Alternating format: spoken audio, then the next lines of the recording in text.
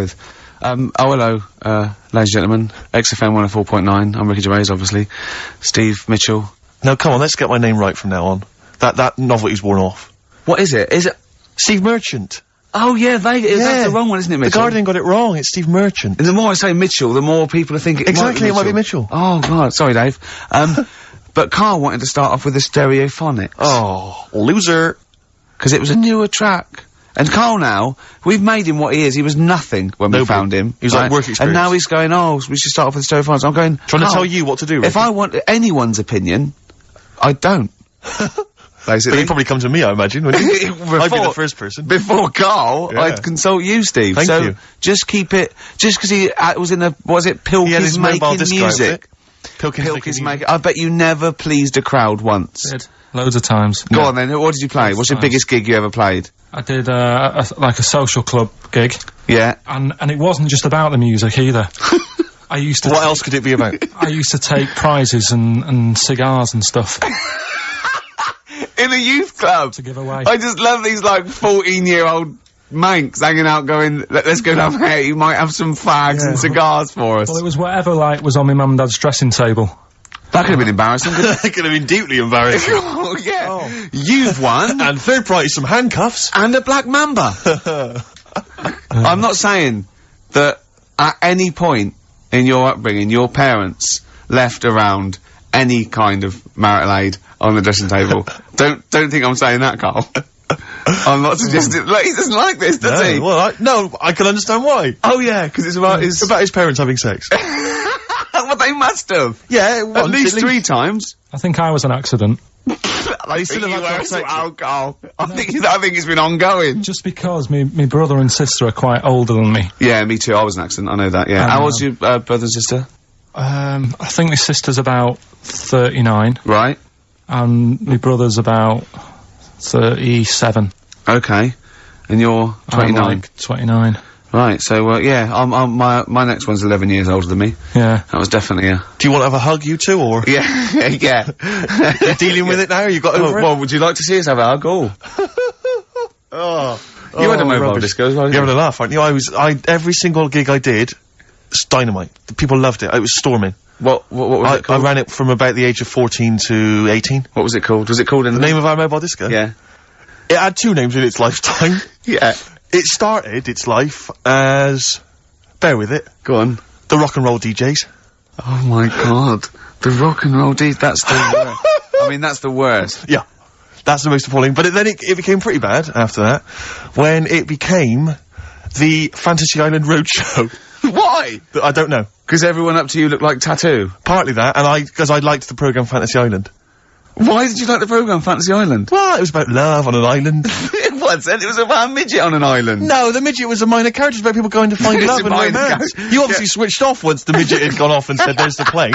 Oh, that's that then. Your parents went, that's over then. It's only 5 minutes long. Yeah, well, it's... And let's watch that fantasy midget. Yeah. What happened then? Because didn't they acted out their fantasies on an island? Well, people would pay to go to the island, to live out their own romantic fantasies, and invariably that's what was it always romantic? It was always about getting off it was with a kind of love island, yeah. Was it? Well, no, not always. Sometimes they might be... Maybe I didn't watch the whole one. Maybe I did just see him, like, smack a little tattoo round the head. I think you just saw the trailer. Oh, really? But, so what did they sort of go? I've always wanted to have someone in... Well, no, it might be something like, you know, I've always wanted to sort of, you know, live out, being a gunslinger in a Wild West frontier town, you know, so you might kind of create that fantasy. But what's that got to do with... Well, he invariably would find love, or he'd sort out some emotional problem he had. It was much more a spiritual, emotional journey than it was about little midgets running around. But was it like, oh, I'd like to be a cowboy, and, like, Remember the Shag?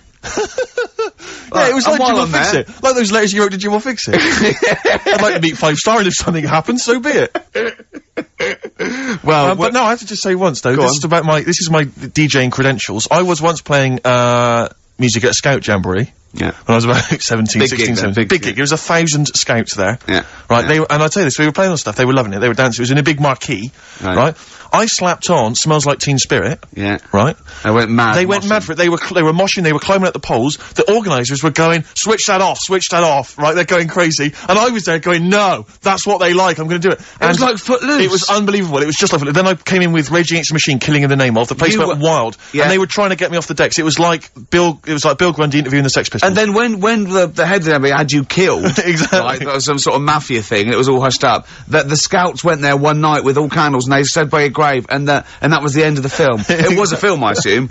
You're No, not this trying to- genuinely happened. I assume this didn't really happen. Yes, it did. I swear to God, I was playing Smells Like Teen Spirit, and it went wild, and the organisers were going, switch that off, they're going crazy, and I was going, no, it's what they want. Could I say something? It was brilliant. That, to me, I've known you for about 4 years, Yeah. and I've heard all those things. That must be the highlight of your life. Unbelievably so, yeah. You've never had anything that good or exciting since, have you? One day I hope to sleep with a lady, and hopefully it'll slide into second place. Rock the I Casbah. love the fact you had at least 3 minutes to get that right. I to know. prepare and get that right. I know, but my mouth was full of Maryland cookies. Yeah. You know, last week, this would blow your mind. He came in, do you know what he bought for himself? About 10 penguins. Who buys penguins still? I know. All wagon wheels. Oh, I've never liked wagon wheels. You not been a fan? No, but I'm sorry about that. It's The Clash and Rock the Casbah. Talking about records, have I told you that time my brother-in-law, he was moving out of his place, and I think moving in with my sister, and I was about, like, I don't know, 13, and so he was about, 30, and I'm moving in, and, he brought round all, his records when he was storage to leave them at our house. Right, and he had all these old sort of records, 50s and 60s records, no, I was right, and they, put them upstairs, and I was looking through them, and, it's just all like Elvis stuff and Beatles stuff, and there was a mate of mine who loved Elvis, okay, and he had, loads of chemicals, yeah, he had loads of chemicals, and I was into chemistry, and, he said, let's swap me some chemicals for them, so I sort of nicked about 5 Elvis singles, and I got all these chemicals, and then, just guilt. What sort of chemicals? Just things like, you know, just things like from a chemistry set, just, you know, crystals and metals and manganese, all that sort of stuff that I just like to muck around with. And then the guilt just hit me. I just thought, well, he's gonna notice that. And one night, I just came downstairs and I confessed to my mum, and she went, alright, well, I won't tell him, but you've got to be good. And it's sort of like I was just really, really good for a year. And then have I told you this? And No, you haven't. You've just reminded me of something. And then I remember, when I was about 18, my brother was talking about it, and he said, did you ever, play those records I left for you? Brilliant. He told my mum, he said, these are for Ricky. She just didn't tell me. She was sharp, wasn't she? She used opportunism there. Oh, that's genius. And, that was it. That's why I was good. But you've never stolen anything since, have you? No, I don't. Except that spate of shoplifting after that to teach your mum a lesson. yeah. Well, I went round, and arson. No, I just couldn't believe it. It was terrible. I remember, and I think all kids go through a phase of shoplifting. Well. And when I was going through it, I used to just little things, just like magic markers and, magazines, Mars bars, that sort of thing. Yeah. And cigars and dildos. And one day, right? Same thing. That my mate, Anthony, his mum called up my mum and said, I've got to meet up with you. I've got to have a word with you. And, she said, what about? She said, I don't want to talk about it over the phone. So she goes, oh, right. Well, yeah, come round tonight then. So anyway, my mum sees me. She don't want to be in an awkward position and, like, be a bit embarrassed and what have you. So she sees me and she goes, right, Anthony's mum's coming round. What have you been doing? Yeah. So I go, oh, God. I said, I've been nicking stuff. So she goes, like, what? So, not big stuff. I've had a few calculators and, Mars bars and stuff. How many? I'll just work it out, hold on. Works out at 7.2 per day. So, how many calculators do you need? So it was when that phase... You failed maths, didn't you? Everyone wanted a calculator. It was like a trendy thing, wasn't it? Right, Oh, yeah. In Manchester a couple of years ago, yeah. So, anyway, so I told her all this and I confessed to, like... Computers will make it there one day. I confessed to... There's magic in the back of battery. Go on. Confessed to nicking all this stuff. She comes round, she only wanted to borrow some money. Brilliant. She said, oh, I don't like asking. I was a bit embarrassed to ask you over the phone, but can I borrow 20 quid? Oh, that's fantastic. And there's me. Bloody... That's great. And it's similar sort of thing to yours. And did you... And he went, hold on, Mum, let's just work out the interest on that. I banked 10%. She'll owe you £4.40. Oh, so your mum was a loan shark.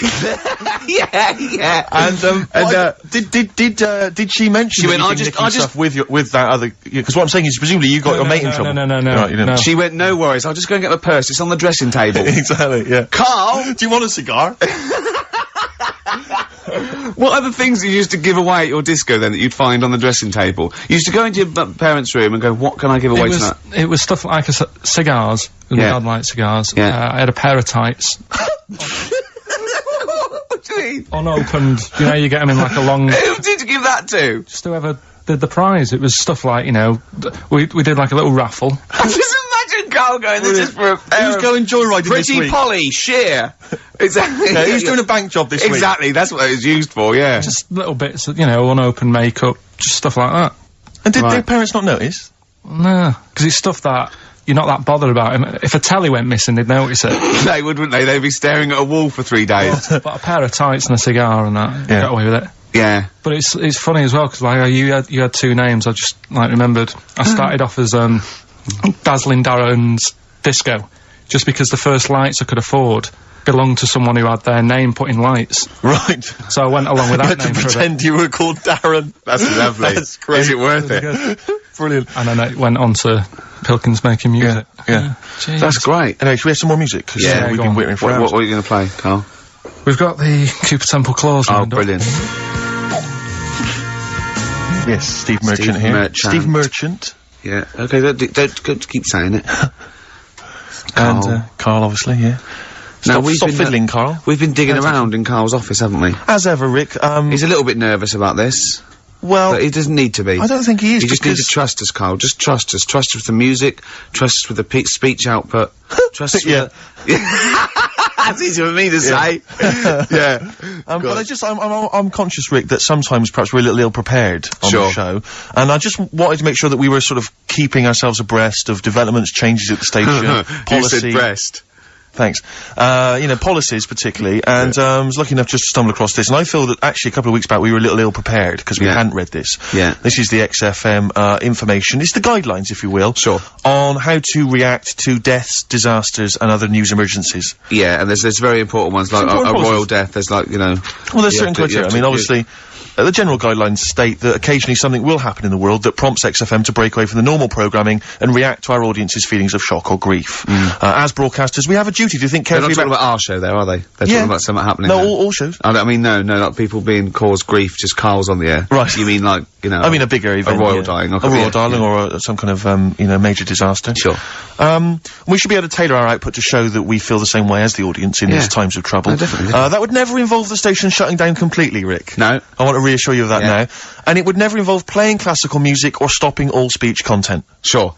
Because they put that in there because a lot of stations, that's exactly what they do. Exactly. But, XFM have deemed it that we don't have to go completely down the line there. We have to do it in let me our own explain different why. way. Go People on. need company at times like this. Yeah.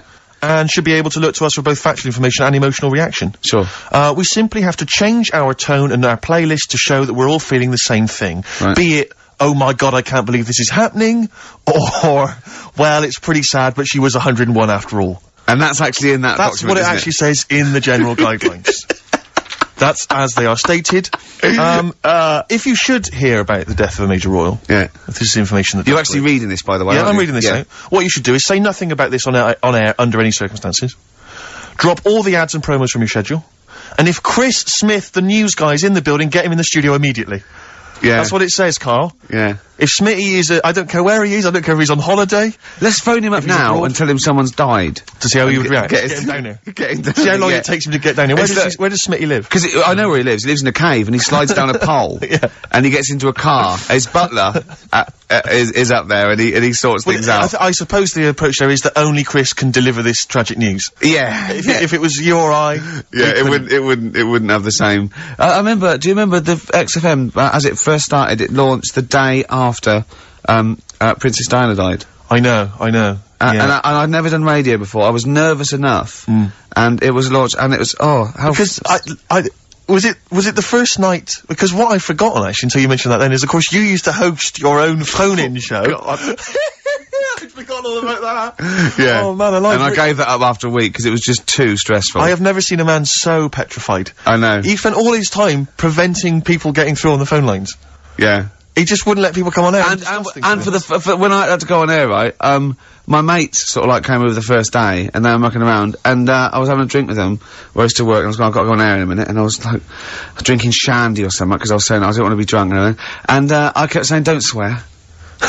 Telling my mates not to swear, and they look at me like I was mental. I was going, don't swear, because I'll swear. I was terrified of two things. Just swearing, and operating the desk. I thought, I'm gonna, even if I get through operating the desk, I'm gonna swear. And it just, it was awful. Didn't you spill coffee over the machine and then go, oh shit, on your first link? I can't remember. But I know it wasn't a triumph. No, I started off with I was really like the music, and I started off with a classical piece by, a bloke called Kuntz, who's a German composer. Brilliant. So I knew it was okay. You're then. off. You're I was off, yeah. And so how did it go then? Because I remember it was appalling. Carl! He's a composer! Look it up! Yeah, I know he is. Right, 08700 800 1234. Yeah. If you know what the composer I'm talking. What? Yeah, we've done it now.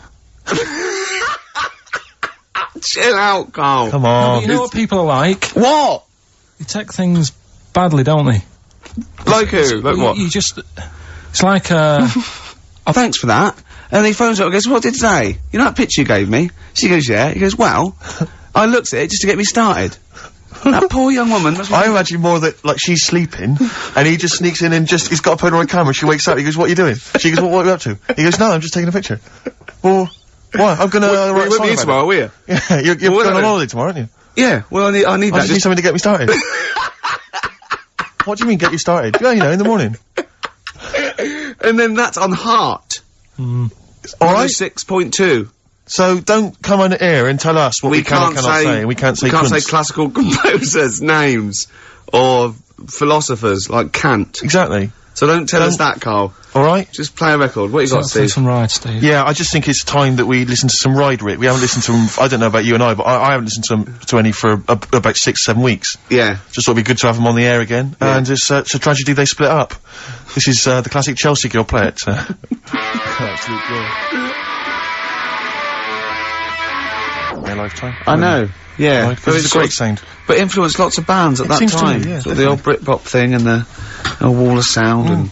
They were they shoegazers, do you think they were, weren't they? Well, that's what they thought of, because there was a lot of nude lead guitar. But, good melodies as well, Rick, and that's always important. It is to me. I don't know about you, Carl, but it is important to us. Yeah. We've just had a couple of people, Sarah and Claire, call up and wish us luck for the BAFTAs, but for some reason they want one of us to do an impression of Leslie Phillips. Can't do it. Doesn't he say ding dong?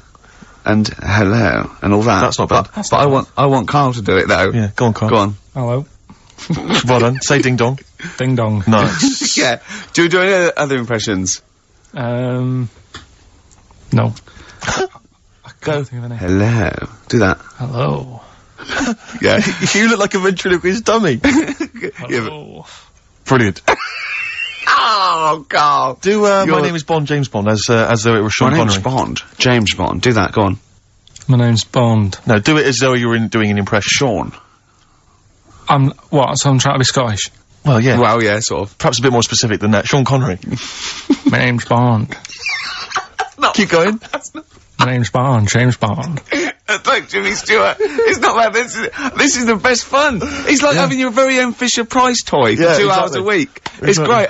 Do, Roger Moore. Do that. Roger Moore. Phyllis Pierce! Percy Sugden! I'm licensed to kill! Anyway, she just said... No, this is a great game. No, yeah, we'll come back to this another time. Yeah, anything you want Carl to do. Yeah. Carl's homework today was come up with those, you know those, lateral thinking things? Go on. Those stupid... Oh, I hate them. They're ridiculous, aren't they? Like a man went into a field and died, and you're meant to ask questions like, oh, was it... And it turns out his parachute didn't open. So it's basically, it's not logic, it's what am I thinking? Yeah. Well, there's that one where there's a man in... This is the worst I've ever heard. Yeah. A man is found dead, lying in a phone box, right? His wrists are cut, he's bled to death, and there's glass everywhere. Yeah. Right? And the phone's hanging off the hook, right? Yeah. what happened to him. I know this, yeah. Right? Do you know what the answer is, Carl? It's ridiculous. He was a fisherman. Yeah. He was on the phone. Someone asked him how big his fish was. He did that gesture like fishermen always do to say it was much bigger than it actually Put was. his arms out. His arms went through the glass, and he slashed his wrists, and he died. Why would you do that with someone on the phone when they can't see how big you're actually saying? Well, that's one of the many problems with that, that conundrum. Yeah, not the point we were making, but again, good. I mean, you're there. That is good thinking. Yeah. Yeah. But, so what, you had to come up with some of these? I didn't know this was his challenge. Yeah. Have you come up with one? I came up with 3, and they're all belters. Are we gonna, is it, Oh, wow. if it's as good as your quote about happiness that we had to guess which was yours and which was the real ones, like faking it, I cannot wait. I'm looking forward to this. I mean, I literally can't wait. Should we do it now? Well, I'm tempted to save it, because I just want to mention to people, that, they should be very excited, because, it's gonna be Carl's special night tomorrow. You excited, Carl? Oh, yeah. Oh, this is, me and Steve, because we were nominated, we get a guest. For the BAFTA Awards. And it's, it doesn't say guest, it actually says, partner. So I'm taking, my partner. And, Steve's taking Carl. Yeah. But what Carl doesn't realise is, you will have to pretend you're his partner, otherwise you wouldn't be able we'll to have to hold hands when we go on the red carpet. Is this really your partner? It's not just a guest. That's how it is, and either we go in like that, or we can't get in. You just have to be with him when you go up there. I mean, you have to, does he have to we should hold hands, but I think what we should do is, just to make sure that there's nothing at all that, like, it's gonna go wrong, we should just do a little kiss. Just like, Just when we get in front or of the be seen cameras. sort of like cheek to cheek, just to show them that, Yeah. you know, you're not, he's Like not Elton just John and David he's not just Finnish. getting his mates in for a free meal, you are actually partners. No, I'm not up for that. Why not? Well, Because we know we're not actually gay. no, but So it's not a problem. You've come out of it looking quite good, because you've got a good-looking fella. But I'm meant to look like, you know, I mean, I'm not gay, but if I was, I don't think I'd go for your thing. Oh, he's done you, Steve! It's turned on you again! I cannot believe. We were trying to get in. Wait a minute. I have got the cream of London's totty phoning me up, trying to get an invite to the BAFTAs, Yeah. right? We have very graciously asked you if you would like to come along. Well, that Yeah. worries me even more, that you've got women calling you up. Carl. Carl, I can't choose between them. If I let one of them down, they're gonna destroy Yeah. them. Is- They'll yeah. be ruined, their Yeah. lives will be ruined. It's better for me to take you and not, you know, ruin the lives of any of those poor women. When he told them he was taking you, it was like a scene from Graceland. There was just like There was women- weeping. They were crying like It was horrible. hundreds of them, and he Really? just went. And I got upset. He just had to say, "Look, just chill out, bitches," didn't you? I did, I just said, you know, you're all my hoes, but Yeah. I can't choose between you. So I'm taking Carl. So I'm taking Carl. You know he could get you discount frocks. No, I had a letter from the people that there's an organisation. good. No, listen, Carl. There's an organisation that sponsors the BAFTA Awards Yeah. in terms of clothes and fashion. They sent me a letter. They said your partner. They've not specified the sex. They've said your partner can come along and choose an outfit. Now I suspect, by the look of it, it is a woman's outfitters. I'm thinking we could get you a lovely trouser suit. Well, you have a it may trouser look suit, but- feminine, right? But I think people will be fooled. And It'd they'll just, think be, it's it'd just be a little bit roomy in the hip, and That'll probably be now fine. on the shoulders, but you're a bit skinny. Why didn't you take it? Because it's a lot of an insult. And maybe just some pearls as well. Be lovely. Wouldn't you want... I haven't got anything sorted to wear yet. See, you're slagging me off. You're likely to end up going in a tracksuit. Yeah. You know? I'm going out today. I've never bought a suit since I was like 11, right?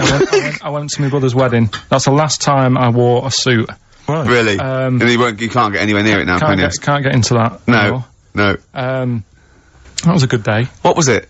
What sort of suit was it? It was, like a sort of a grey silver one. Excellent. Quite flary. Nice.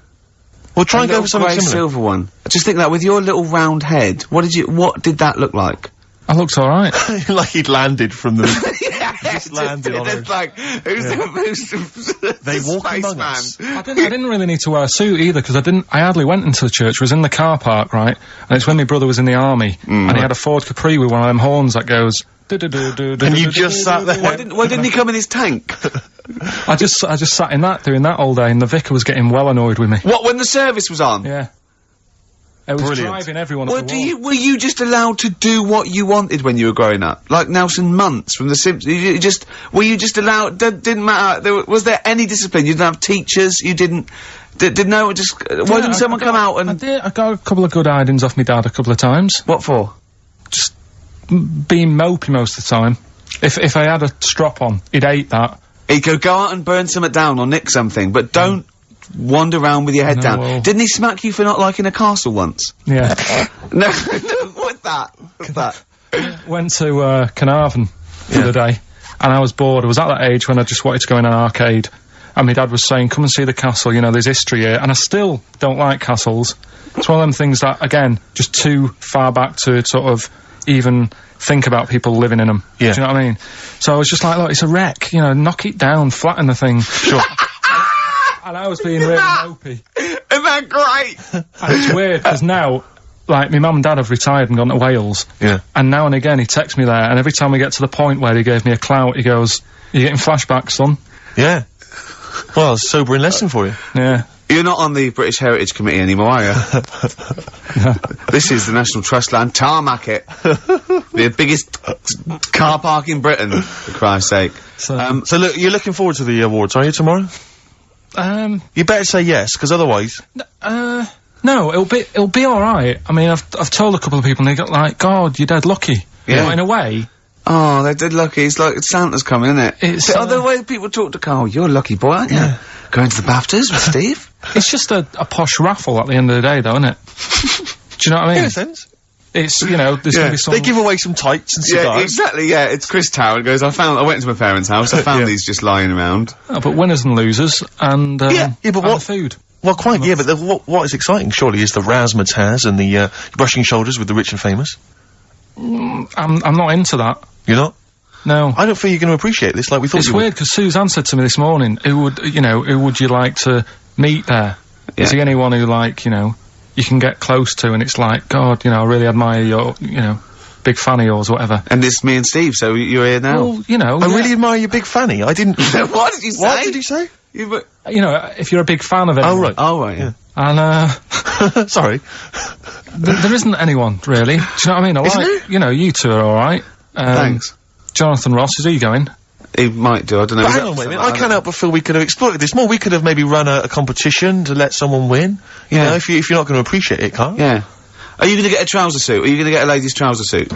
I just think then, if you go sort of like looking macho and walking down with him, you know, they know that you're not really partners. And I just think it's a slap in the face for BAFTA. That's true enough. No, it doesn't matter what you wear, though. Look at Elton Can't John's. you mince a little bit? Can't you at least sort of walk a little bit mincy? Because you've got such a macho What's sort of the mank matter? walk. Elton John's fella doesn't look gay and the stuff he wears and that, does he? Do you know what I mean? It means nothing. No, but that's because Elton's doing the work for him. No, but... By dressing as, like, some kind of restoration dame. Yeah, I love the fact he dressed as Anne Widdecombe for special occasions. That's his hair done like her. That's great. Anyway, music. Yeah, this is a very underrated album. It's Richard Ashcroft's Alone With Everybody, and I know it got a bit of a slag and it didn't sell as well as it was because people were going, oh, it's no urban hymns, and it maybe it's not, but he got criticised for being pop, but this is a great tune on here. You On My Mind in My Sleep, and I think it's really good. Ashcroft there, and You On My Mind in My Sleep. Is that one, Carl? It's alright. Yeah. Good, okay. nothing- What I did want to do is, I want to play some, adverts now. There Goes the Fear on XFM 104.9. Well, into the last hour, and then only 2 more shows. That's true enough. And we're away for 3 months. I'm Ricky Gervais. Obviously, yeah. Steve Merchant, little Carl. Now, Carl, his homework was to come up with those stupid lateral thinking problems. We maybe should give an example of the, sort of genre. Romeo and Juliet, right? Romeo's asleep on the bed, Juliet's on the floor, covered in water and broken glass. What happened? And you ask all these stupid questions, and it's Romeo's a cat and Juliet's a goldfish. Again, Awful. what am I thinking? Yeah. Yeah, come on then, Carl. Right, first one. Yeah. There's a bloke lying on the floor, right? He's cut his head, blood's coming out of his head, and all his mates come running up, and they're all stood round him. Yeah. And, they don't take their hats off as a mark of respect. That is outrageous. Why didn't they take their hats off? I'm laughing, but it's probably as good as the real absolutely. No, these are really good. Did you make them all up? Yeah. No, I mean, did you make up all the ones that already exist? No. That would make a lot of sense. Right, a bloke's fallen with his... Yeah, He's lying on the floor. yeah, He's dead. yeah. His mates come running up. and Was it important that his head was cut? I don't know. I mean, Would it have been okay if he'd have been wearing a hat? He wouldn't have been dead if he was wearing a hat. Well, what's your answer? No, you meant to answer a question. You don't just go, what's your answer? You say, where's the turn, so you go, no, and I have to guess. It's obviously like sort of motorcycle stunt team or a parachute. Why didn't they take their hats off? Because they're probably still on the motorbikes or something, or... Yeah, but if you mark a respect to someone, you could take your helmet off. I'm getting angry! What? They're parachutists. Why couldn't they take their helmets off? Because they're still coming down from the sky. But he's on the floor dead. Well, yeah, they can look down and see him on the floor. Are they on the floor, Carl? They're on the floor as well. They're walking, are they? Yeah, well, they sort of stood there looking at him. They're stood there. Yeah. They're stood on the floor looking at him. They're soldiers. Why? But why? If they're Because it might be in a battle zone. They might have their helmets on, and he's been shot in the head. No. Well, that does work. You see, this is my point. That one works. That one works. Unless you've given us a piece of information where that doesn't work. What's the difference? Why is yours different to he's been shot in the head in the trenches and they're looking at him and they keep their helmets on? I just don't think it matters as much. If they're in the trench, they're already guarded a little bit. So they could take their hats off. It's the best mate, for God's sake. Okay, who's dwelling on this? Are they normal hats? What kind of hats are Give you they? the answer. No! Don't get ratty! What kind of hats are they? Baseball hats? If I told you what sort of hats they are, you'd have the answer. Whoa! Okay, I've got to guess what sort of a hat it is then, have I? Right. Is it a trilby? No. Is it a bowler? I know what it is. What? They're spacemen. No. Oh, that's a good That one. one works as well. This is my point. I like that one a lot. It works. He's fallen on the moon, and not that the moon happened, it was set up, wasn't it, in the studio, we know that, yeah. Okay, Carl, what's your answer? Builders on a building site. Why is that different to soldiers? Because bricks don't fall in wars. But bullets fly! Right, next one. No, let's play a record and we'll come back to it, Carl, while you think about what you've done. Oh, yeah. You've embarrassed Let's play yourself. some classic Suede. Yeah, and this is for David and Kieran, I think, who wanted a bit of Butler at his best. Come on, crack it on. I hate you, Butler. Coming next, your next, lateral problem number 2. Brilliant. Suede there. Indeed. I think their second or third single. Brilliant. All the way back. 10 years ago. Absolutely. You know what I mean? Metal Mickey. On XFM 104.9. Was it 10 years ago? Must have been, mustn't it? Wow. I think, was Drowners 91? I think so. Crumbs. Yeah. Go on. Right. Go on then, Carl. Second one then. This is a bit easier, but I still think it's a good one. So this is, we should explain what this is if you've just tuned in. It's one of those stupid lateral thinking problems. That Carl himself has created. Yeah, that was his homework. Right, this one. It's a fella. He has a normal day doing stuff. Nothing wrong with him. Right. And It's the twist in the towels. It's just like Towers the Unexpected. Just a normal day, nothing wrong with him. Hold on, though, he's got the legs of a fish. Go on. So, that's what he's been hiding his legs. so Go on. he does his The normal... legs of a fish. Sorry, Carl, carry on. He has his working day and that, Yeah. and then he gets a bit tired. Goes to bed. He puts the light on, leaves it on, goes to bed. Oh. That's crazy. That's mental. I can't think what's happened. Anyway, here's Radiohead. Right, okay. The question is, why does he put the light on when So he's a going man, to bed? he's had a normal day, he's come home from work. Is that right, he's come home from work or he's not been working, he's just been out? No, it's been working and stuff, I think. You think? You've made it up, Carl, you can decide. So, the question is, why has he put the light on when he's asleep? There's a reason that he's put the light on when he's asleep. Has he gone to sleep? No, Carl, don't shrug. You're meant to answer these questions. He put the light on before he went to bed. Yeah, and the question you're asking me is why? What's the scenario? And the light's on and Yeah. that, but he's gone to sleep. Yeah. He started reading and then he fell asleep. No. Did he intentionally, for some reason, put the light on? Every night. It's mad. Sounds mad. That's Carl, doesn't it? Every night he does it. Yeah. He puts the light on when So- he goes to Light sleep. on, it goes to bed. Carl, is the point of this, he puts the light on for a very good reason. Not for us, but for some people. He's blind and it's always been on, and he thinks he's turning it off, but it was on in the day, and he thinks he's turning it off, but he's turning it on because he's blind. That'd be stupid. That works. No, that works great, Rick. Yeah. Thank you, Carl. So you've got to come up with what... Hang on. If What? you're blind, why would you put a light on?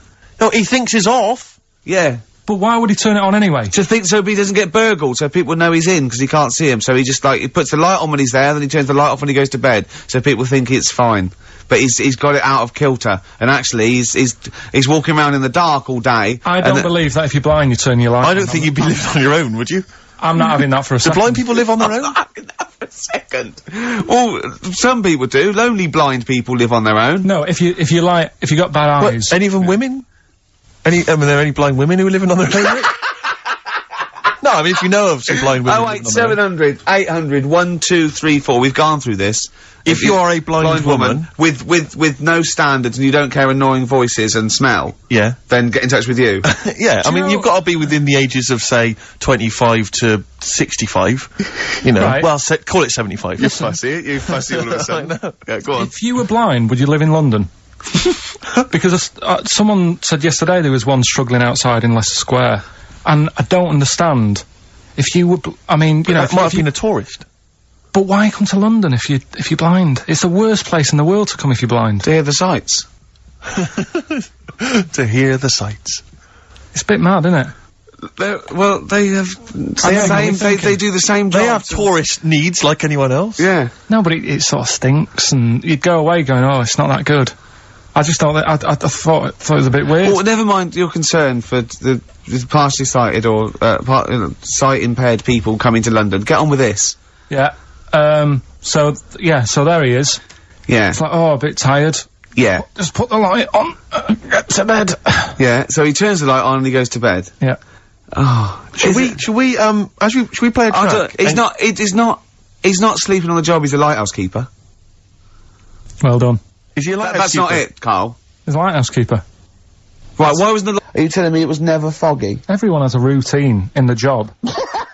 And why was he going home from work knackered? What had he been doing all day? He never said he went home knackered. He did. He said he went home. He's just done a day's work. He said he went home knackered and puts the light on and goes to sleep. That's what he said. Yeah, but he's maybe a part-time lighthouse keeper. Oh, what does he do? Works in the library, does he, as well? No, listen, Rick, Hang on. look, I'm really with Carl here. What? He definitely got you. He stitched Anyway, I you got up it right right. and proper. Anyway, I got it yeah, right. but then you embarrass yourself by He's saying that... stupid. But He's stupid. you would never put What's a your next lighthouse light on during the day. What's your next And one? he'd been painting it that day. Oh, had It was he? extra shattered. Right, okay. The next one, last one this. Yeah. Lateral thinking. Lateral thinking. And you've written this yourself? You've had no help from anyone? No, I've come up with these on my own. Okay. Right, last one. Yeah. This bloke. It's always this bloke. Yeah. This bloke. He's got a brother that is, never met. Right? They got separated at birth. Right. You know, anyway, he gets a letter in the post. Yeah. He says, oh, I tracked you down. Yeah. Meet me at the airport. Yeah. Okay. As soon as he gets to the airport, Yeah. he goes, there he is, and he goes walking over. How did he know that was his brother? He'd never seen a They were picture. twins. They looked exactly the same. They're born the same day. No, Steve's got it. Yeah. That's what I mean. So he knew they were born the same day, so he knew they were twins, yeah. I didn't say they were born on the same day, did I? No, I'm just reiterating. They would be, though, if they looked Yeah. identical. Yeah. Sorry about that one. We've got you there, Carl, mate. Yeah. You're quite upset about that. That was 1 out of 3, though. That's What not about bad. this then? Do you know that when, two brothers, born on the same day, of the same mother and the same father, but they weren't twins? Why? Say that one again. Two brothers Yeah. are born on the same day, of the same mother and father, but they weren't twins. Why not?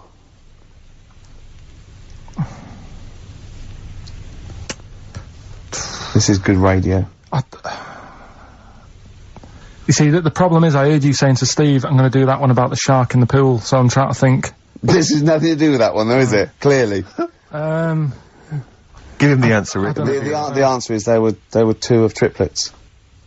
Right. I had another brother. So do you want to do the one about the shark in the Yeah, go swimming on. pool? Yeah. Okay.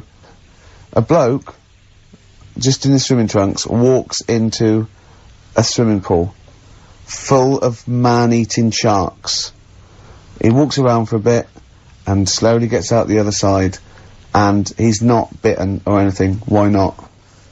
Because they'd already eaten. No, they're starving hungry.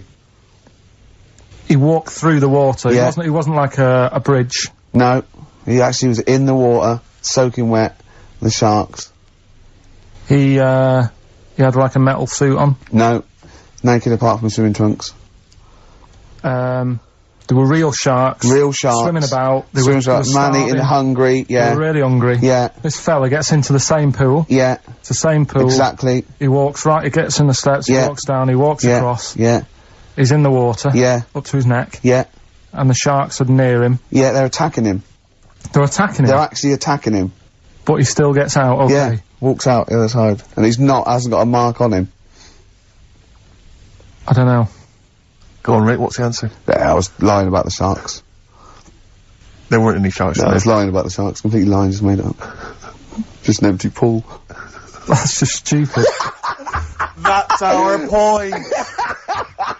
They're rubbish. Oh, dear. Oh. Oh, dear. Rubbish. Look at his face! He's so offended. Oh, offended and confused. Come on, play a song. No, go on then. Good Fortune, PJ Harvey on XFM 104.9. I'm Ricky Gervais, obviously. Steve, Carl. I've got a real one for you. This is a logic question, not a stupid one. Just very quickly. Go on. 10 black balls in a bag and 10 white balls in a bag. Yeah.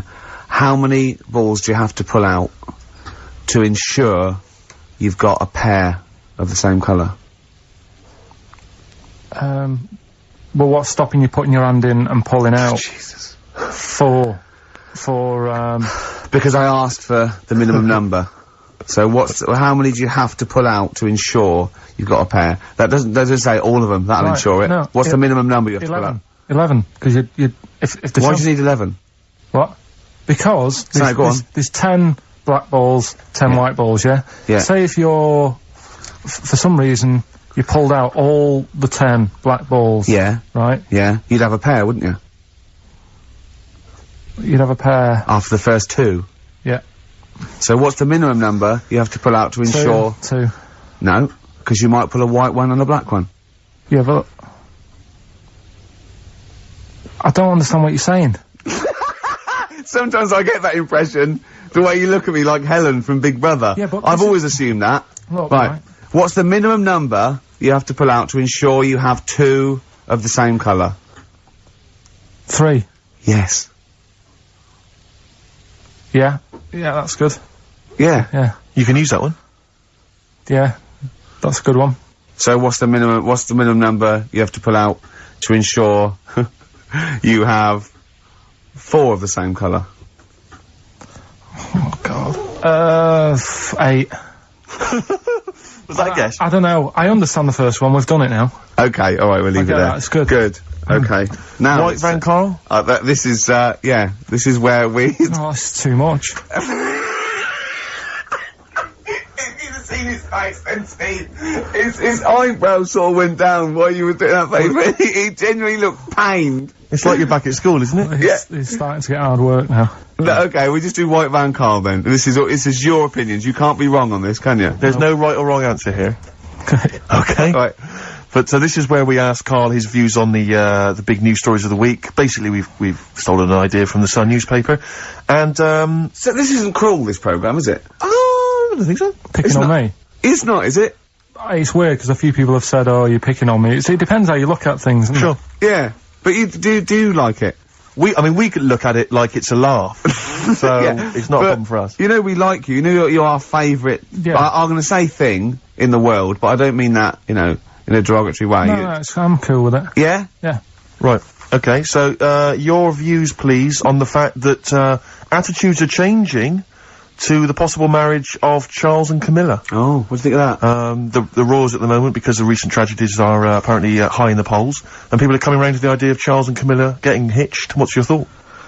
Whatever, really. I mean, if they're happy with it. The thing that comes out of it most is it just goes to show, right, that there is someone for everyone. Just because, I mean, no disrespect to Camilla, I'm not a good-looking person either, but she isn't a stunner, and yet she's gone and picked up a royal. Right? Yeah. So I think it's good for things like that to happen, because it cheers you up. Do you know what I mean? Gives you a bit of hope. Thanks, Carl. So yeah, it's good. You know, if they're happy. If anyone's happy, it's a good story, innit? Yeah. You know what I mean? Yeah. You know, he's had a bit of bad luck. and now he's got someone else in his life, so. While he's doing this, I'm just doing a list of questions to ask him what he thinks of things in the world. Is that alright? Yeah, no problem. Okay, what do you, make of, well, now listen, this may be a non-story, or it may be the biggest story that's about to break. Ulrika Jonsson and Sven-Goran Eriksson's affair. Are you familiar with this? It's over the papers today. Apparently, Ulrika and Sven are going out, although there appears to be no evidence for this. Yeah, I don't even give it time of day. Do you not? Right, well done. Doesn't affect me whatsoever, as long as he does his job well. Yep. And what's she doing at the moment? Presenting Dog Eat Dog, I think. Right, you know. As long as she does. As long as they both do their jobs well. Well, yeah, at the end of the day, that's going on with a lot of people out in the world, isn't it? Do you know what I mean? Just because he's an England boss, as long as, you know, we win the games and that, he's doing his job. If she's, you know, gets a dog winning a prize or whatever. No, okay, it's not worth it, carry on. Do you know what I mean? Yeah. So... It's a dog winning a prize. I haven't seen Dog Eat Dog. What's it about? It's alright, go on. So that's it, yeah, it doesn't matter. Okay, what about this then? Are you, disappointed by the nation that, a third of us are apparently unaware of St. George's Day? 23rd. Is St. George's Day the one with the snakes that we've talked about? No, that's... Are you one of that third, do you think? St. George is the patron saint of England who, killed the dragon. Yeah, I mean, there's too many of these days, isn't there? That's the problem. If you make it a bit more special, like Christmas, so you buy presents and that for each other, then people will remember it. But there's so many of these days, with Easter and Pancake Tuesday and all that. So, it's not surprising. I think as time goes on, we'll find that a lot of these days will just disappear, because, you know, people are busy. There'll be new ones, won't there? I don't know, people There'll be like busy. Gareth Gates Day in 50 years' time. It's just weird. I mean, I remember being a kid, right? Going out on a Sunday and shops would be shut. Because it was like, you know, the day of rest and all that. People don't care now. It's like, well, we can make some more money, we'll open the shops. Yeah. Do you know what I mean? Is that a good or a bad thing, Carl? It's good, because I remember I used to have to get up early to go and get some bread if we didn't have any in. Because the shop would only be open for a couple of hours in the morning. Yeah. Whereas now I'd be able to... Yeah, I remember that. Shops and you couldn't get aspirin and stuff, certain things, nightmare on a Sunday afternoon. Yeah. So... That's right, yeah. And pubs didn't open until 12. Do you remember space operas? Yeah. Yeah, shut up. Can I ask you something? Go on. Okay, I've got a little list of things. What do you think of, like, those pug dogs that are bred and they can hardly breathe? Evil. Yeah. What do you think of, gays? They're alright. Do you know what I mean? Just like straight people, you get bad ones, you get good ones. Exactly. Right? We've learned a lesson today, haven't we? Absolutely. Let's play a record. Yeah? What do you fancy? A bit of Radiohead? Yeah. You don't mind, though, if people think we're gay, for instance, when we go to the BAFTAs tomorrow? No, that's terrible. I don't want that happening. Why? Hey? Why? Because I'm not. That'd be a lie. I don't like lying. If I was, I'd say I was gay. Yeah. But I'm not. We'll say you were, just pretend. We won't get in otherwise. No. Just a little kiss and a cuddle. Say I'm a bit gay. No. I'm not gay. On XFM 104.9. Wow, near the end of the show, isn't it? You had a good time, Carl?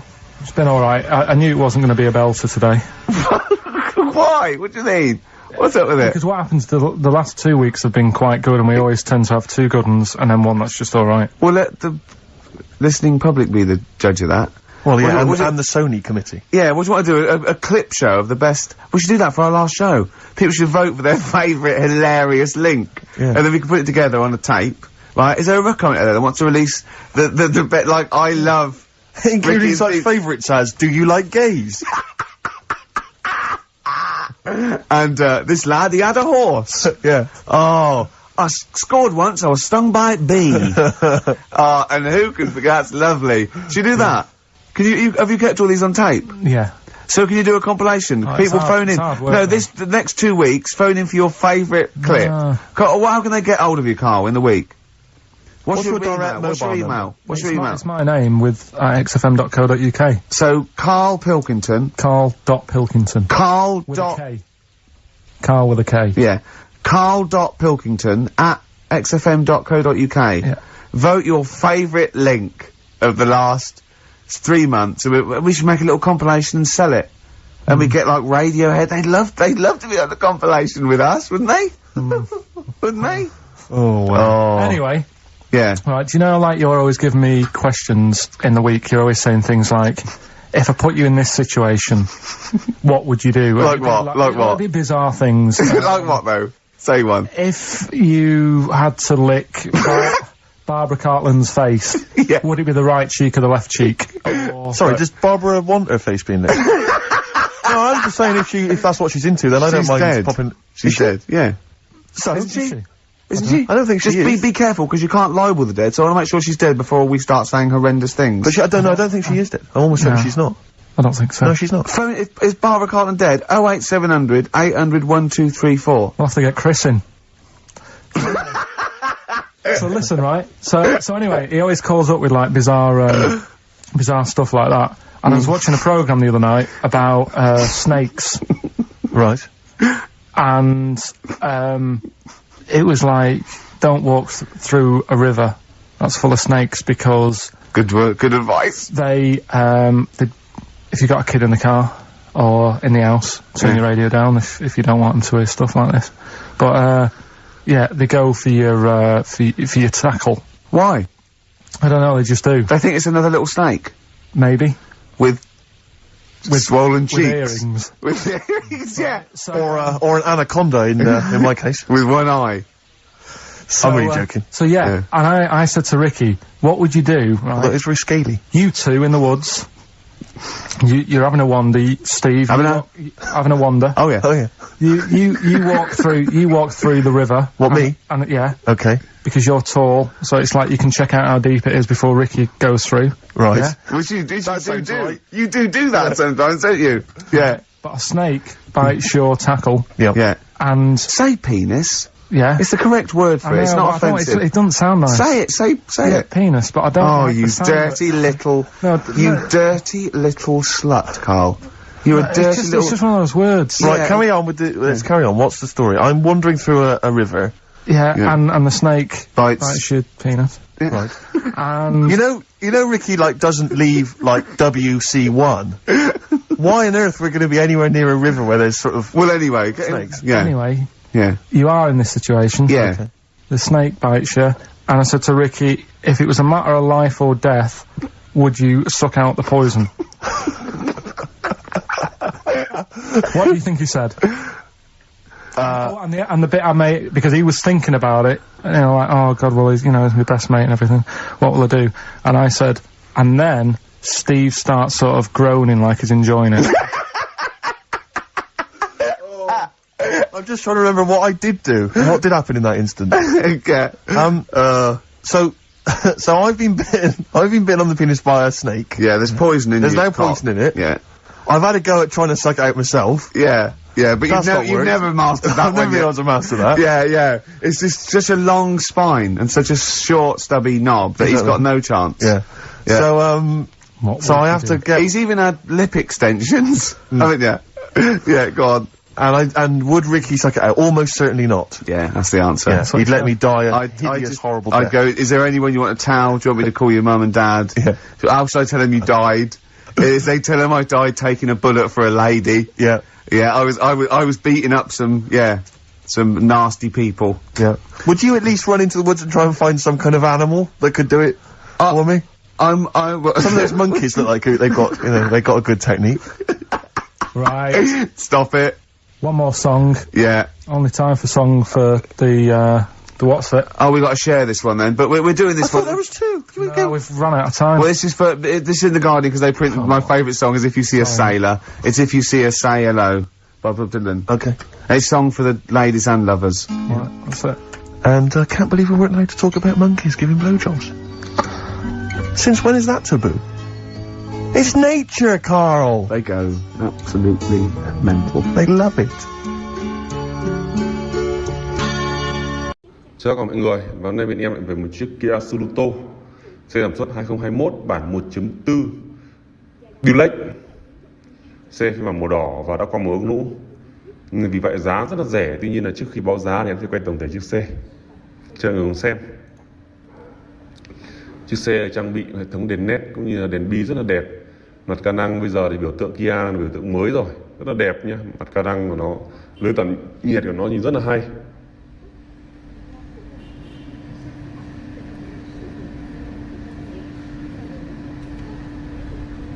Đấy, các bạn có thể thấy là lốp la răng rất là đẹp, la răng cách điệu, tay nắm cửa mạ chrome, Đấy, bản này là bản Dulec, vì vậy là khi mà khóa cửa thì gương nó cụp lại.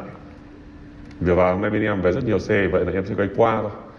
Còn như hôm qua em cũng bảo rồi, em quay chi tiết kể cả mở lắp, mở máy và cũng như là khởi động xe, cũng như cốp cũng như là mọi thứ rất là mới nhá. Chứ nó không phải là cái phiên bản cũ đâu. Xe này để nổ từ xa luôn đấy. Nhìn đèn hậu nhìn rất là hay. Hệ thống đèn nét, mọi thứ ai mua liên hệ sớm với em, và xin chào tất cả mọi người nhá. Here we are then. Oh, Scorpio Rising, Death in Vegas on XFM 104.9, about 1:05 Saturday. Here we are again then. Ricky Gervais, Steve Merchant, Karl Pilkington. I can't believe our luck. Oh, all right, Karl. All right. Yeah. So what are we doing today then? Producer. Right. Sorry, I always laugh instinctively when I hear Carl's name and that word. Yeah. Right. Well, why is that? Because it is. I had to come up with some new features again for this new year. Okay, I'm excited. What have you come up with? Oh. We are the backbone of this show, Carl. Yeah. We'll tell you we've come up with some pretty. What's yours first? Right. Go on. Right. Well, Rockbusters. That's old. That's not a new feature. Yeah, but we'll keep it. Right. For So another you're bit. just keeping an old feature. Okay. No, it's an old favourite. I'm sure there's a lot of people that are going, phew, I was worried that he'd lose Rockbusters. Rick, I've just come up with a new idea. Why don't we just play some records that we like? There's a new idea for 2003. Yeah. Oh, you know what we can't, Steve? Because the library's out of order. Oh yeah, the record library, we can't get in there. We're not allowed to get in there. We had to scrounge something from Capital Gold. So anyway, right. Go on. So we got Rockbusters. What are they doing with the library? Are they getting some records in that we want to play? Is that their new idea? I know. Let's get some records in. Yeah, they they're want to thinning play. out the Gina G. Yeah. Four non-blondes. Goodbye. Give that to Foxy. Go on. So Sorry, Carl. We'll do. We started Do We Need 'Em in 2002. Do we need them? Do we need them? Yeah. We'll continue that. Got a new one, haven't you? Explain that later. Yeah. Right. Yeah. And then the new stuff comes in. Ooh. Right. As always, I like to sort of get words and tweak them and stuff. Sure. Yeah. So I was thinking of either doing something with. There's a lot of weird rituals, isn't there? A lot of Right. weird rituals. Yeah. There's weird stuff going on around the world. Okay. There is, yeah. And I was going to tweak that to rituals. Okay. Right. Again, starting with the title, the pun first, then working out what it is. Well, I found some weird stuff. Oh right, so it's specifically Just stuff what? that goes on, like, rituals.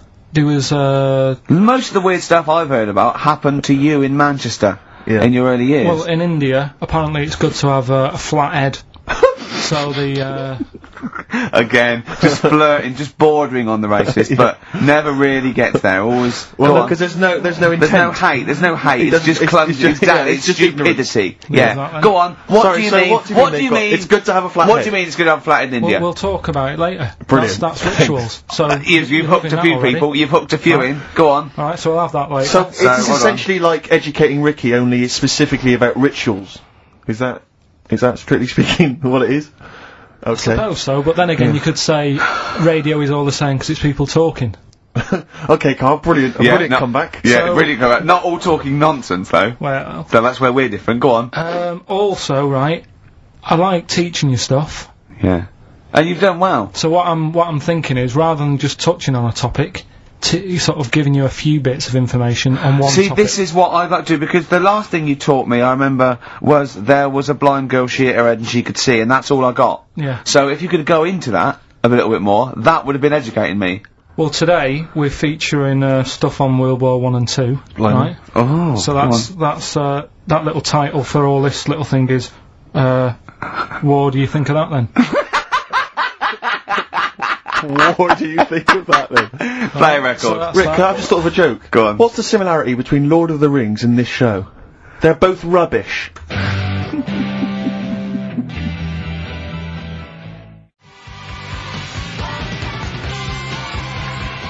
Watch that man, David Bowie off Aladdin Sane, my favourite David Bowie album. What's yours, Carl? Yeah, that one's good. Brilliant. So, right, we've got, Rockbusters coming up. Do you want to say what we've got to give away there, Not Steve? really, Rick. Is it really bad? Well, What's the film? What's the featured film? The featured film's not bad, I have to say, actually. You've excelled yourself there. Again, it's just one of those things where I think, what kind of XFM listener would want this particular goodie bag? I know before Christmas, Carl, you explained that the reason we were Carl's giving away... face, he's disgusted, because he just said, I do a lot of work to get these prizes, and I went, no you didn't, I saw you, he went over to a drawer and went, I'll give that one, and that one. That's what work you put in. You nicked some, there's about 12 Jerry Halliwell videos, one of which we're giving away. It's sort of like, you've given it away? Oh no! Yeah, if you'd like Jerry Halliwell's Body Yoga DVD, then, you know, that's one of the treats you can win. But it does, like, if you remember before Christmas, he said that, he was giving away a kind of bumper pack of gifts that you might want to wrap up and give to various people. Uncle, one for Uncle, one for Auntie. But obviously Christmas has passed, so I don't know really what your excuse is this time. You eat a lot over Christmas, don't you? Get a bit fat. Fair point. Yeah. So, Jerry Body Yoga is one of them. The recent, on DVD, the recent series of Wiedersehen Pet. Yeah. Well, that reaction. Could you give me that reaction again? Well, no, just give me that reaction again. No, yeah. Yeah, brilliant.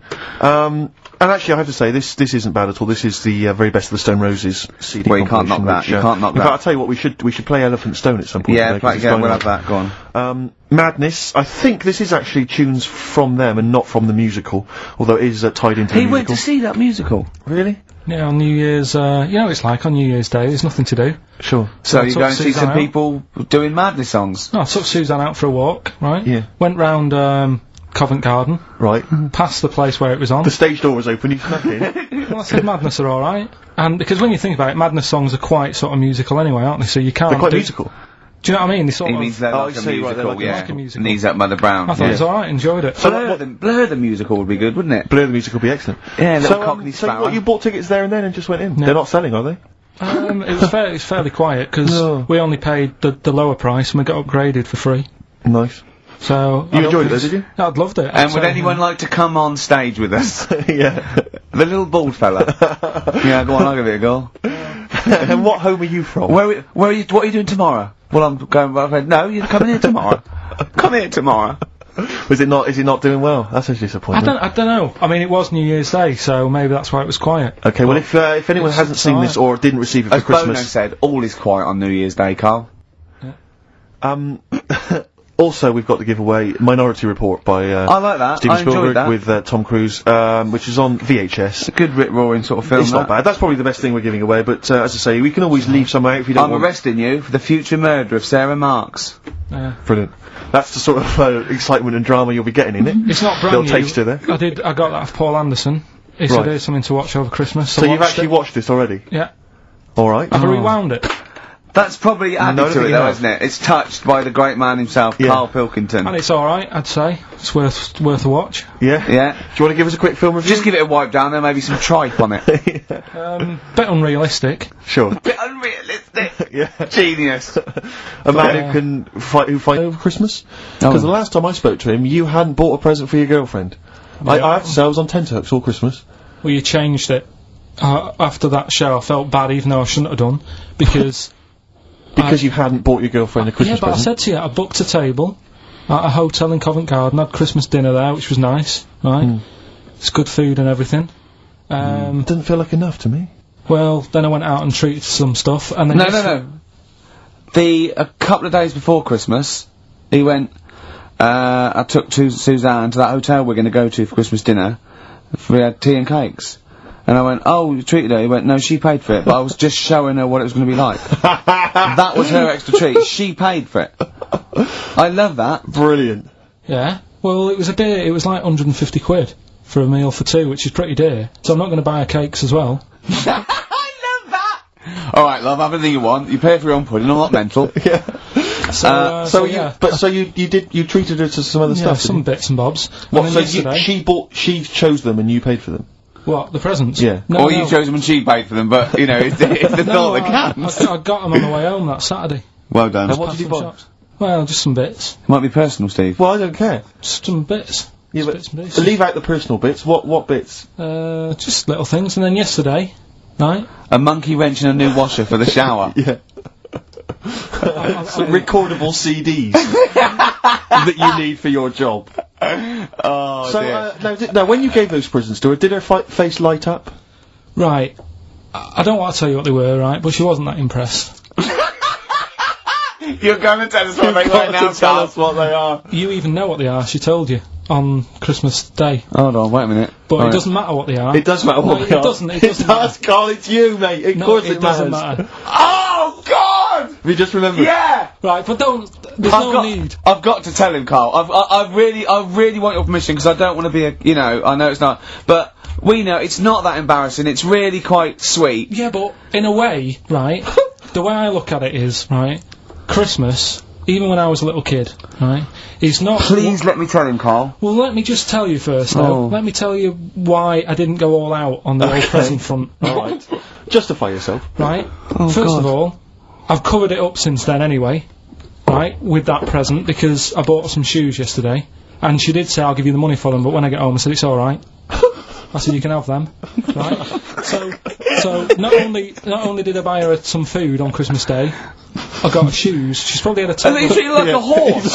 Yeah. It's not like, yeah, there you go, there's your shoes, there's your food, right, bed down, see you later. Yeah, but what I'm saying is I she's have done... fed and clothed Yeah, her. did you comb her hair? She's done well this year, right? So, the thing She's is... done well this year. It's like you're a single parent living on a council estate with a smack problem, and you still managed to buy them some Lego. When I was a kid, right, it wasn't about what you got. I remember one year when I was about 8, right? Oh, this is going to make me cry, isn't it, this? No, it's not. I'm just saying the way it is, right? I woke up at about 4 in the morning, and I was like, oh, what forgot? And I couldn't sleep, I was that on edge. It's the excitement of Christmas, isn't it? It's like, oh, what's wrapped up, I need to know. Yeah. And it's the fact that people are saying, no, you won't know until tomorrow. Yes. That annoys you and winds you up. Okay. So I got up at 4 in the morning, opened my presents, and then went, right, I know now, went back to bed, had a great sleep. Yes. Right? So it's nothing to do with the excitement of what you get, it's the excitement of not knowing what you've got. And then what happened when you got up to go down with the presents? But hang on, so what you're saying to me is that you could wrap up a brick because the thrill of Christmas is in hoping and being excited about what it is, not the actual gift itself. Yeah. Is that what you did? Rick, did you get a brick? No, let me tell him now what he got. He got her a present, right, and she said, she came, I said, yeah, he got me. It was an industrial-sized packet of condoms. It was a joke gift. No, it wasn't a joke gift. It wasn't even a joke. I went home that Saturday after here, past Boots, thought, might have something in here. They were on, like, some value. Right, you passed the makeup. used? Right, but The anyway, makeup, you passed all the other... Past the Feminine makeup, stuff. past the lovely vanity cases. Yeah. The foot spas. Exactly, Yeah, the bathroom Oh, hold on. How much are these, love, for 100? Yeah. $4.99. Yeah. Do I get them reduced if I buy in bulk? So how many did you buy? What was it? I don't know, probably about 100. Right, okay. And is she allowed to use those with anyone? Did you wrap them? Can she just go out and have a wild Well, time you don't with need to, they're already wrapped, aren't they? Oh. And then what did she say when she opened them? I'm No, just- wait, Carl, what did she say? Right, play a record and we'll come back to this. Oh, you're worse than my father, that's genius.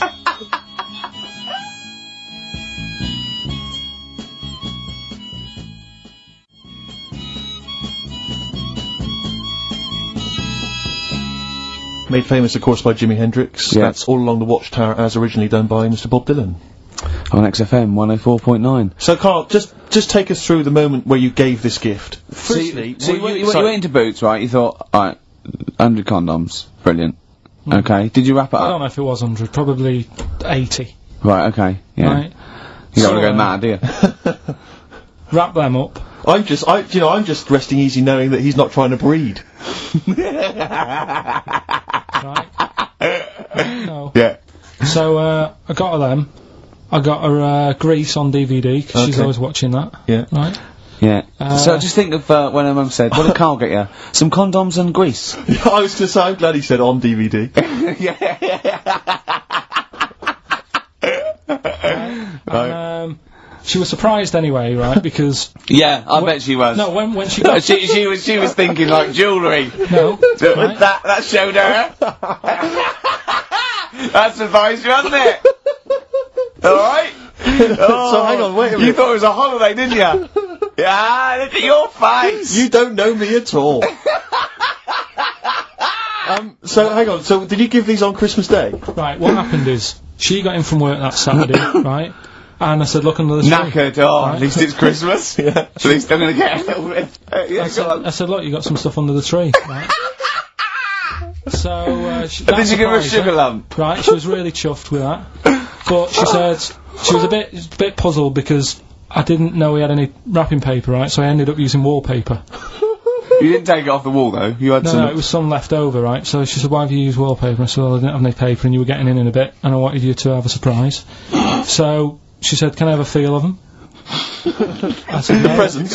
She thought, right, I've got the right thing. Yeah. Right. And then Christmas Day, I said, no, don't get carried away. It's nothing really good. You know, we said we weren't going to buy each other much. So there you go, open them. Yeah, go on. And Can I just ask, had you received your present from her yet? yeah. So what had you received? What did he have? Had some shoes, Nice. right? Getaway game for PlayStation. Nice. I'm just totting up Just the top value the of value this. of those, Go on, yeah. And just also think about how much fun and pleasure you get from them. Yeah. Although, of course, condoms, I can see the Well, see know. the appeal. Well, okay. So yeah, I think but I can. also add to that bit 150 quid for a meal. If you're going to start Minus. totting up, 150 quid for a meal. I bought her some shoes, 72 quid. Yeah, that was after the event, though. Doesn't matter. Alright, so you'd received these, dare I say it, thoughtful and nice gifts. You handed over the box of condoms. They were wrapped up. She Well, unwrapped them. yeah. Go on, take us through it. Walk us through it. Well, it's not something you play with on Christmas morning. Oh God. Oh. But, Right. But when she opened What them, did she what say? her What did face she say? well, I wrapped them twice as well, so she thought it was something really good. Extra Like, protection. do? Right. And So she thought it was something really good. and then So the disappointment would be doubled. Yeah, go on, yeah. then she just opened it and went, oh yeah, so what's on the telly? And that was Cool, that. ungrateful. That was What an ungrateful woman that is. that. Well, she got stuff. Fancy not wanting I told her. a box of economy condoms from Boots. I said to her about the thing about, you know, it's all about the surprise and that, innit? Yeah. You explained that to her? Yeah, What, after she'd unwrapped it? yeah. Thoughtful. And she was alright about it. Yeah. She understood. Rick, you know I suggested to him that he buy his girlfriend a gift. I'm worried I've done more damage to the relationship by suggesting that than if he had just forgotten. Next time you've got to go shopping for her yourself, Steve. I think I might do. You've better go shopping for her yourself. I'm glad it's all over though. It's mental. Yeah. It annoys me. The whole thing annoys me, and she knows that as well. Yeah. She should know. What? She still insists on having Christmas once a year. Well, Wow. I'm you know. no, but well, anyway, what did you get? I can't think what you bring to the relationship, Carl. I don't know what it is she's getting from you in this relationship. It's like she's I doing think all we the know. work. 80 times. Oh God, Carl! I love it. You're brilliant. I know what she's getting. He's the. What though? He's not thoughtful. No, but he's thoughtful. It's the best he can do with the brain he's got. Do you know what I mean? Right. He's doing his best. He's absolutely doing his best. There's no. He's working at the limits of his powers. Do you know what I mean? Though he's done as well as he can with what he was given. Sure. Yeah, I and understand. that's admirable. Yeah. It's like, I think he's done better than you'd expect. I bet his teachers didn't even think he'd get this far. Do you know what I mean? What? Find a girl. No, well, yeah, a job, a girl. Yeah. Do you know what I mean? Clothe himself. He's done really well. What do you think, Carl? You think you've done well? I think I've done alright compared to some of my mates. What are they doing now? Probably not that much. Do you know what I mean? Mrs. Matthews said I wouldn't be an high flyer. I think I'm doing alright. Yeah. Do you know what I mean? I have a holiday every year. Got somewhere to live and that. Yeah. Got a new flat, haven't you? Yeah, so... So where are they then? The condoms? Did she show them to her family and friends? No, Take them into work. Look what I'm Carl got. surprised she told Ricky, actually. I was a bit disappointed in that. Yeah. Because I didn't go shouting Well, she around was what so I got. excited, Carl. Clearly, she's just so pleased. Pilkington, a regular Santa Claus. I'll leave it Any? now, I'll leave it. Oh dear. So Rockbusters. Rockbusters, first one of the year. Do you want to explain it? In case we've Yeah, got just some new in case some listeners. new listeners. Might have. You never know. Chance to win some stuff. I give you like a cryptic clue and some initials, and it sort of makes up a band. So an easy one that we did at the start was an exploding pet, AK, atomic kitten. Yeah. That's how it works. So there's 3 of them. It's email only. You email in ricky.gervais@xfm.co.uk and you win all that stuff Steve was talking about. Right, first one, £42 for a torch. £42 for a torch, that's a bit pricey. That's D. Right? That's D. Yeah, So just give us it. Write that down. So £42 for a torch, that's a bit pricey, isn't it? A little bit of enhancement. Yeah. Picking up his growth. Oh, Okay, God. that's That's D. D. The second one, he'll fit some chocolate to your feet. Say that again. He'll fit some chocolate to your feet. Is that he will fit some chocolate to your feet? He'll. Yeah. He'll fit some chocolate to your feet. And the initial there is A. That's A. Yeah, and fit some chocolate to your the third and final one, do you think your kid will get that strawberry for me? Do you Right. think? Say it again. Do you think your kid will get that strawberry for me? That's WP. Right, now, I just better warn people. You really got to get into the mindset of Carl here. These are not real cryptic clues. These are not cryptic clues that you do in the Guardian or the Times crossword. There's usually something wrong with them. It is usually, what's the word? Completely change the word in order to make it fit. Yes. Often. So just be careful. Don't be surprised. Exactly. Okay. Do you want to give us them again very quickly? Alright, first one, 42 quid for a torch. That's a bit pricey, isn't it? Alright, that's D. Second one, he'll fit some chocolate to your feet. Can't think of any. I can't A. think. That's A. A. And do you think your kid will get that strawberry for me? WP.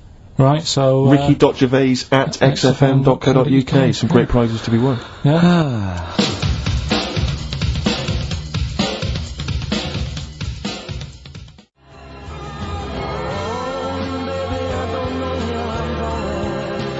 Richard Ashcroft, Science of Silence. Steve, if there was a record of the week, that would be a record of the week. You're a big fan, I know. That's what I'm saying. Yeah.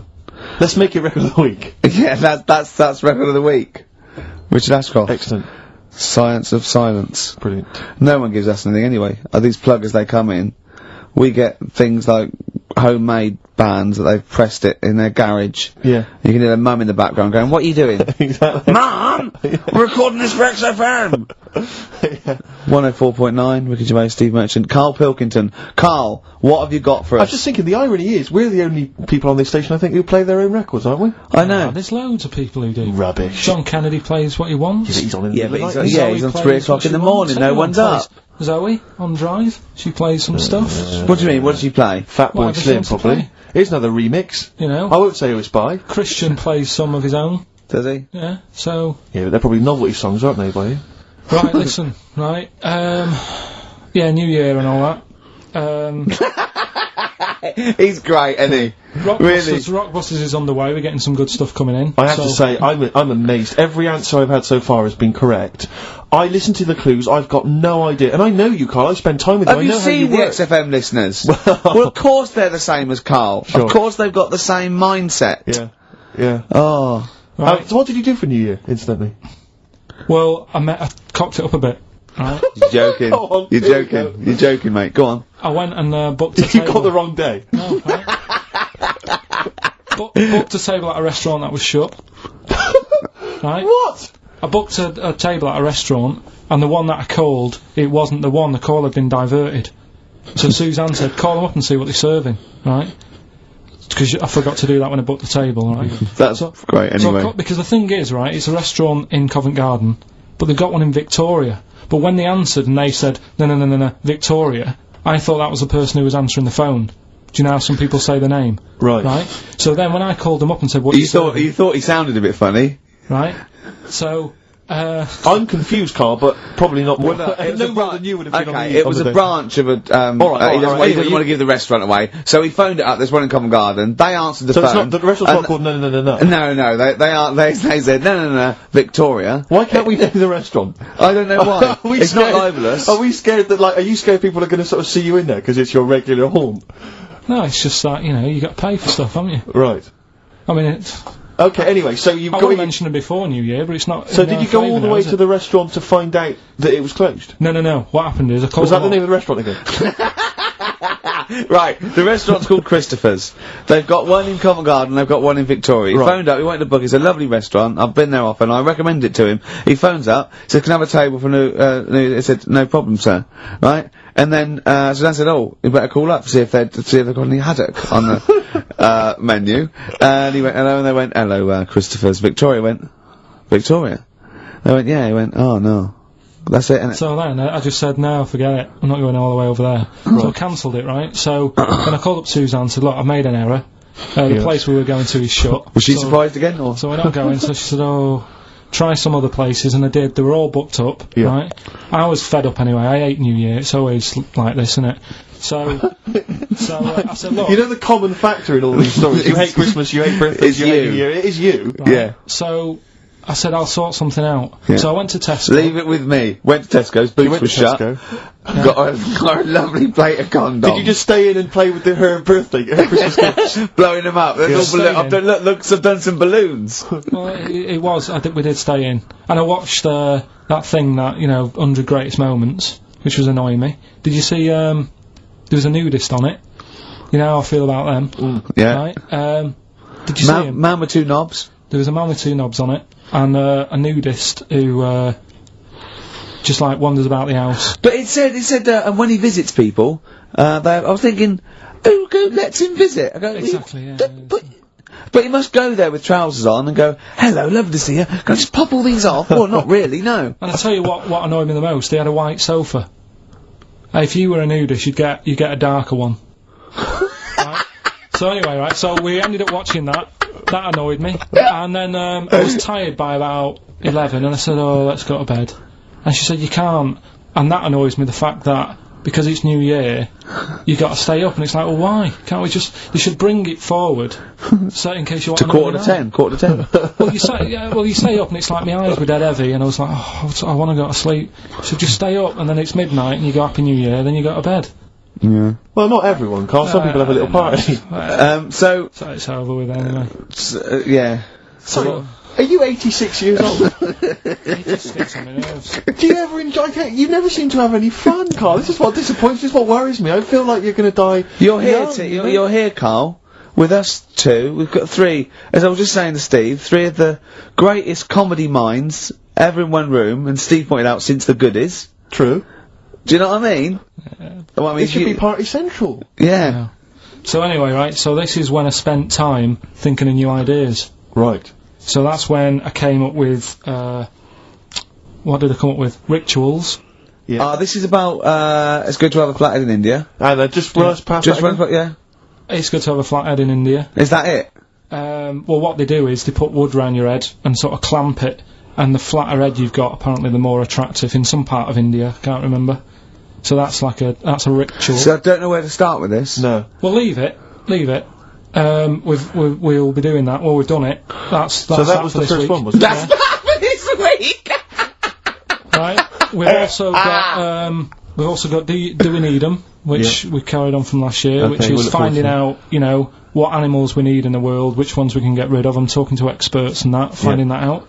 We're doing Rockbusters, that's underway, we're getting emails in. And, what do you think of that then? What do you think of that then, of course? I love this, that he treats his show like it's a checklist for what he's got to pack for holiday. Yeah. Do you know what I mean? He just goes, sun cream, yeah. It's all like, it's done. Look at his face! No, but I try and come up with stuff that people will remember and go, that's interesting, I'll tell my mates that in the pub. Another one I'm thinking of doing, do you know the film Around the World in 80 Days? Ooh. Around the World in 80 Gervais. And what I do, I give you, like, little things, like little bits of information about countries, so that if you go, you'd go like, oh, I don't want to go there. That's a terrible thing to say, and I apologise. I can't think of the PC word for it. But I think Carl is slightly retarded. Yes. I was just thinking the same, yeah. Yeah. Is there something we can do about that? Just play a record, just keep the... Could we get ourselves registered as a charity? I think so.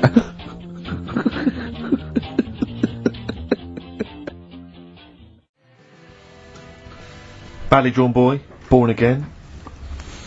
On XFM, 104.9. I was just looking to see if that's a new single. It looks like it probably is, Rick, if that's of interest to you. It's a new one. Yeah.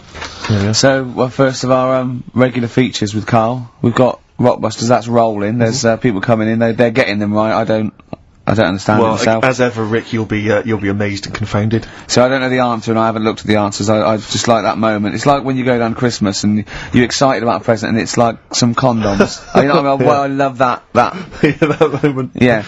I don't know how he's going to top that next year. I don't know how he's going to top that. All I can think of is some corn plasters. Right. It's alright, love, the batteries are included. Got you a pumice stone. Right, now, do we need them? Do we need them? It's something we started a few weeks ago. We're always talking about animals and insects and that. And, it's like, you know, if you took an animal out of the world, would we have problems? Right? Would it make any difference? Yeah, would it make any difference? We That's did jellyfish last time, didn't we? Yeah, We sorted that out. The woman said we've got to keep them. We do need them, because turtles eat them. Yeah. So, I've moved on. Octopus. Do we need the octopus? Yeah. Let's find out.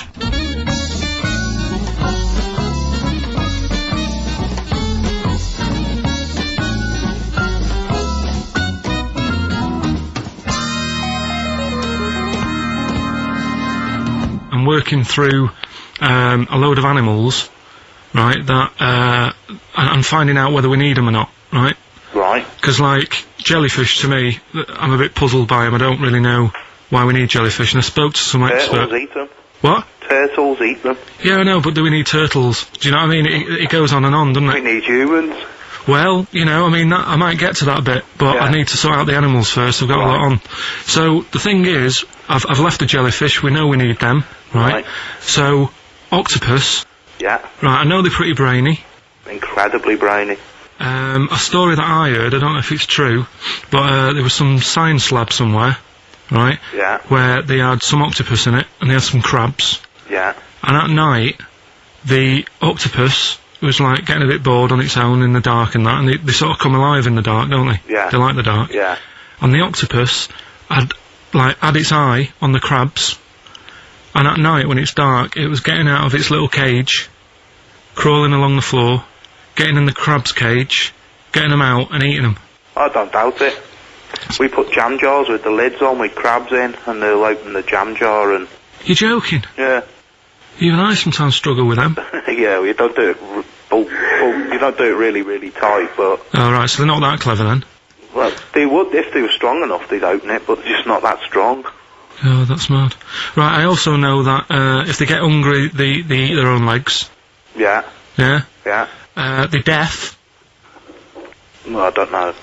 Yeah. I don't really know. Yeah, I know they don't live very long. they can squash themselves into small jugs. Oh, yeah, they can go in a demi-john through the narrow neck and that. Why do they need to do that? Because they're the sort of crevices and holes that they're hunting for crabs and things through. So, would they be better if they were smaller? Do you know what I mean? I don't know. I really don't know. Yeah. But octopus then, if Noah said to you, you know, we're having a clear out, Yeah. we've got too many animals to look after and that in the sea, taking up too much room, Right. do we need them? I think there's other less useful things in the sea than octopus. Limpets, they could go. Limpets? Yeah, they just sit on a rock and do nothing for 50 years. But they're not getting in the way then, how big are they? Oh, not very big. Yeah, you see, I might come round to them, but I never think, oh, you know, I'm sick of seeing these limpets. Whereas octopus, you know, crawling about, opening jam jars and that. You'd never see them though, they're really rare. Well, We get 2 or 3 caught a year, it's quite amazing. do we need them? Yeah, Yeah? yeah. Well, we'll just have to keep them then.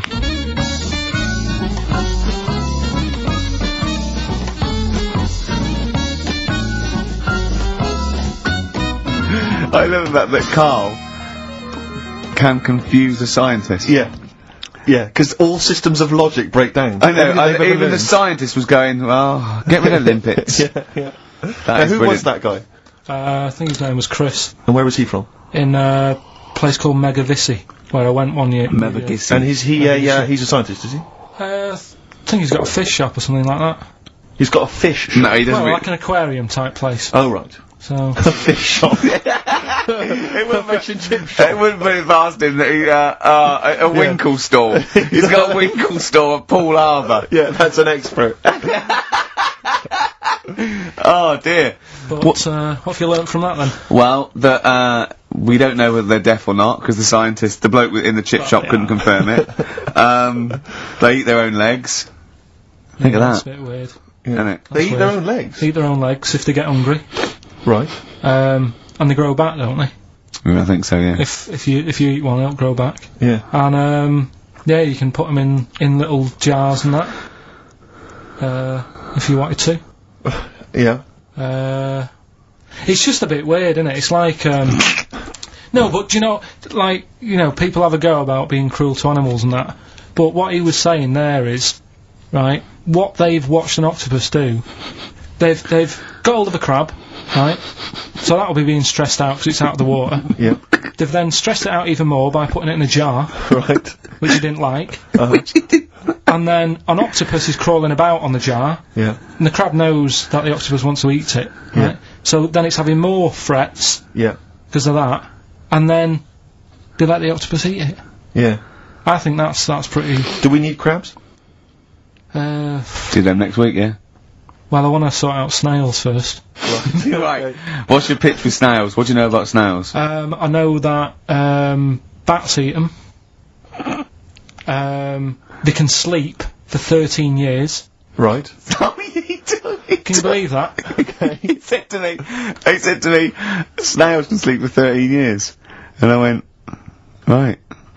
He went, oh, thing is though, if it was a scientist, and he was, he was looking at it, and he put it in a quiet place, it might well doze off. He said it wouldn't be the same if it lived on the streets. And then we went on to a whole thing about homeless. He wants to do a game show with celebrities being homeless for a week. What do you think? Actually, I've got to say, that's not bad at all. It's not bad, is it? No. Right, do you know how, like, Lenny Henry went to the jungle? Yeah. Right? And you've got, who else did it? John Lundy made slippers out of a bra. Right?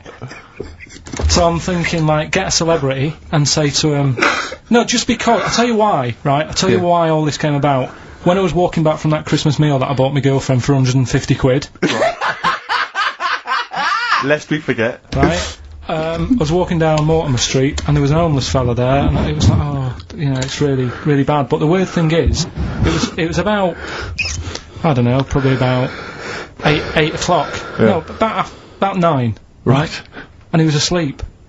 And I just thought, do homeless people ever think, I think I'll have an early one tonight? Right, that's what got me thinking. It's a bit weird, the whole lifestyle of it, the fact that he had an early one. So, what, if it's a bit weird that he's sleeping not in a home, but on the street? No, it's just that if It's I was homeless, I'd probably stay up quite late, because it's not nice. Do you know what I mean? What are you talking about? Just being homeless isn't a good thing, is it? No. People forget how bad it is. Yeah. Right? But surely sleeping gets you out of reality. They sleep because they're tired, they can't sleep very well, so they need all the sleep they can get. Yeah, but sleeping's nice if you've got a nice big bed. What, you think that they can go, I'll stay up, I'll go to bed at 2, I'll go straight to sleep and I'll pop up at 8 when the alarm clock goes off? Well, it's just what I was thinking, right? So, I was thinking how bad it is, and it's, especially this time of the year, Yeah, it's terrible. It's the really worst thing. And to sort of give it some publicity and get a bit of help behind it, get celebrities, someone like Phil Mitchell, maybe, off EastEnders, who's a big fella, he can look after himself, put him in a shop doorway, have some cameras set far away in a building or something, they can film him, and it's up to him how he raises money for food to eat. He could sign autographs. Well, they wouldn't know him though, would they? Because you never look at a homeless person. You get, what's her name? Gail Porter. Yeah. Gabby Roslin. Right, yeah. Narinda from Big Brother. Yeah. Who else would do it? I got a game show idea. Les Dennis, I reckon. I got a game show idea called On the Game. And, what happens is, you get Narinda from Big Brother.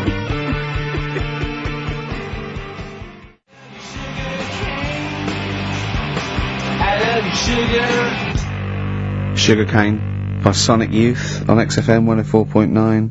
Ricky Gervais, Steve Merchant, Karl Pilkington. Go on, Karl. What's next? Are you going to do your war feature? What is it called? What do you think of that then? You do that now? It annoys me a bit, right? Because we said before Christmas that we'd come back with new stuff. Yeah. Gave you a title to work on, that Ridiculous. Right. You came in today, I said, have you sorted it out? You say no. Steve, you're having a go at me for wanting to get music out of the library for you. Yeah. You haven't got any new ideas. Sure. But you're dissing mine. I'm not dissing yours. Well, I'm a massive fan of them. Good vibe off you. Oh, I think that's very harsh. I just asked you when were we going to have war, do you think of that? I'm a big fan, I'm excited. Well, it's not that good, to be honest with you. Well, I disagree. It sounds brilliant. Right, well, it's a bit of a tweak of Educating Ricky. Just some information on wars. Yeah. Okay. World War II. World War II, alright. The world champion chess player, he helped someone out in the war. It's the detail I like. No, he helped. You know, it's nearly a history programme, isn't it? I was watching those repeats of The World at War. Yeah. That were on in the mornings, you know, incredibly Did detailed, you but lot- they've got nothing on Carl. Did you write a lot of that David Sharma series? He was able to use his skills that he has to play chess, because apparently chess is all about probabilities of, like, where a piece will be put. Right. And they got him in, and they said, "Can you help us out?" He said, "Yeah." And he said, "Right, where should we, like..." Hitler has just moved his queen. So that's a He fact. sent in a bishop that ran diagonally Yeah, through the troops, knocking them over. Sorry, wait a minute, Carl. So they got a chess Sorry, player. that's it. Well, yeah. It's just like, oh, what do you think of that? Again, that's not a story. But it angers me that he says that I'm down on the ideas when that's beginning to shape up as quite interesting. I thought you were going to tell me which battle or which event was you. World War II. There's not a battle. But which bit of your World War II? Like the middle bit. It's 6 years worth. Yeah, well, probably about a bit in. Guessing. I thought, let's... Guessing. Well, alright, yeah, there is a bit of guesswork, but it doesn't matter. But that could have been an interesting thing if you told me it had an impact on the When you Normandy look landings. at these things, do you go, bloke wants help chest, oh, use that, and run away from the computer? No, or I run read out it. of the bookshop? I read the first line where I get enough information, I just think... What do you mean you read the first line where you get enough information? Imagine if you were someone's defence lawyer, and he was like, he's on death row, and went, I don't think he did it. Yeah. I read the first line, I didn't read the file It's He was completely. in a hotel in Texas. Right, go on. It's enough. Oh, some other It's stuff. enough, He it's definitely enough, didn't kill it. it's enough, it's enough. And Yeah, I that's just thought they always take ages on deciding where to go. It's just like, bet there's a better way. I don't know what you're saying now, I don't know what you're talking about. Well, it I takes- actually when- don't know what when you're talking people about. play chess, they take ages to make the move. So I'm just thinking, there's probably a quicker way. Of what? Than finding where a boat is. Than getting a chess player in. I don't know what you mean now. Alright, Are you talking I'll about tell you what, battleships now? They should have got an expert battleships player in. Right? Yeah. What? Carl, Right, what? forget that one. Or then. someone who's No, really no, good. no, I'm not being funny, but what is that? What are you telling me there? Someone who's really good at risk. You should have brought them in. Yeah, Cluedo. Right, yeah. Another fact. Oh, that's enough then, is it? Well, they use expert Cluedo players, but the police use Oh, expert they Cluedo do players. use, yeah. If ever there's a murder in a country house, Do you think they use that old Chinese fella, on the front of, Mastermind? Mastermind, yeah. Yeah. Yeah. Yeah, for logic problems. The Enigma code was broken by top Mastermind players. Yeah. Right, second And a guy fact. who had a couple of rounds of Yahtzee and done very well. Second fact about the war. They, for engineering, they use a lot of Jenga players. Absolutely, To- whenever to- they want will to- the building collapse? I don't know, let's pull this, let's see. If Yes, they it wanted will. to identify, What are you doing? if they wanted to identify spies, Yeah. bring me the champion of Guess Who. Was it a woman with glasses? No, right, Has sit he got down. a beard? Is it Bernard? Right, Carl, sorry, Right, go on. Another war fact. See, Go on. you're saying it's rubbish, but look, you love that. Yeah. Right? Yeah, Second you're one, absolutely right. The first bomb that was dropped on Berlin, Yeah, it didn't kill a person, but it killed an elephant. I think that's true. That is true. Right. Yeah. Okay. And the last one. Is that all you know about that? See, that's interesting, isn't it? But What that's was the- enough. But no, it's not not though, because I mean, listen, most people want to go, oh, what was the elephant doing there? Did Well, it land in a it's zoo? Was it a pet? Oh. Was it a lost elephant? Did they aim at the elephant? How did it kill it? Did Was it it hit it on the Hitler's head? favourite elephant? Yeah, was it Hitler's favourite elephant? Did it then have one ball? Yeah. I mean, these are the things, why didn't he catch it with his trunk? Did it have an effect on German morale? Yeah. Yeah. Oh, that Yes. elephant is kaput! Oh, Jumbo! I don't want to fight anymore!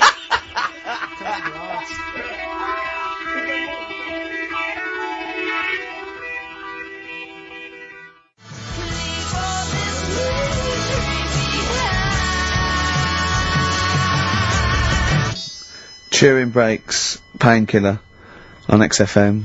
Carl's getting a little bit stressed, aren't you? No, I just, got to keep focused, got to keep the show good and that. Yeah. And in the Yeah. new year, the idea was come up with some good snappy stuff. Yeah. And today, I just think it's been a mess with you, to be honest. I mean, this is the sort of thing I'd prefer to do after the show as the producer. Yeah. But...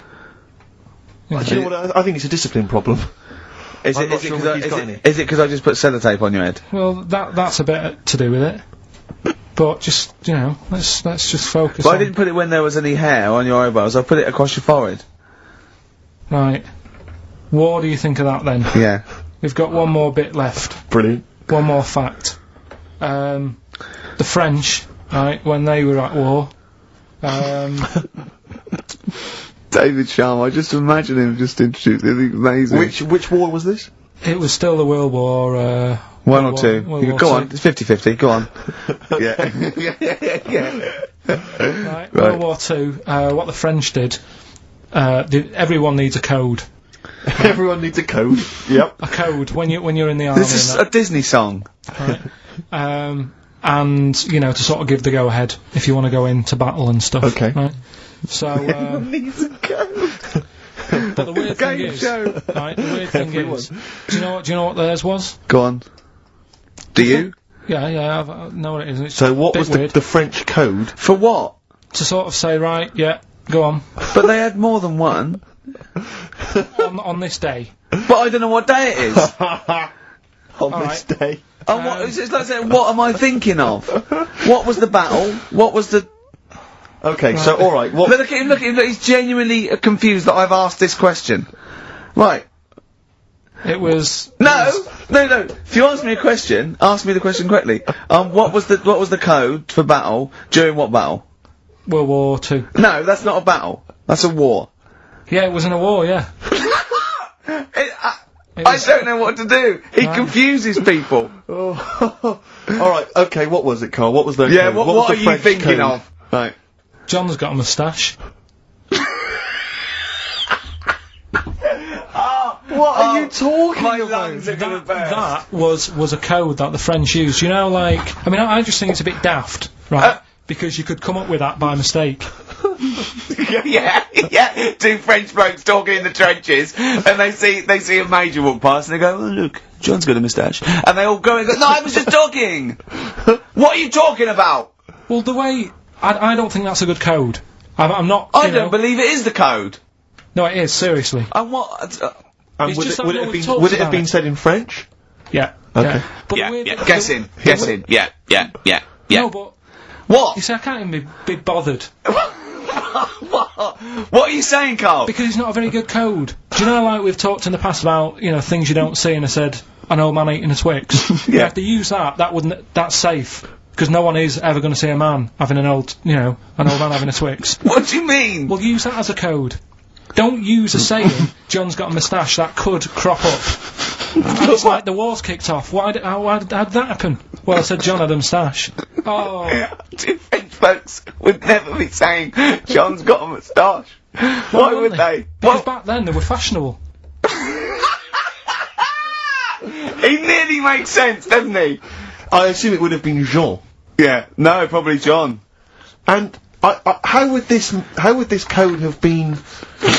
I mean, who would have announced I this just to read everyone? it. I read it like that, Steve. That's what was on the internet. This is a code that was used. John's got a Don't be moustache. angry with me. I know, but you're always asking questions. Because I'm interested in history. Yeah. No, you're genuinely interesting bloke, Carl, and we'd like to know... I'd like to film you, secretly. You know, like they do, like, Nature Watch, when they put it in a badgers sort of thing, Warren, right? yeah. And they just watch it. I'd like to see what you do, pop around and go, I wish I could download the music in your head. Because it'd be, and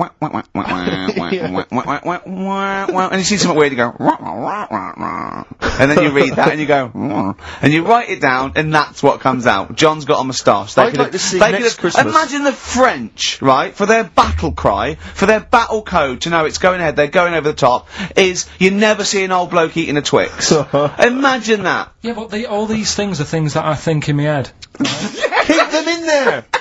Do you know, Please. like before when I was talking about going out on, you know, Christmas Day, Yeah. having a meal on the way back, seeing a homeless person. Yeah. And then I think, God, that wouldn't be good.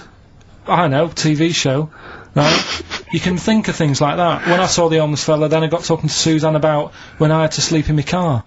What do you mean? Go on. Let's play a record and come back to any sleeping in the car. God, I can't wait. Play a song for the I was watching last night, on cable TV, 1987's amazing Sign of the Times Prince in concert film. It was dynamite. I thought to myself, how brilliant he is. It reminded me of the gig I went to see last year. He played this tune. It's from the album Parade. Okay, I don't want to discuss whether or not Prince is acceptable on XFM or whether he's a genius. He is a genius. That's the end. That's the end of the discussion. Play the tune. He's dynamite. It's a song for the ladies. I remember, we're going to tell you, That's ridiculous. You see, you say Ricky Gervais doesn't put any work into the show. He's just done that. I'm going to tell Carl some amazing facts from the world of science, nature, politics. 4 are real. 1 is absolutely ridiculous.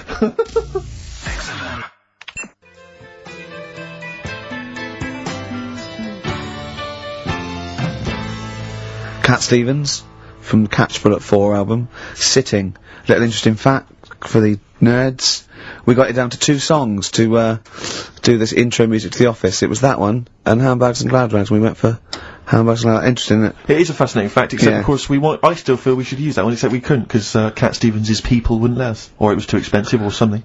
I don't know. We re-recorded Stuart one. That was too expensive. I still prefer that one. Yeah. Difficult. Decisions. Anyway, decisions. That's ridiculous. Right. 5 facts. Right. 1 is totally made up. All right. Just do 3. 3. And oh well, there's okay. Right. Oh, let's see. What shall I do then? There are more moves. Carefully planned. There are more moves possible in a game of chess than there are particles in the universe. You can't get any colder than liquid nitrogen. I think it's -273. You can't. It's impossible to get colder than that. The honey badger has got skin so loose that if you grabbed it by the neck, it could come away from its skin, turn round, and bite you out of its anus. That's ridiculous. Right, Rockbusters then. Wrapping it up. It needs some work, that game, but I see it's got a lot of mileage. Right, here we go then. The first one, £42 for a torch. That's a bit pricey. Go on. That was D. Yeah. That was Daylight. Wait, I thought Delight, and I thought it doesn't work. second one. I thought Delight doesn't work. Second one. There's no, wait. Dear Light, it doesn't work. It's Delight. Second one was. No, Carl, it doesn't work. Yeah, but if we're going to continue with this feature, you've got to tweak them a bit, right? People have got it. We've had loads of emails, more than ever. So, do you know what I mean? Let them decide. If they don't like it, they won't email in, but they're loving it. They've all come from the same institution. Go on. He'll fit some chocolate to your feet. That was A. That was Aerosmith. Right? Aerosmith. You've heard of a blacksmith? But a smith is just a workman. It doesn't necessarily. No, you can have anything. You can have a locksmith. A smith doesn't just mean it does shoes. Right. Do you think? Aero Cobbler would have worked. Unfortunately, there isn't a band called Aero Cobbler. Get ready with a winner. Do you think your kid will get that strawberry for me? That's Wilson Pickett.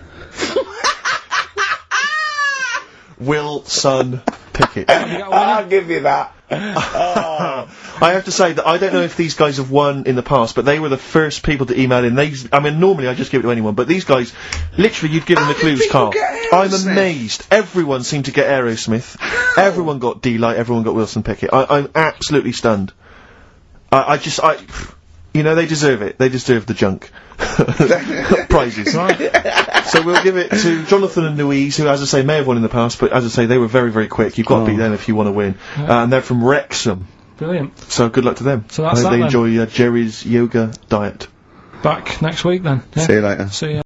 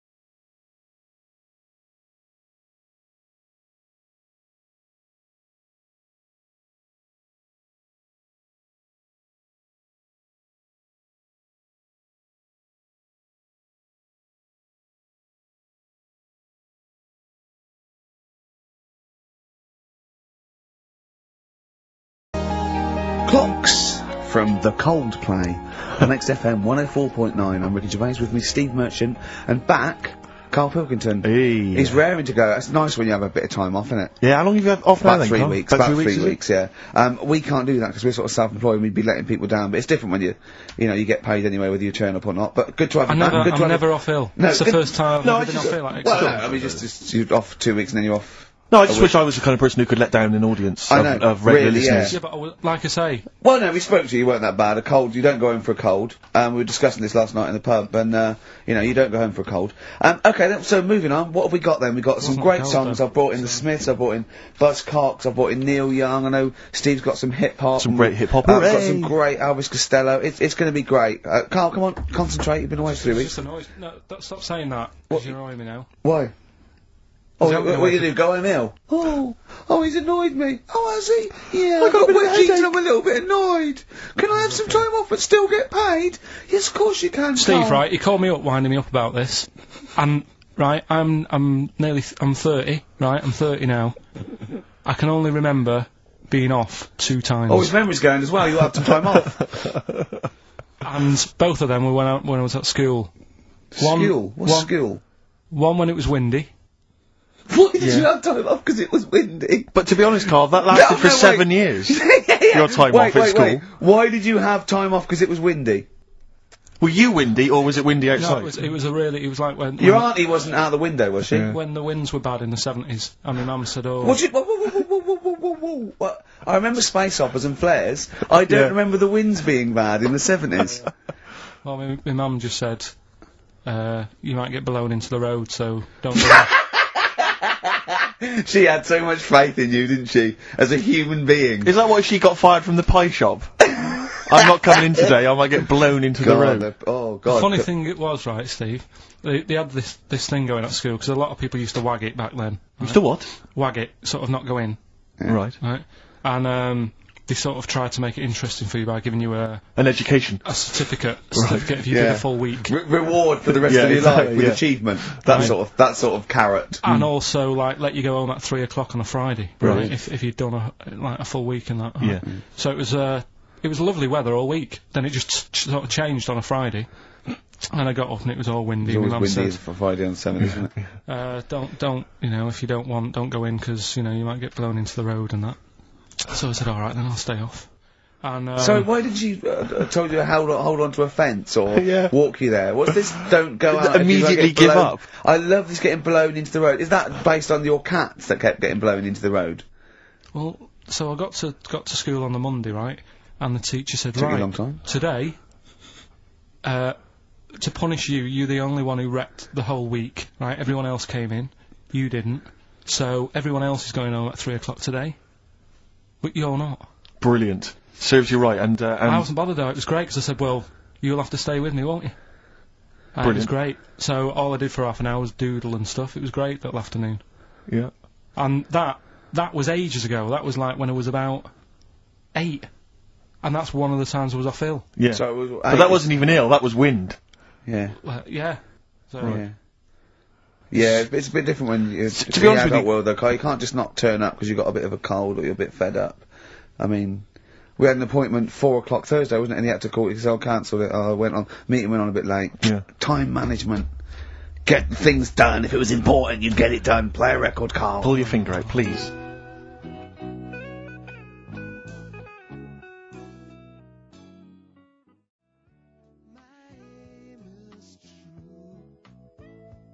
Elvis Costello, Alison.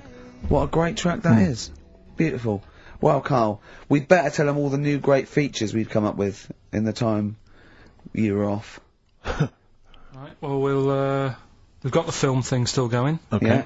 Yeah. That's where you take a lead role or a major role in a Hollywood blockbuster, which we then give away on VHS worth $6.99. And something new we're trying out, because Rockbusters He's dead, thankfully, yes. is it's gone for a bit. It's over. Crosswords. Crosswords. Oh, this sounds intriguing. Where'd you get the idea from? What's the basic format of this?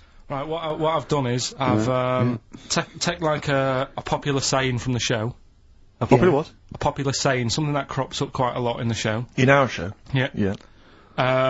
First thing that sprang to mind was, there's this hairy Chinese kid. Oh, classic. But more commonly it would be something like, Carl, you're an idiot. Yeah, play Carl, record, you you're idiot. a fool. Carl, you're a fool. Oh, what did you mean? You let us down again. Yeah, You Carl, should've where have here. you been? Yeah, oh, you've got a headache, have you, Carl? Yeah. You better have a lie down. Oh. Typical Yeah. phrases like that, Yeah, sure. typical phrases like that, yeah. Carl, you're a loser. Yeah. Oh, yeah. Right. And, what I've done, I've got a load of different songs and took words from the different songs and then joined them together to make There's This Hairy Chinese Kid. And then people have to email in and say what the 5 songs were. It sounds like the most complicated game ever. I'm looking forward to it. Have you heard any of this, Rick? Because I've not heard this at all. I'm not familiar with this. Well, all it is, it'd go like, "Hey, Chinese kid," and it's from sort of 4 different songs, and you've got to identify the songs. Right. Wow. How many songs in this, Carl? 5. There's this hairy Chinese kid. Okay. Right. So. And what are the prizes for that? Are these the prizes? Yeah. Alright, well let me tell you what they are. They're not too bad actually. We've got Live Forever, which I assume is a CD that ties in with this new film. Think of that! A well-known phrase from the show, and it's hairy Chinese kid. Yeah. What other? Where would you There hear is no that other radio show in the life? world. This is. Go on. If you've just tuned in, I Yeah, mean, what are you do you thinking? think if you've just tuned in? You're going, well-known phrase from Shaw, hairy Chinese kid. Oh yeah, classic. They'll be playing that in charades this Christmas. So yeah, this is a CD that ties in with this new film Live Forever, which is all about Britpop, and so there's stuff on there from Oasis, Blur, Pulp, etc. We've also got another Red Dwarf DVD, Marion and Jeff, the first series of that, excellent. That's on VHS sadly, but never mind. And also the very best of Led Zeppelin, a 2 CD set there with all the classics on. So that's not bad prizes actually. Carl. You've done yourself proud. We've upped it. We're getting serious now. We're playing in the the bigger league. We've upped the stakes. We want Heat magazine not to lose touch with us just because Rockbusters is gone. Yeah. I think they're still behind us. So we've got film. You appear in a film. We've got crosswords. How is that to do with the crossword? Because I've got words and sort of cross them. Okay. Right, you don't really cross them. But, good. So words. We're playing a game called Words. Word Song. Hello and welcome to Word Song. And obviously I imagine there'll be some more great music. But we've got a new feature, haven't we? Which one's this? Are we doing within the Monkey News, the new feature? Oh, Steve. I'm excited. You know Monkey News is my favourite feature, so what have you added to it? Explain it. Right, well, there's been loads of stuff going on in the past few weeks, right? But for the times when I struggle, when sort of monkeys have had a quiet week, and there isn't that much news going on, right? Come up with this thing. I sort of speak to an expert. I've spoke to him already. You spoke to an expert, a monkey expert. Yeah. Uh-huh. And I ask him a question. Wow. Right. The feature, it's got a good name. You know, that's the way I work. Yep. Cheapest chimps. Right. Okay. And what I do, I ask them a question about, how much does it cost to, keep one? How much does it cost to, feed one for a week? Yeah. All this sort of stuff. So I give out like a monkey story, and if that isn't enough for people, they'll also learn something else at the end of it. Right. Yeah. So like... It sounds fascinating, can I say right now? Yeah. That's just some of the things that we've come up with. Play a record, Carl. Please still continue to listen there. Yeah. Baby, come on down.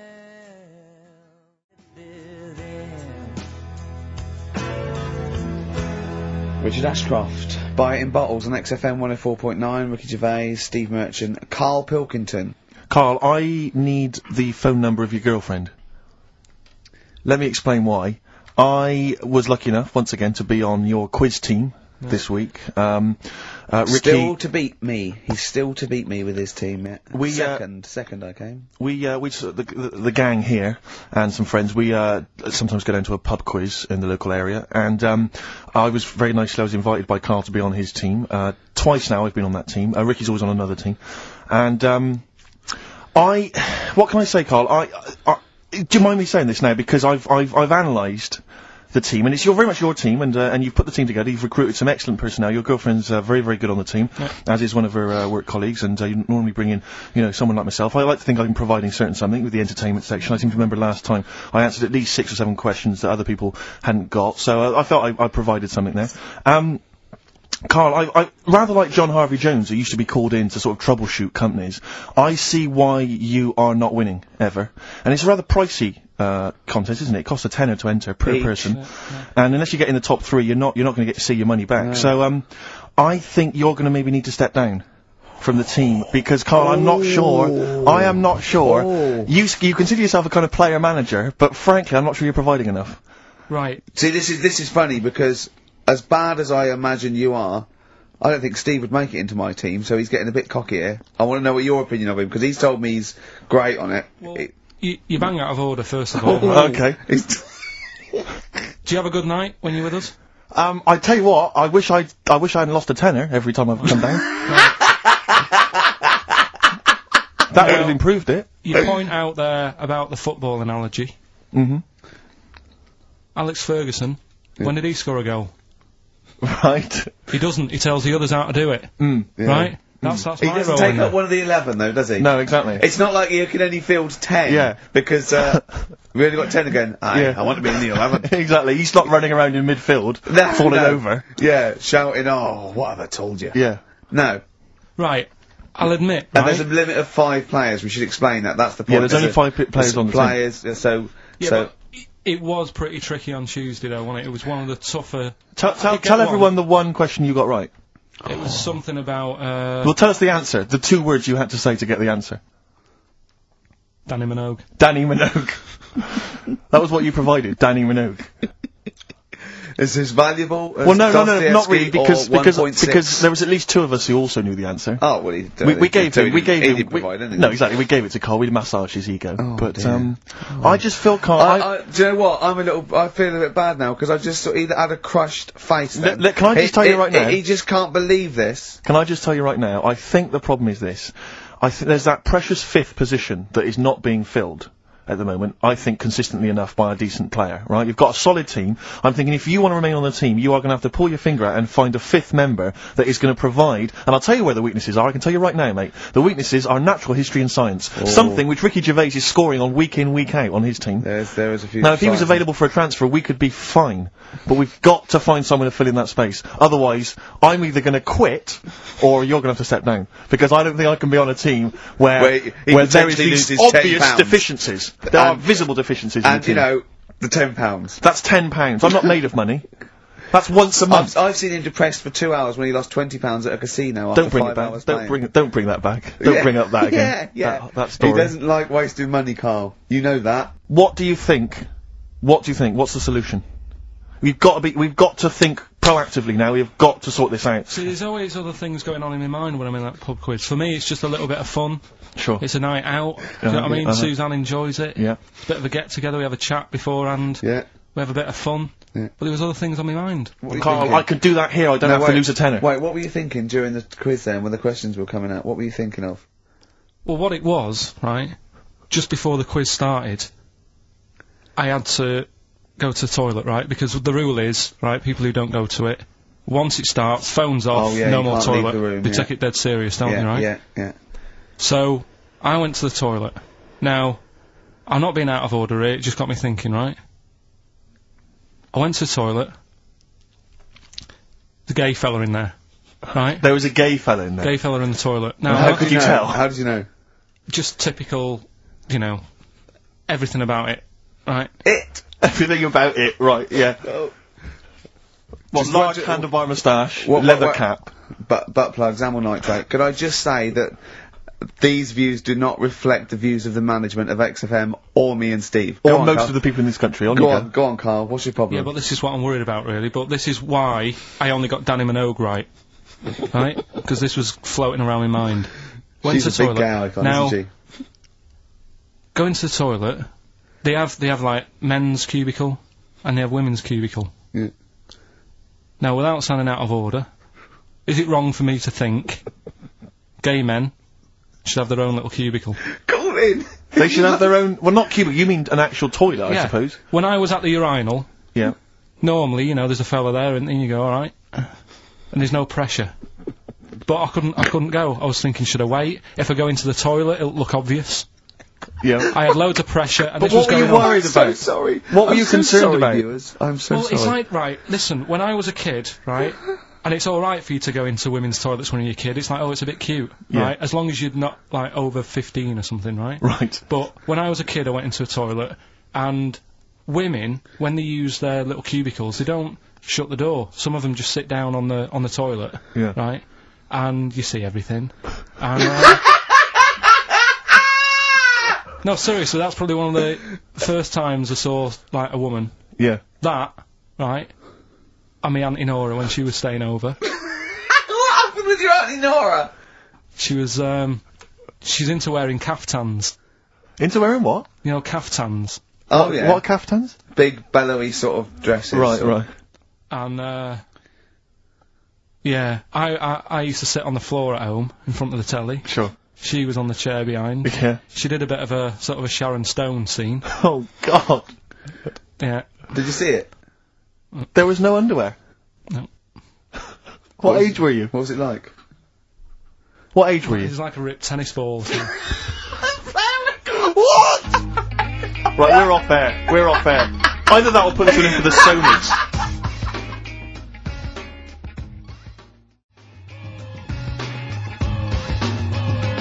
That's how I'm living. Ice-T. That's how I'm living. Bit of old school hip-hop. Where's RT? Alright. Good point, yeah. Go and make me a cup of coffee or something. Well, before you do that, can I just qualify something? I'm a little bit concerned about your toilet discussion. What exactly is your point again? I was just a bit bemused. You see, it's a tricky one. All I'm saying is, right, there was at the pub quiz, I go to the toilet, not thinking about anything, I try to go, right, there's a little gay fella next to me. I love this little gay fella. Now, the weird thing is, there's nothing stopping him having a little glance, right, because he's allowed in the fella's toilet. Yeah. Now, I'm not allowed to go into the woman's toilet and have a little look round. Right. So all I'm saying is, should they have another toilet area? What, for gay people? Yeah. And, so this would be gay men and lesbians? Is that going to complicate things? Well, I mean, I can only assume, I mean, to what point, answer your question, right, if you're intimidated, that's a shame. But, you know, most gay men aren't looking at your knob. You know that? What do you mean?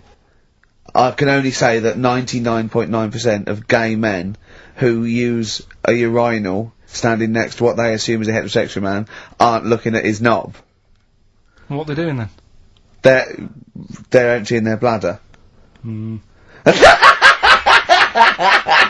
the thing is, I can't talk. You're Carl. you're saying, like, you know, about would you have one toilet for lesbian women and gay fellas, right? What does that mean? Yeah, would it be mixed? Would it just be? Well, would it have a man on one? That's heterosexual man. One little picture of a woman on the other, and then what? What would the little icon be? A man and a woman? A man and a woman. Just having a chat? Yeah. Yeah. In pink and Doc But you couldn't mix them, because then what would happen is you'd get people who are going, oh, I'll play up to this a bit. What, pretend to be gay? And yeah, you know, sort of grow a moustache and shave their head. And pretend to be a lesbian. Right. Yeah. So, I see, so you know people pretending to be gay so they could go in and have a look at the lesbians? Yeah. Right. So that would mean that we need 4 cubicles now, would we? Yeah, no, this is fine. 4 cubicles. So every pub How now... many toilets do we need at the Every moment? pub's now got 4 toilets.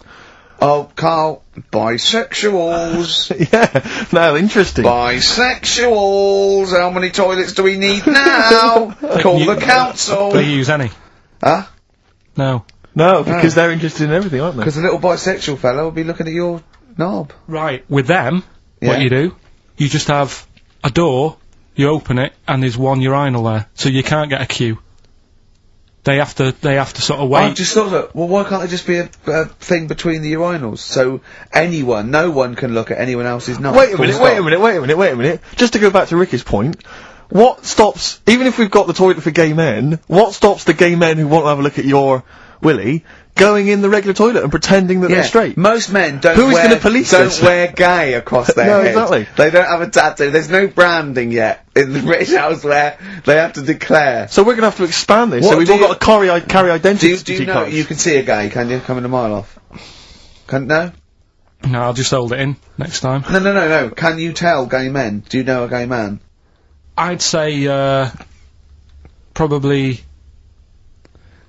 If you did if you lined some people up Yeah. and said, point them out, I reckon I'd get... But hold on, we're not talking about people dressed in leather with the arse cut out and an handlebar moustache. Yeah. We're talking about, the everyday, No, non-seen... of course, Oh, no. well, yeah. But I mean, suppose I put you in a room and there was 10 naked men, right? Yeah. And, there's 5 gay men and 5 hetero. Could you walk along that line looking at those gay... Am I naked? No, you don't have to be naked. Why would you have to be To naked? catch them out. Steve Merchant and Karl Pilkington. Now, Karl Pilkington is getting ready. It's the start of a new strand in the show, a new quiz, a new competition to replace Rockbusters. Now, that's quite a tall order, but what have you done? Right, like I said, right, if you've only just tuned in, what it is, I've took, and I'll be taking, a well-known saying every week from the show, something that crops up a lot. First one that sprang to mind was... There's a little gay fella standing next to me in the urinal? That's next week. Okay. This week, there's this airy Chinese kid, right? Yeah. That crops up quite a lot, Sweeping the nation. right? So what I've done, I've got 5 songs, Yeah. and I've edited them together to make that saying. You've got words from songs where any part of that sentence occurs to recreate it. Yeah. Now, what do they need to do? Do they need to say what the song is? Just the 5 songs? I mean, I was going to say song and artist, but if you want, just a song. So there's 5 things there, and if someone doesn't get all 5, it's still worth emailing in because we might give it to the one who's got the most, and then... Yeah.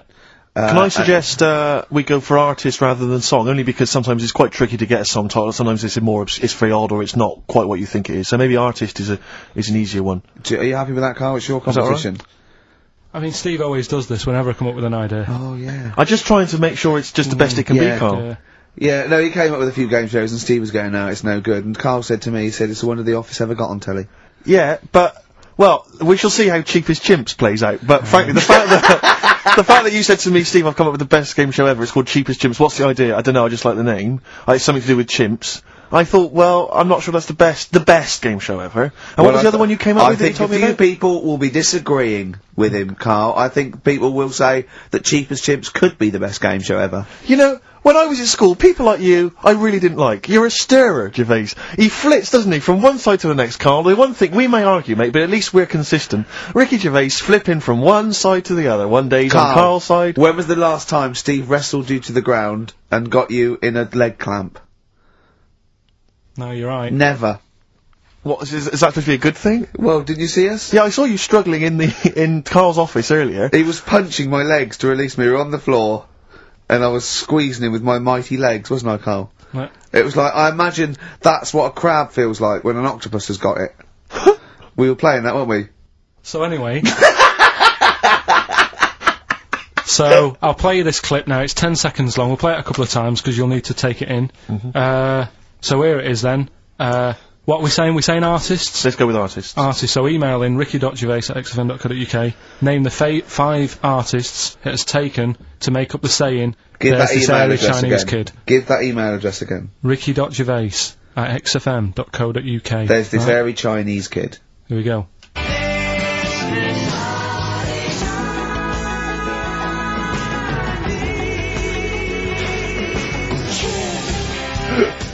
Play it again. Play it again. Here we go.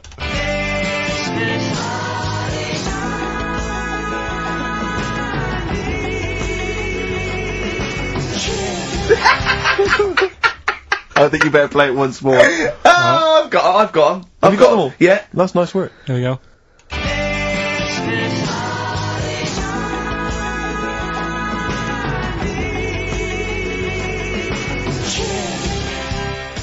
There I you can just go. remind you now that the prizes include a Red Dwarf DVD, Marion and Jeff, the first series of that on VHS, a Live Forever Britpop CD, and also the very best of Led Zeppelin. Let's play one of those actually while we're here. Brilliant. Rock and roll.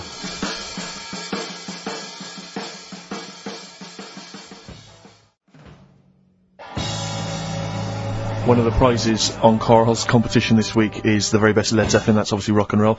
We've also got a Live Forever Britpop CD, Marion and Jeff, and Red Dwarf. And should we play it again so people There's have got this another hairy chance? Chinese kid. Who Yeah. are the artists? Here we go.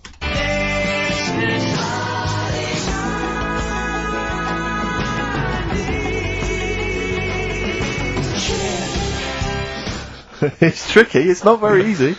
Once more. One more.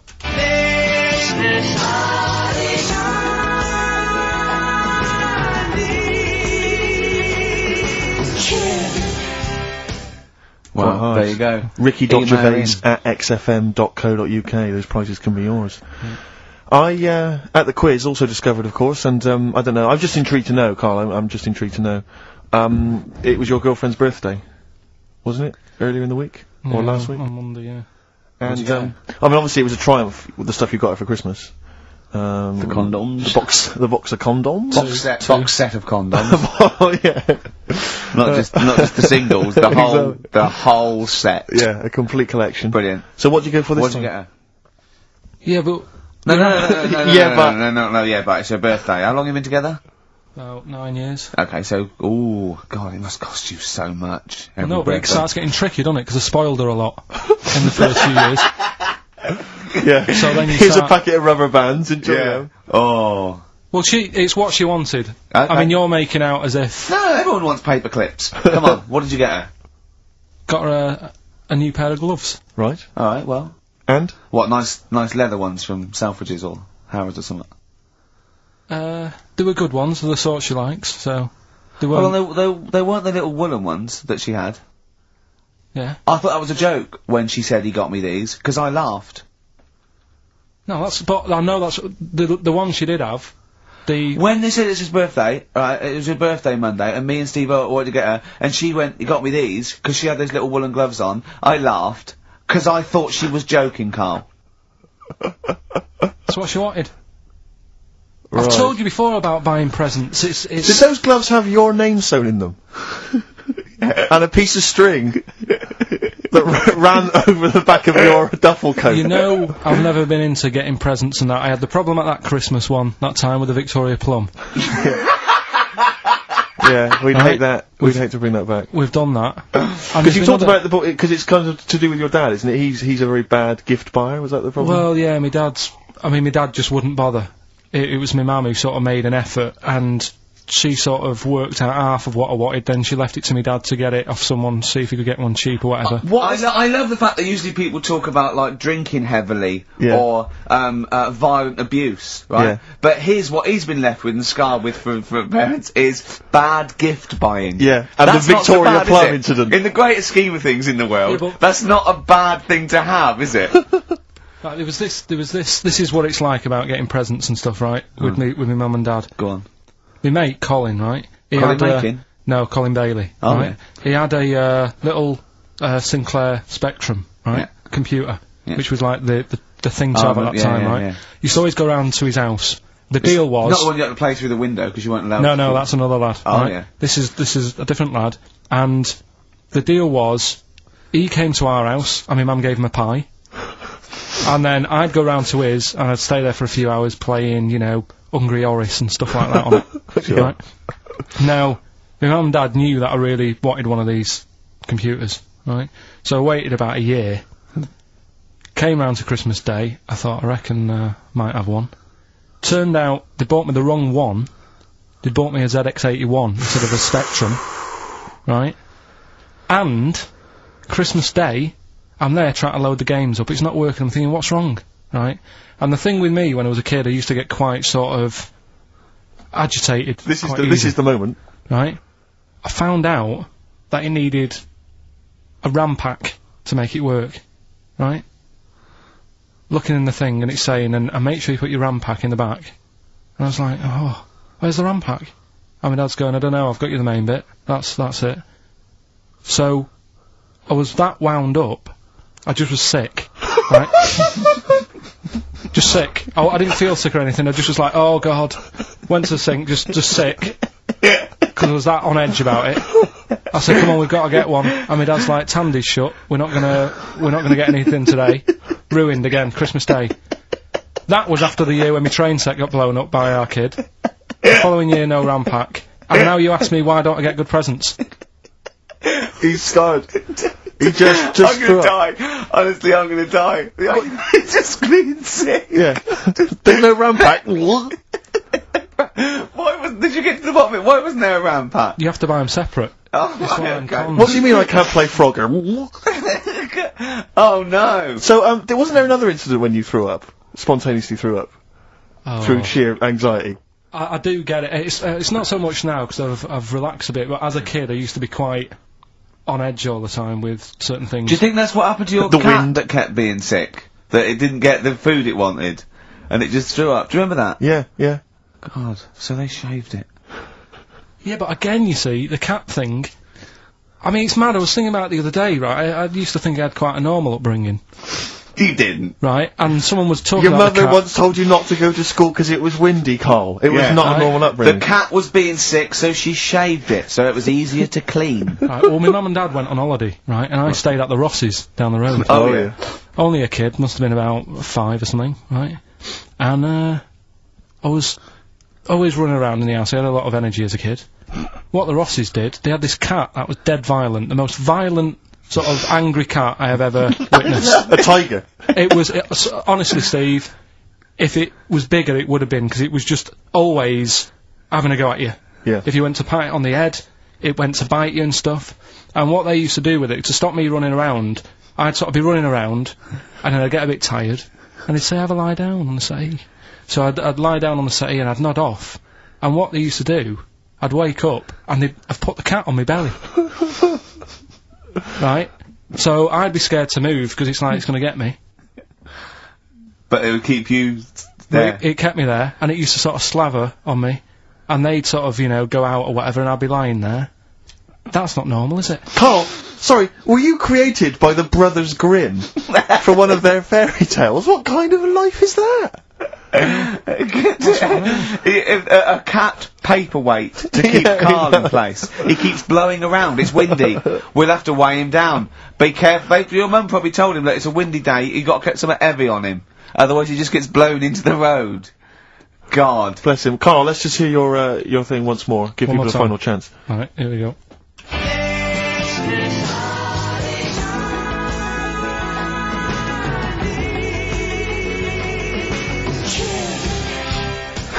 Ricky.Gervais at xfm.co.uk.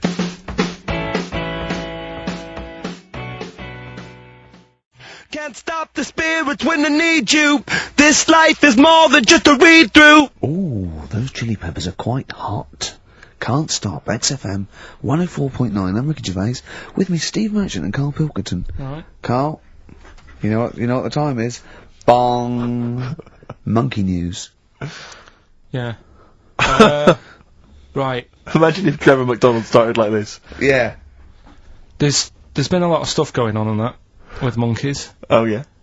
I was mentioning earlier how we sort of making the feature grow a bit, right? So, I'm thinking... Oh, I haven't told you, Steve, either. I've actually been asked to write a thing about monkeys. A poem? No, for a magazine called, something Apes. Right. They want me to do, like a column, 500 words. About monkeys? Anything I want on monkeys. Anything. What are you going to write? Dunno, think about it. Well, give him a typewriter. I come up with Shakespeare eventually. Yeah. But You could write anyway, about that. Why didn't you write about that? The fact that you don't believe it. You don't believe that an infinite number of monkeys could type because Shakespeare. Because you reckon most of them hadn't read Shakespeare, so they wouldn't know some of the spellings. Exactly. It wouldn't happen. You idiot. Get on with it. All right. There's been a few things, but one that springs to mind is, they found a load of monkeys somewhere. Right? This is brilliant. Yeah. I mean, imagine this if this was news. Yeah. Go on. Where? Somewhere. I think it was in, 17th century? It doesn't matter that bit. Right? Okay. Find a load of monkeys Yeah. that are, having a good chat. Go on. They're having a good chat, alright. What do They you found mean? monkeys that can talk. Yeah.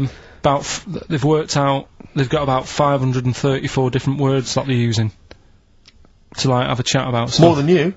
Yeah, what do they chat about then? Just, you know, things that monkeys are worrying about. Just, you know, where do you get that from? You know. Who does your hair? You going out with her again, are you? Yeah. Oh, yeah. Have you seen that, Sorry, you can't just leave that. No, I'm just intrigued. I'm just intrigued to know what else. Is there any... No, Were I they- mean, that Were they was- discussing the humanity? Did you see that programme on Channel 5? Yeah. wasn't it? He can walk upright. Yeah. was good, But wasn't I it? mean, Did you what see do how mean? well Do you hung mean he they was? taught them? They taught themselves this language. Yeah. Where? Where is this? In the wild? Is this? Is it? Not sign language. It's but in some jungle somewhere. They found these monkeys. He heard some explorer was over there, cutting through the woods and that. and he heard his name, Heard and he some thought, "That's what he went. What do you want, Ronnie?" It wasn't me. I didn't say. Yeah. I didn't say. Oh, it's Snodgrass. Where'd you get that gun? Yeah, exactly. Well, there's only me and you here. Yeah. It's weird, isn't it? No, it's not weird. It's not true. Well, right, come on then. What's next? Once again, but what I'm thinking, well, I mean, that did happen. So, well, And to sort of add to that feature, that's not true. we're doing cheapest chimps. Right. Can I just say now to the audience, if you thought that Rockbusters was bad, if you thought that piece of rubbish earlier about the Chinese hairy kid was bad, I'm suspecting this is going to be really not very good at all. I'm just pointing the finger. What do you think of it? What do you think of his negativity, Carl? He keeps doing it. I just don't think you should start with the name of the quiz first. This is my only concern.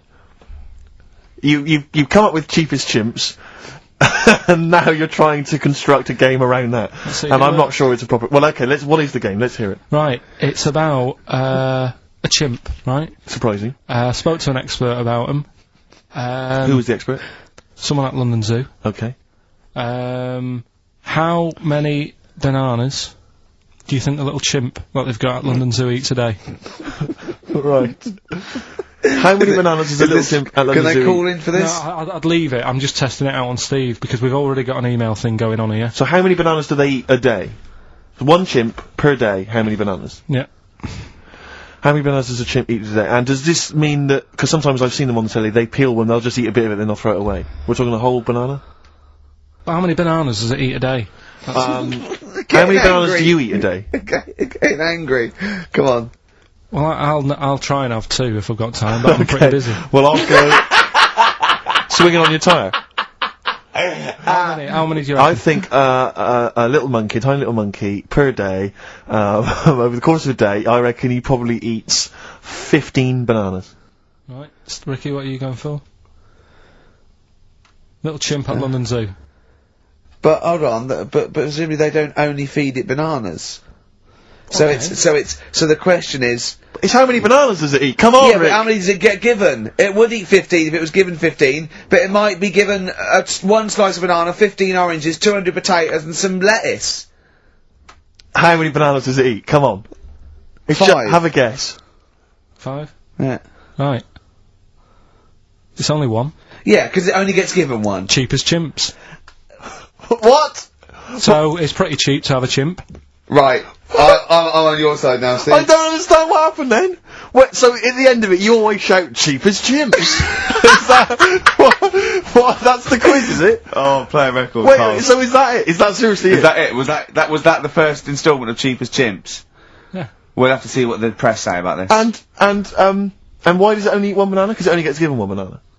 I think that's all it wants. No. So you don't even know. You didn't even bother to No, ask it him. it wouldn't just get given one banana. And so I'm not talking about cheapest chimps. That's safe. That's going to run and run. Yeah, that is going to run and that's run. really got legs. I'm going to check the press Monday. I can only assume it's a triumph.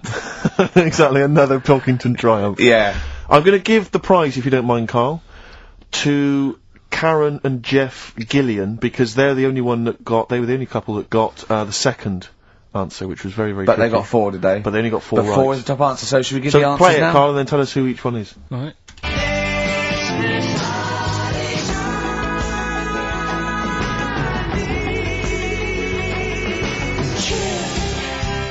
So there you go. I didn't know the second one. There's Play it this again. hairy Chinese kid. So the first one, the Lars. Lars. There she goes. Right. That's George Harrison. No. That's Philip Bailey. And that's Deacon Blue. Right. So it was the Lars. Yeah, what's the second one? Strokes.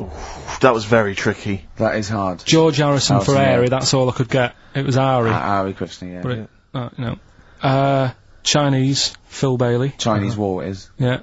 And Deacon Blue, Real Gone Kid. Real Gone Kid, yeah. There's this airy Chinese kid. Very, very hard. I love the fact that the normal bit of that, like, the normal bit is like the well-known phrase, there's this hairy Chinese kid. Yeah, exactly. Like, nothing happened there. That's normal. There's this hairy Chinese kid. As a phrase that often... In fact, you're right. We must have said that phrase 20 times today. When was the last time that was said 20 times? Never. I don't think it's ever been said anywhere. There's this hairy Chinese kid. I mean... Even in China. I don't think it's... Well, it's very rare. Definitely not said in China. The prizes they've won. The prizes they won: Red Dwarf DVD, Live Forever, the best of Britpop, Marilyn and Jeff on VHS, and the best of Led Zeppelin. Well done to Karen and Jeff Gillian. I've also seen no proof of this hairy Chinese kid. None whatsoever. XFM.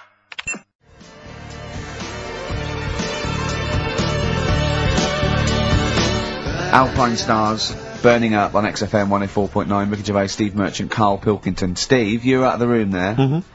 Carl took a phone call from someone. Okay. He's found a cellmate. Right.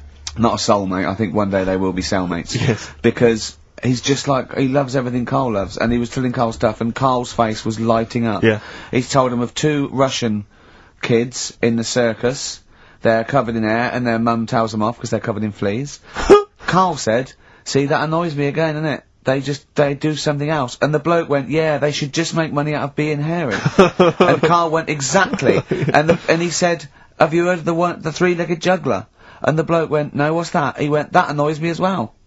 Because he thinks they shouldn't have done juggling, they should have done football. Do you know what I mean, though, Steve? What do you mean a three-legged juggler? What are you talking He's a about? famous three-legged juggler. Oh, he's mega famous. He's like the Beckham of wherever he's from. But the other day I was looking in, I don't know, Bizarre magazine or something, right? And there was this fella who, he had no arms. So you saw a picture of him, his job was fixing watches, did it with his feet. Go on. Well, it's just, why pick the most hardest job to do when you haven't got any hands? Crush grapes. Or... Do you know what I mean? That annoys me. Oh, crush grapes! Imagine him being told that he comes into the careers advisory where they go, now, what do you want to do, Hargreaves? Make watches? Right, take a look at your arms. Crush grapes, mate. Sorry, you're a grape crusher. Next. Brilliant. Brilliant. I would love you to be a career advisory in some sort of clinic. It'd be brilliant. I like the fact that it annoys you. Here's a man, he's got no arms, he has learned to fix watches with his feet. Yeah. An incredible talent, incredible skill, he's utilising that brilliantly. That's annoying to you. You are angered by it. I'm only being honest. Now, you be honest, right? Your watch is broke. Who would you go to? You're in a rush. You need it fixing in a rush. Now, you need some fresh wine.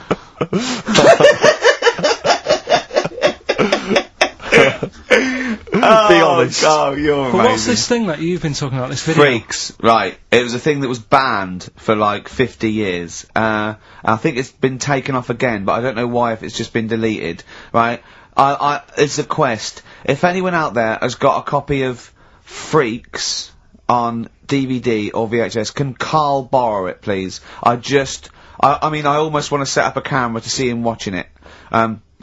It's absolutely real. They used people in the circus of the time. I think it's the 20s or 30s of the Depression. And there's people, there's Coneheads, there's a bearded lady, all genuine. There's a bloke they call the Human Slug who's got no arms and no legs, Carl. And he's just there, and he rolls a cigarette and lights it with his mouth. I think I've seen his brother, who isn't called the Human Slug, is called the Pillow. Right. How does he make a living? He, Does anyone want to meet Carl for money? Do you know what I mean? the annoying thing was, right, there was a picture of him, I was going to put it on I think I I've seen his brother. On our website, we put things up like this, right? If you go to ricky.gervais at xfm.co.uk / What? You've put things like that on my website? It's nothing to do with me. I want people to know that website is not kept or looked at by me. So, what have you put on there? There's a fella on there who's known as the Pillow. And he's, you see, I get a bit worried with things like this, because we're not sort of having a go or anything, it's just things that Fascinate you. Yeah. And, yeah, it's a guy, it might be the same sort of thing. What's your one I called? bet you used to stare at people with goiters, didn't you, when you were little? In Tesco's. Well, just go to xfm.co.uk / Ricky, it is. What's the worst thing you've ever seen on, like, a human face? You know what it is, and What I is don't it? want to talk about it. I can't remember. Have No. you told me? Yeah. What is it? But go, It's not go the to, elephant lady that Go used to to- the, yeah. Is it the elephant lady? You talked about that, I know. Yeah, I don't want to talk about it again. Go to the website and see the human pillow. Why is he a human pillow? That's what annoyed me. I thought he was more of a draft excluder. Oh, that breaks all kinds of rules.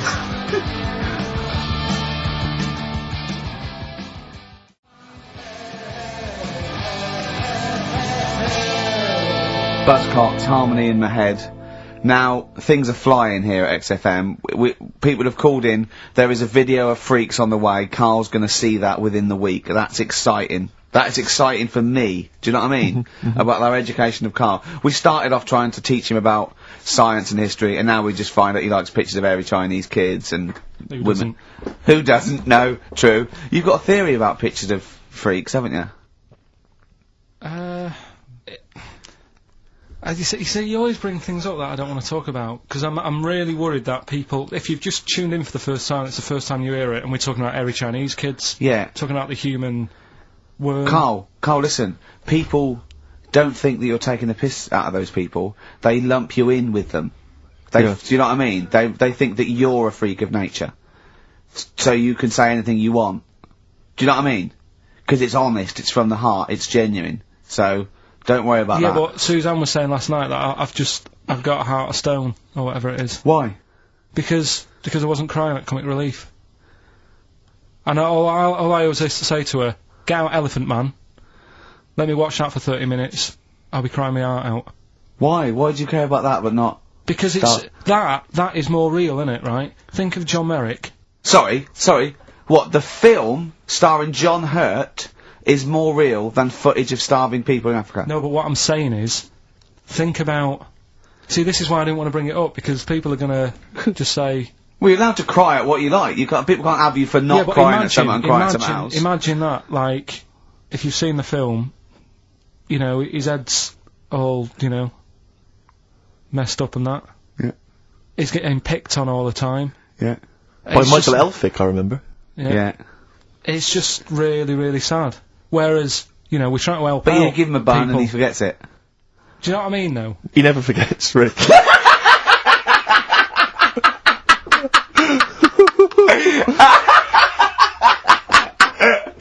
Oh dear. Anyway. Oh God. We're giving away stuff again. Yeah.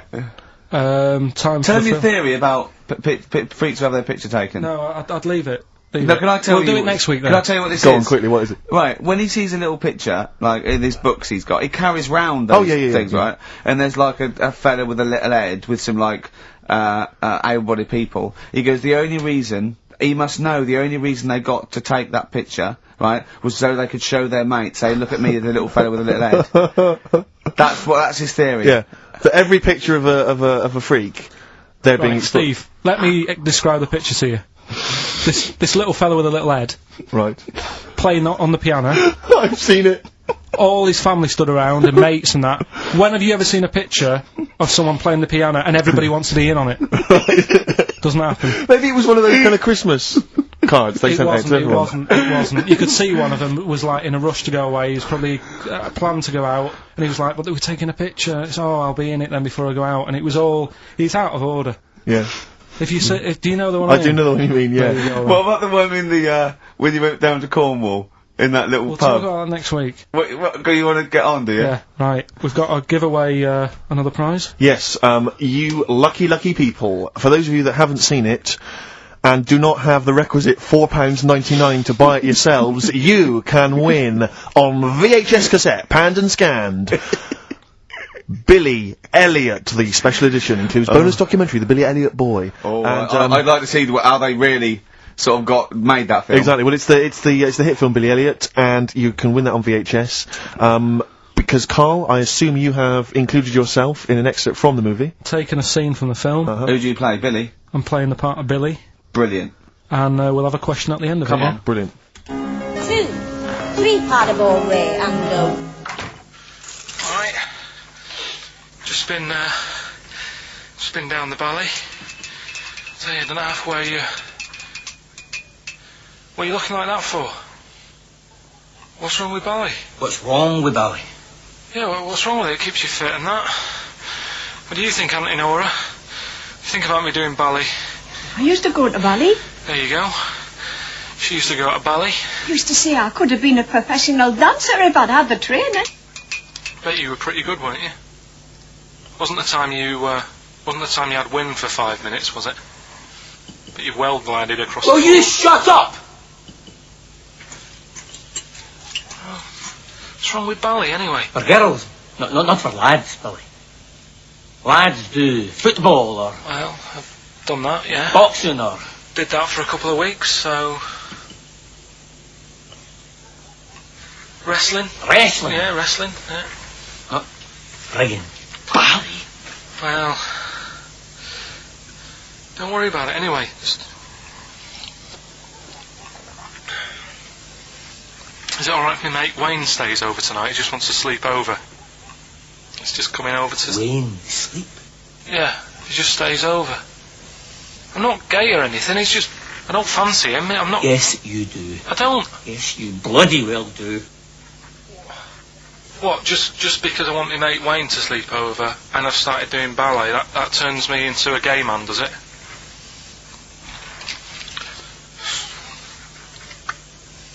You haven't seen my Village People album lying around. You're asking for a hiding. Just joking. Just having a laugh. Just didn't mean. I've had enough in here. I'm going out. Look, from now on, you stay here. You look after your nana. Got it?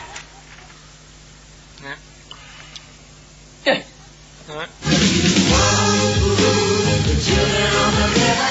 Well, there it is. What's the question? Powerful. I'd like to know what was the name of the actor that Carl was taking the role of. Does that make sense? That's not grammatically quite right, but anyway, Well, yeah. fine.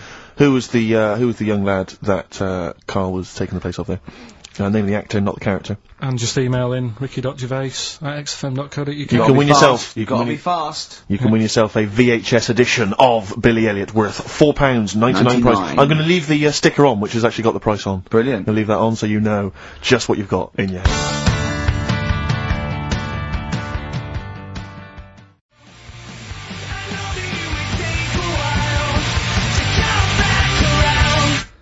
Foo Fighters. No, it's not.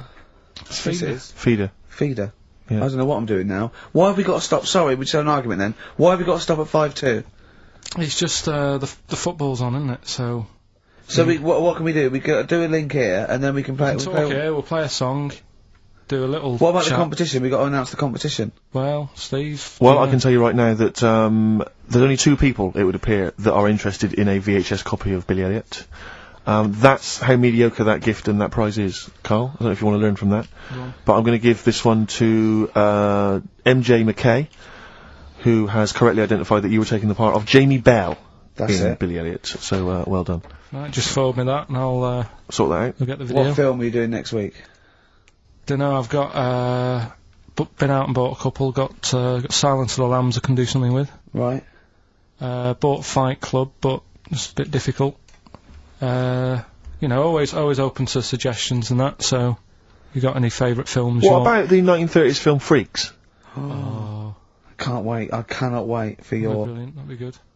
Excited about that? Why don't you do a film review of that next week as well? Yeah, well it depends if the fella, you know, if anyone's got it, just send it in. I'll send it you back once I've watched it. So that'd be good. Next week we'll do, Oh, please tell me there's going to be more Cheap as Chimps. Yeah.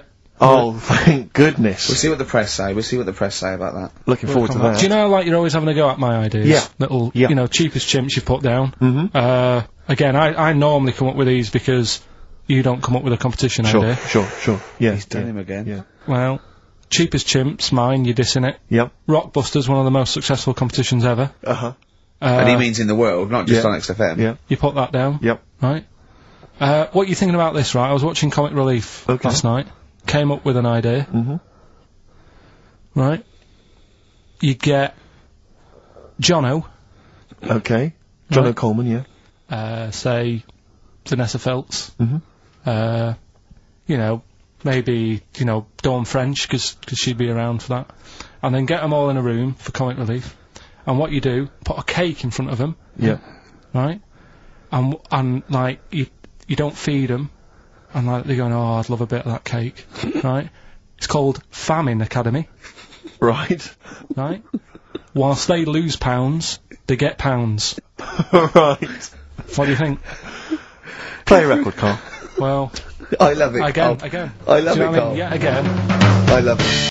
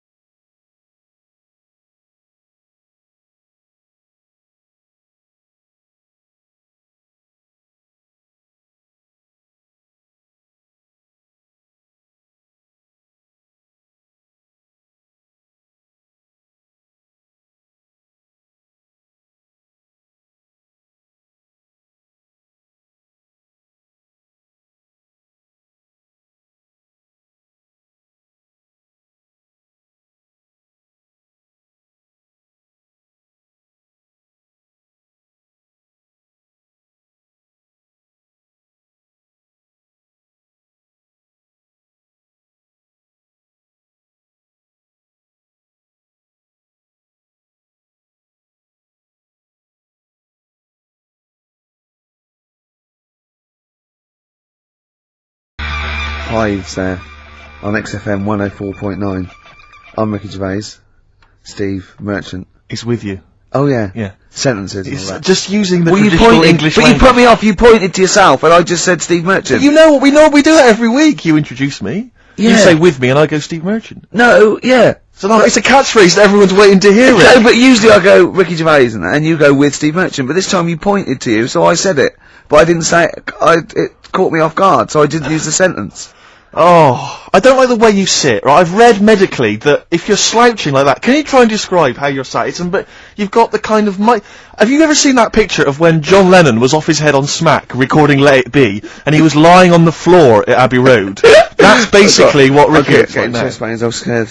It's not good for you, that. Look at you can't breathe properly in the diaphragm, so you're gonna speak badly. Hey, listen, I was trying to speak medical stuff there. I was trying to run into trouble. Anyway, Rick, what are the words to Wham Rap? No, what are the words to I don't remember Wham Rap. What the hell's got into you? Hey, sucker. No, there's nothing you can do. Brilliant. I look forward to a forthcoming revival of your music career. Yeah. Rick, I had some devastating news last night. Go on. You know when I left you, I was off to buy a PlayStation 2? Yeah. I was totally in the mood for it. Or a PS2, as he said. Yeah. Which confused him, Grandad. Anyway, so, I think I went in, like, some electrical stop on, Oxford Street. Yeah. And, the thing I'll just say, the thing about Steve is, I wouldn't say he's mean. He hates that. He's careful, right? And he will spend days to get £1 off. Rick, 2.5 hours I walked round last night. I swear to God, I was walking to different shops, right? I went from Oxford Street to Piccadilly Circus, back again, along the length of Oxford Street, back again, all over the place, right? I realised I basically couldn't get a better deal than about 240 quid, right? For a console and a game. So I ended up in Virgin Megastore, I bought a, Auto Grand Theft 3 or whatever, and a PlayStation and a memory card or whatever.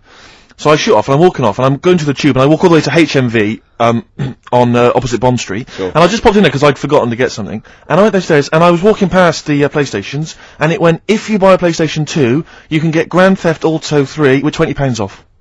Oh. I was absolutely devastated. What did you do? I crumbled. I didn't know what to do. I was thinking of taking it back to Virgin Megastore, going, it's faulty. But like before, you haven't even got it home yet. Oh, I can tell. No, I didn't mean to buy this, though. What did you buy?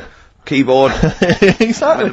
So the problem is, when I get it back and I wire it up and that, all I can see is the cars are racing around the track. All I'm thinking is, it's like one of those cartoons when a really hungry bloke could just see his mate as like a big chicken. All I could see on the TV was just a £20 note just floating. It was an absolute night. I'm just devastated by it. 20 quid, I could have bought like another cheap game for that. We went, did I tell you this? Would you give me £20 and then I'll shut up about it? Yeah, we went to the casino once, a group of us, and I lost about 100 quid, and, it was a, great, it was someone's birthday, I think it was Jane's birthday, and Steve, after 3 hours of gambling, had lost the £20 he got out to play with, right? I was going, you're really gutted, aren't you? He just went, have you any idea how much cheese I could get for £20? Yeah.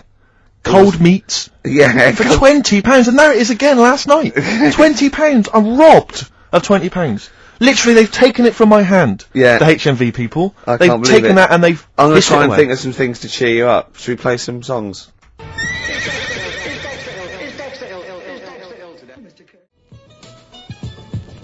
Avalanche is there.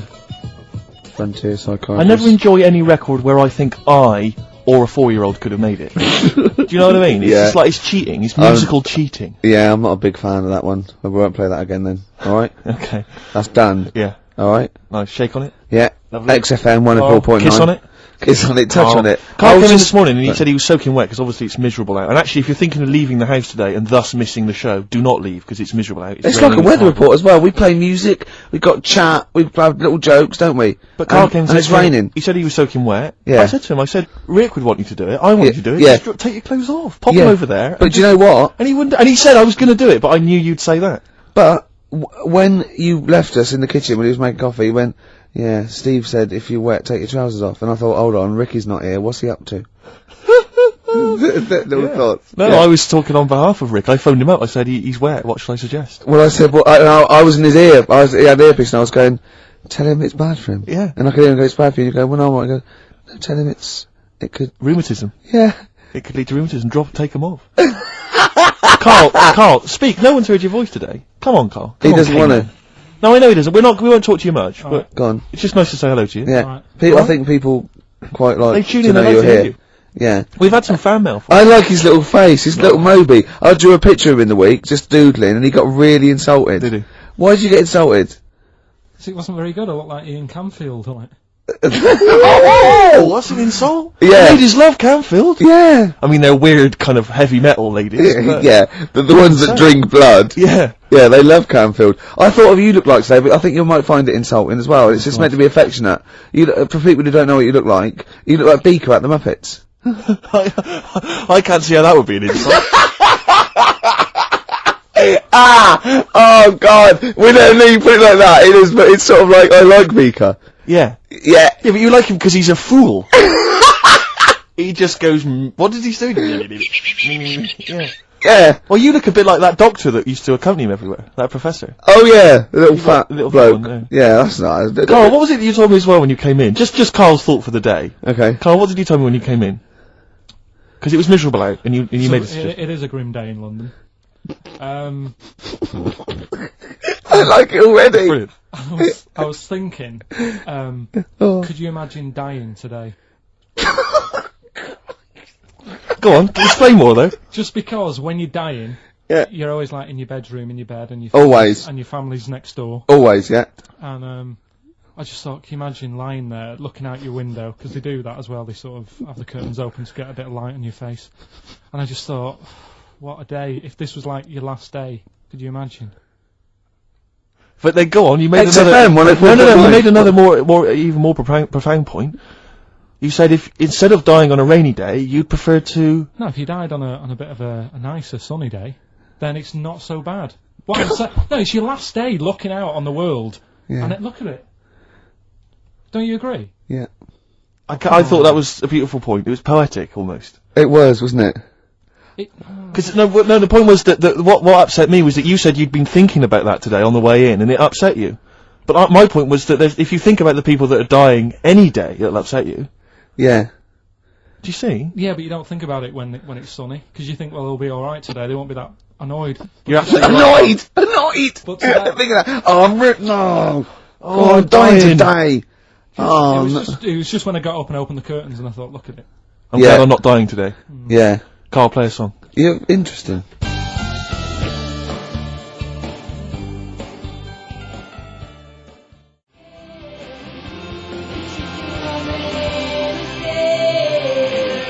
Mole Historical Society, watching Xanadu on XFM 104.9. I'm Ricky Gervais. With me, Steve Merchant. See, it doesn't work if you say with me, Steve Merchant. It doesn't work. I've got to say I've either got to say with me, Steve, or you just go with Steve Merchant. Sure. See what I mean? Okay. It's not as easy, is it? No, it's not. No. It's not as easy as it seems. You know this, right? I mean... What? the radio show. Oh, yeah. We do, right?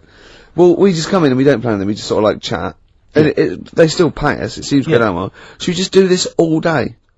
What, all day on XFM, or just get a license where it's Ricky and Steve FM, and we just chat and we go, what are you doing there, Steve? Just having breakfast. You go, oh, right, yeah.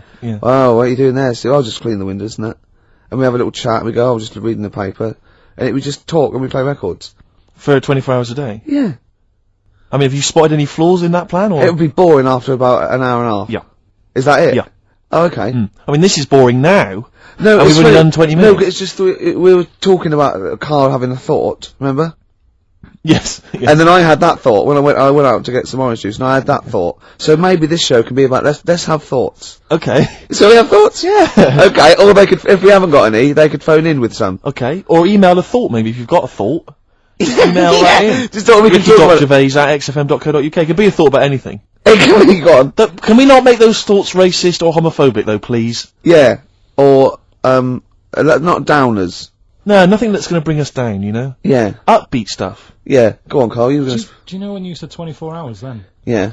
Do you know how much it takes to run one of the escalators on the underground for 20 hours a day? How much it costs a year to do that? To run it how long? 20 hours a day? Yeah, that's what it runs. Is this another of your facts? Mm-hmm. These are always substantiated by an independent source, aren't they? They're not just something you overheard on a bus. Am I just to check?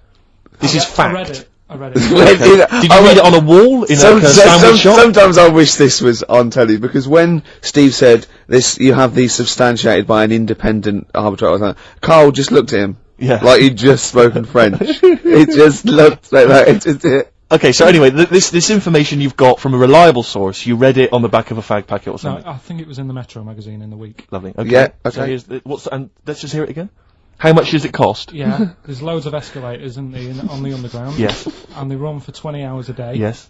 Don't tell us how. Tell you what, Carl, that's such a fascinating fact. Don't tell us. Let's play a record, Rick. Okay. And then people can stay tuned if they want to hear how much it costs. This is like some sort of mental home radio. Yeah. Isn't it? I mean, we're not mentally ill. We haven't had any head trauma. We're educated people. Yeah. But we come out with just rubbish. Gobbledygook. Just nonsense. It's like, I can't grasp it. I don't know why he started saying, I've no idea what that thought was. You just said 24 hours about doing radio for 24 hours, so I thought, 20 hours. Oh God! So we're now examining the thought processes that we all have before we get to something. Let's just hear a song. Okay, right, it's 1:30, and that film sounds good. Ooh, that film sounds good. Feature. This is where I choose a song from a film that phone sounds good. See? This is a film that me and Steve both love, and he saw it first and got me onto it and said I'd love it, and I did. The album is a superb album. It's seminal. It's just has some great songs on there. I feel like playing another one, maybe Song for the Lovers. Maybe do it later, yeah. Maybe I could do that, yeah. It's beautiful. I have to say I've seen the follow-up to Rushmore. If you enjoy Rushmore, it's this new film, The Royal Tenenbaums, with amazing cast. Ben Stiller's in it, Gwyneth Paltrow, and Gene Hackman in his Golden Globe-winning performance. Oh, yeah. Same sort of thing as Rushmore, same kind of style, but lovely sort of kind of family comedy. Absolute dynamite, and again, a brilliant soundtrack. Nico is on there, Nick Drake, all kinds of treats. Forthcoming in the cinemas, Rick. You say the follow-up, is it the It's same not a director? sequel. It's the same director, same writer, Right. some of the same cast. Bill Murray makes another appearance. Isn't Same this- style. Haven't the Swingers lot done another one? They have their new films Made with the same Right. Jon Favreau and Vince Vaughn. Again, dynamite, really good fun. Not as kind of perceptive as Swingers, but certainly as much fun. Have you seen Swingers, Carl? I think so. Is it the one where they've got a line in it? They've got a catchphrase in it, haven't they? You're the money? Money? No. You're that's so money. Jeremy that's it. Yeah, I've seen it. Yeah. I love the fact that I said you're the money, you went no. You went you're so the money, you went yeah. Well, yours is from, what's his name? Yeah, Jerry Maguire. No, that's Show Me the Money. Yeah. Yeah. I've seen it. Anyway. See, that was really articulate. We had, we did a feature, it linked into film, Steve Loves Films, did a little, off the cuff review, then it went into gobbledygook again. Yeah. I can't even say it. You couldn't even say the word gobbledygook. Yeah. Anyway, listen, you had an interesting fact you were going to give us, Carl. I don't think we can leave people waiting for this any longer. No. Right. How much does it cost to run one escalator? That's just one. Yeah. On a London Underground. It's running 20 hours a day because it shuts for 4 hours in the night when they're cleaning up and that. Yeah. How much does it cost to run it for a year? £12. £60,000. The trouble with these facts is, I've got nothing to compare it against. Well, think about, like, your yearly electric bill at home. Well, when you put it like that, when you can... It's a lot, isn't it? When you think they could just use stairs. Carl, play a song. Politics on XFM 104.9. Please, people, just use the stairs.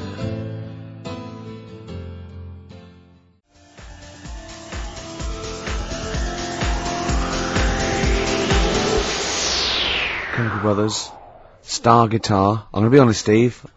I like the video more than the song. Agreed. Good. Yeah. I just wish we could maybe tape the bits we're not on air, just because that's when Carl comes into his own. Yeah. He just said to me, I don't know what I was doing, I was sort of like pottering around, dancing around, doing something annoying probably, and he just looked at me, I looked around, he was looking at me, and I looked back, and he went, have you ever used a Y-front properly? Genius. It's a great question, because the answer is definitely no. Definitely no. Does anyone use their Y-front properly? And by that, I mean, get your winky out of the little sort of slot provided, as opposed to like put it to one side or pull them down or whatever. Has anyone used a Y-front properly? I don't think I've ever done it. I don't think I've ever done it. I've never seen anyone in a toilet doing it, Rick. You should be looking. I wish I hadn't said that. I caught ya. Really? Yeah. That's actually how you prove people are gay. Yeah. You get them into this conversation. Yeah. Yeah. It's a trap. Yeah, it's a trap. It was the trap. Yeah. I'm not gay, by the way. Yeah. You didn't prove I was gay. I double bluffed you. Because I knew the old gay trick. I thought it was the old gay lord say no thing. That is another method. Yeah, there's innumerable methods of doing it. That's how Oscar Wilde was caught. Yeah. Yeah. What happened there? Well, the judge went to him. Did you see that film last night? Gaylord Say No, and he went no, and they went take him away. Yeah. Take him down to the cells. Yeah, take him to Reading. It is true. Well, it originated in America. Yeah. So many of these things do. It's a brilliant point, Carl. I'd like to hear from anyone listening who's, and I mean, well, they'll just lie, wouldn't they, I suppose? Yeah. I don't even use sort of flies. No. Usually, I sort of pull my my sort of tracksuit. That's why I wear sort of like elasticated waistbands all the time. Exactly. Just sort Speed. of like. Yeah. You got to get in there with the minimum of effort. Yeah. And out. Sure. Often I won't shake. No. Oh no. To my detriment, because it often leaks out a little bit later, doesn't it? Ever been out on a date with a girl where it's just trickled down your leg and you wish it hadn't, and you're thinking, what if she gets my trousers off later? She might smell or see it. What? Like what? I don't know. I don't know what I said there. Right. Rick, I had for Christmas something which I think might excite you and interest you, because I know you're obsessed and interested by facts. Yeah. Don't fiddle with the microphone. Well, I was just looking at what it was underneath it. Stop, listen to what I'm saying! I know, no, listen, let me explain. People could hear you moving the microphone. Could they? Yeah, I can hear it in my headphones. You know, it's the little pop shield that goes over the mic. Yeah. I was going to see what way the mic was facing, so I just had a look. Who cares? No one's interested. Leave it. Carl will tell you if there's a problem. Alright. Why am I talking like that?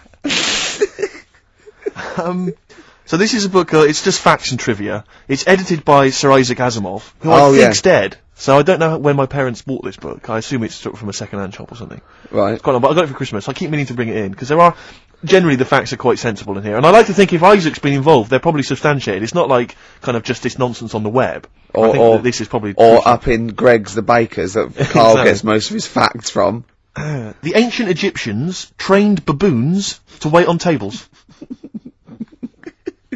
Carl, fascinated. Brilliant. That's fantastic. But what my point about that is, why did they stop? Yeah. It's a genius idea. Would you not want to go to a restaurant where they had baboons serving? No, I'll tell you what happened. It might have been like the Planet of the Apes, and they sort of rebelled. One of them could talk, one of them could take his order, and one day went, do you want fries with that? And the bloke got really annoyed and said to answer him back, and then there was some sort of rebellion. Right. The Planet of the Apes isn't true, is it? It's not a documentary. Right, okay. I wonder, because what I like the idea of having baboons is the fact that I reckon they're, like I have difficulty, and I'm sure you do, Carl, like working out that sort of 10%, you know, on a bill. Yeah. I reckon baboons would find that particularly hard. I reckon you could get away with under-tipping them all the time. Yeah, exactly. Just not leaving enough and mislegging it. Exactly. They go away and you go, sucker. Yeah, exactly. So I'd love to see some baboon restaurants. If there's any restaurateurs out there, if you do go to a restaurant and you've been waiting on those, please don't order the banana daiquiri, because it comes half-eaten. They can't help their little selves. They really can't. They're okay with, like, you know, beef and steak and chips and all that. But there's a little bug. I go, do you want... Can you imagine that? The baboons serving at waiting tables. It's genius. Just stop to think about that. It's absolutely incredible. Yeah. It's absolutely dynamite. Yeah. See, zoos would be a lot more popular if there was, like, the canteen. You could go if they were serving tickets to two. Exactly. One child row. Okay, go through there. But I think they should do other things, like in the Flintstones, they used to mix cement in that bird's kind of... Pelican, yeah. We should start doing that again. Because that also happened in ancient times. Yeah, exactly. According to the Flintstones. Before they had proper cement mixers, that's what they did. That was how they did it. Definitely, Just animal facts. I remembered one in the week. Go on. There was, do you know them two gay American men who have tigers? Well, they're not necessarily gay, no one actually knows if they are gay or not. They are. Alright. Okay, well, Gilbert and George, is it? No, that's those artists. They're called Siegfried and Roy. But anyway... Who may or may not be gay. Yeah, and if they are, so what? And if they are, so what? But if they're not, and they don't... I just said that so you knew what I was talking about. Sure. Okay, the two gay ones, go on. Two possibly gay guys. Yeah, let's not worry about libel law anymore then, or... Yeah, if you shave a tiger's head... Whoa. Right, okay. You've got to treat that sentence with a lot more reverence than you did. Think what you're saying. If you shave a tiger's head... Not just its head, its whole body. Sorry. Sorry, yeah. So I thought you were getting weird. Go on then, if you shave a tiger, go on. It's still stripy underneath. The skin's Is it like rock? It goes all the way through. Yeah, that's amazing. Where did you hear that one? I remembered that. Like, I was Was watching. that drunk just shouting it in the street? I shaved a tiger and it's still striping. Get out of here. Yeah. I must make a note of that, thinks Carl. Yeah, that's an interesting fact. Well, you know a polar bear? Polar bear's skin is actually black, and its fur is transparent, not white, and it gives the illusion. So it gets all the radiation possible from the sun, but it's still camouflaged. I didn't understand that, Rick. Sorry, you lost me. If its skin's black, a polar bear's skin is black, and its fur is translucent, and its fur is translucent. So why is it white when we? Well, it's just because the light hits it and the sun reflects off. Yeah, and it makes it look white. Yeah, so if you look at each individual hair, it's actually translucent. So at night it would be black. Well, everything is. Is it? Yeah. Oh, not bright stuff, Rick. You've embarrassed yourself. Play a record. Oh, I know all about animals and stuff. Do you, Rick?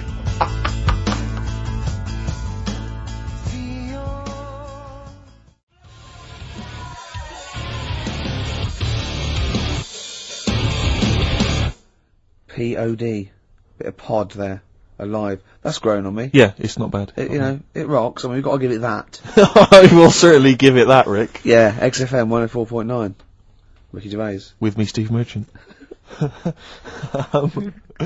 So more from the facts and trivia book. Edited, as I say, by Sir Isaac Asimov, so not just overheard on the tube or by a drunk. Well, he might have overheard him on a tube by a drunk. And just put him in a book. Yes. Listen to the whole fact here before you make any judgments. Okay. Sauerkraut was renamed Liberty Cabbage by Americans during World War I. Sure. In their denunciation of all things German, some Americans actually kicked Dachshunds. Are the little dogs? Yeah. Little German dogs, just give them a kicking. Because they were German. Or they were derived from Germany. I don't know if they got to like a small sort of French village and just said, bring out your Dachshunds. Why, what are you going to do to them? Nothing. Give them a little bit of food or something. You're not going to kick them, are you? Got some milk. 'Cause I've heard about you Americans. No, just bring out the little sausage dog. You say it aggressively. You said that aggressively, like. Well, no, bring out the little sausage dog. Okay. Well, you're not going to hurt it though. Of course I'm not. If you hurt it now, it's like, it's against the Geneva Convention and I'm not everything. going to kick it. Well, I didn't even bring up kicking. I didn't even mention kicking, so why have you done that? That's. I don't know. Well, I haven't got a Datsun. Oh. Sacre bleu. Yeah. Sorry. That thing down my trousers is just a baguette. Yeah. Do you remember that, Carl? Do you remember Dynamite fact. A dynamite Baguettes fact. were invented by Napoleon so he could carry them down his leg. We just find there's one more here that I thought might. I know that there's a lot of those kind of amusing laws and stuff, antiquated laws and that on the web and things. But again, it's Asimov. I'm thinking it's true. City Ordinance number 352 in Pacific Grove, California, makes it a misdemeanor to kill or threaten a butterfly. Threaten? Yeah, you can't even threaten a butterfly. So it goes... Don't even look at it aggressively. Yeah, butterfly comes down, I go, what are you looking at? I go, nothing. Yeah. And he goes, Judge! What? Yeah. Bloke looking at me with a net. I wasn't doing anything, was he? No, I'm fishing. But see, the thing about that is, a lot of the kind of, sort of the wilder butterflies from the wrong side of the tracks, they're just going to take advantage of it. They're going to cruise around, they're going to be playing loud music, abusing old people. They're untouchable. And they're going to go, have you got a problem with that? Exactly, you go, and no. you're going to go, no. No, it's fine, go about your business. No. Butterflies there, Rick, in California, running amok. Yeah. Should repeat it. Yeah. No, there's another one that I think you'll be a fan of. Oh, it might take me a while to find it. Maybe we should play a track. Oh, wow, that takes us nicely. That's a lovely link. That thing about you said about playing a track. Keep going. This is Song for the Lovers, and I've chosen a great track here, by Lloyd Cole. Oft forgotten, but a great singer-songwriter. And this is one of his, best songs, I think. In fact, I think Sandy Shaw covered it in the mid-80s when she had a little bit of that resurgence. It's Are You Ready to Be Heartbroken? And it's Song for the Lovers. Lovely tune. Enjoy.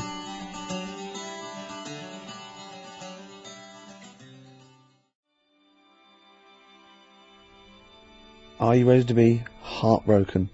Actually, Lloyd Cole with his Commotions. That was done with, and I love it. Beautiful. Cheers. Facts and trivia, the last one, Rick. Go on. This is a sobering lesson for us all. Go on. At the Pan American Exposition in Buffalo in 1901, Yeah. President William McKinley received a line of citizens, shaking hands with each. In the line was a man with a handkerchief covering one hand. Neither of the two Secret Service men guarding the president was curious enough to take a look at what might be under the handkerchief in the hand of the man. Leon Golzgolz, an anarchist. What he had was a loaded revolver, and when the president thrust his right hand out for the shake, Zolgozd fired twice. McKinley died a week later. So, what he did there, it was outwit the might of presumably the FBI or the Secret Service by covering the gun with a handkerchief. Clever. That's brilliant. It's absolute genius. Just think how they had to explain that. And they go, how did he get close enough and shoot the president? And they go, we didn't see the gun. Why? Covered it with a hanky, did he? Oh, well, you're not to blame then. Exactly, we can't compete with that sort of, you know, didn't you think to look under the hanky? No. Well, probably just thought it was a hand. Of course, because that's where the hand would be. Did you not think he was probably holding a gun or something? Didn't do that. We didn't train. We didn't do hiding it with a hanky, did we? Alright, if you didn't do it, then it's not your fault. Don't worry about it. But he lived, did he, for a week? The president lived with it for a week, yeah. That's because they had to go to him and they're probably shuffling around his bed going, sorry about that. Why didn't you look? I had a hanky, did he? Oh, well, they're now in jail. Well, they were. Go on. Well, when we went into the jail to give him some bread and water, he had a hanky over his hand. Right, yeah. We thought nothing of it. Sure. And a gun? Yeah. It's a gun and he got out. See? Do you remember the gun? Yeah. That's terrible, isn't it? It's pathetic. No one's used that method since. I know. Because it was effective there, but you don't hear about that now. No. People using all kinds of elaborate methods to assassinate people, poisoning their wine. Yeah. I think that was Rasputin. As I recall, they put some poison into his wine. Well, I didn't study it in history class, that's my memory of it. But if only they listened to Karl last week, chink the glasses. Always chink the glasses. That shows that they used to test it, didn't they? Pour a little bit from yours into mine. That means I'm not poisoning you. Yeah. But if you're thinking of murdering someone, you know, Just, a dignitary. with a gun. Yeah, but let's pop say a hanky over it. Just think about that. Just pop a hanky over Oh, it. I don't know, pop it inside an oven glove. And just wear that as you go to shake their hands. Or sooty. Or one of those big gladiator-style pointing foam hands that you used to have on gladiators. Yeah. That would be genius. Yeah. I'm just using this because I love the president. No gun in there, is there? No, it's just a big finger. Check if you want. Yeah. Well, no, we won't then if you said check. Right. That's unlucky. Have I ever told you my method, Karl, my genius method of assassinating someone? This is brilliant. This is the ultimate crime. Oh, Is this the ice cube one? Have I told it to you before? No, but I know that. What's Is the that ice one? cube one? When you, shoot an ice bullet up. you get someone round. Rick, don't say it, don't reveal it, because it's my story to tell. Oh, Blabbing there's it two. I know two of them. Well, listen, let me tell you it and see if this is the one, right? This is genius. Right, you rent a room across the street from the person you want to kill, right? And then when their window's open one day, right, what you've done is you've made an arrow from ice. Okay, and then what you do is you train like to become a brilliant marksman with a bow and arrow. It's an old one. It is brilliant, but this is why it's classic. And then you shoot them with the arrow. It goes across the street into their heart, kills them instantly. But what's brilliant is the arrow, the murder weapon. It then melts, dries out. There's no murder weapon, and then you can take apart the bow. Another one, Steve, is to stab them, then take it out and walk away. No murder weapon. No, but there's but you got to get into the building. This is the point. You're across the street. Right. The only thing that could get you is if someone saw you shooting an arrow. What about an arrow on a string? Arrow on a string? What are you talking about? No, not an arrow on a string, because that's not going to work. What if the string broke as you were trying to loot? Good point. No, Rick, the ice arrow is the only way. The ice arrow is the only perfect method of assassination. That was on Columbo. Was it? But there's another one. Do you know, like I was saying about the murder weapon's irrelevant, Steve. What? The fact that it's a murder weapon, that is irrelevant. No, because there's fingerprints on it and stuff. You're having an laugh, Rick. I defy you to win. There's no fingerprints on a bullet when it goes through your head at 12,000 miles an hour. They can trace it to the same gun, can't they? They can figure that out. Throw the gun away! No, but they'll find the gun. They always find the gun. Burn it! No, you can't burn a gun. Rick, my point is... Melt it. No, the point is his fingerprints and stuff. Well, no, wipe it. Rick, you never Wear try to kill gloves. someone. Wear gloves. They'll catch up with you. They'll always catch up with Will you. they? Oh, I won't then. The ice arrow is the only way. No, the ice arrow. I bet that was the one case that Columbo didn't solve. That's one of them. The other one is, do you know I was saying the other week about the drinks and you chink your glasses and stuff? Yeah. A way around that, put the poison in the ice cube. You quickly have a swig before it's melted, Before it's and they'll melted. go, that's alright, I can drink that, it's not dangerous. Just say, oh, hang on, I'll show you some pictures or something. Let the ice cube melt, the poison goes in the drink, you say, oh, knock that back. Yeah. You look thirsty. They'll have it, they'll die. Genius. That is good. Carl, you and I, man, we're like criminal masterminds. Yeah. All What right? happens when they find the poison in the body and go, well, he was at Carl's house drinking, it might have been... You'd have legged it. Oh, yeah. He'd have been off with his missus and like £30,000 or whatever it was. Yeah. Wouldn't it? Yeah. So that's perfect as well, is That it? is the perfect crime, So, Rick. so it's, hold on, are all perfect crimes to do with ice? Pretty much.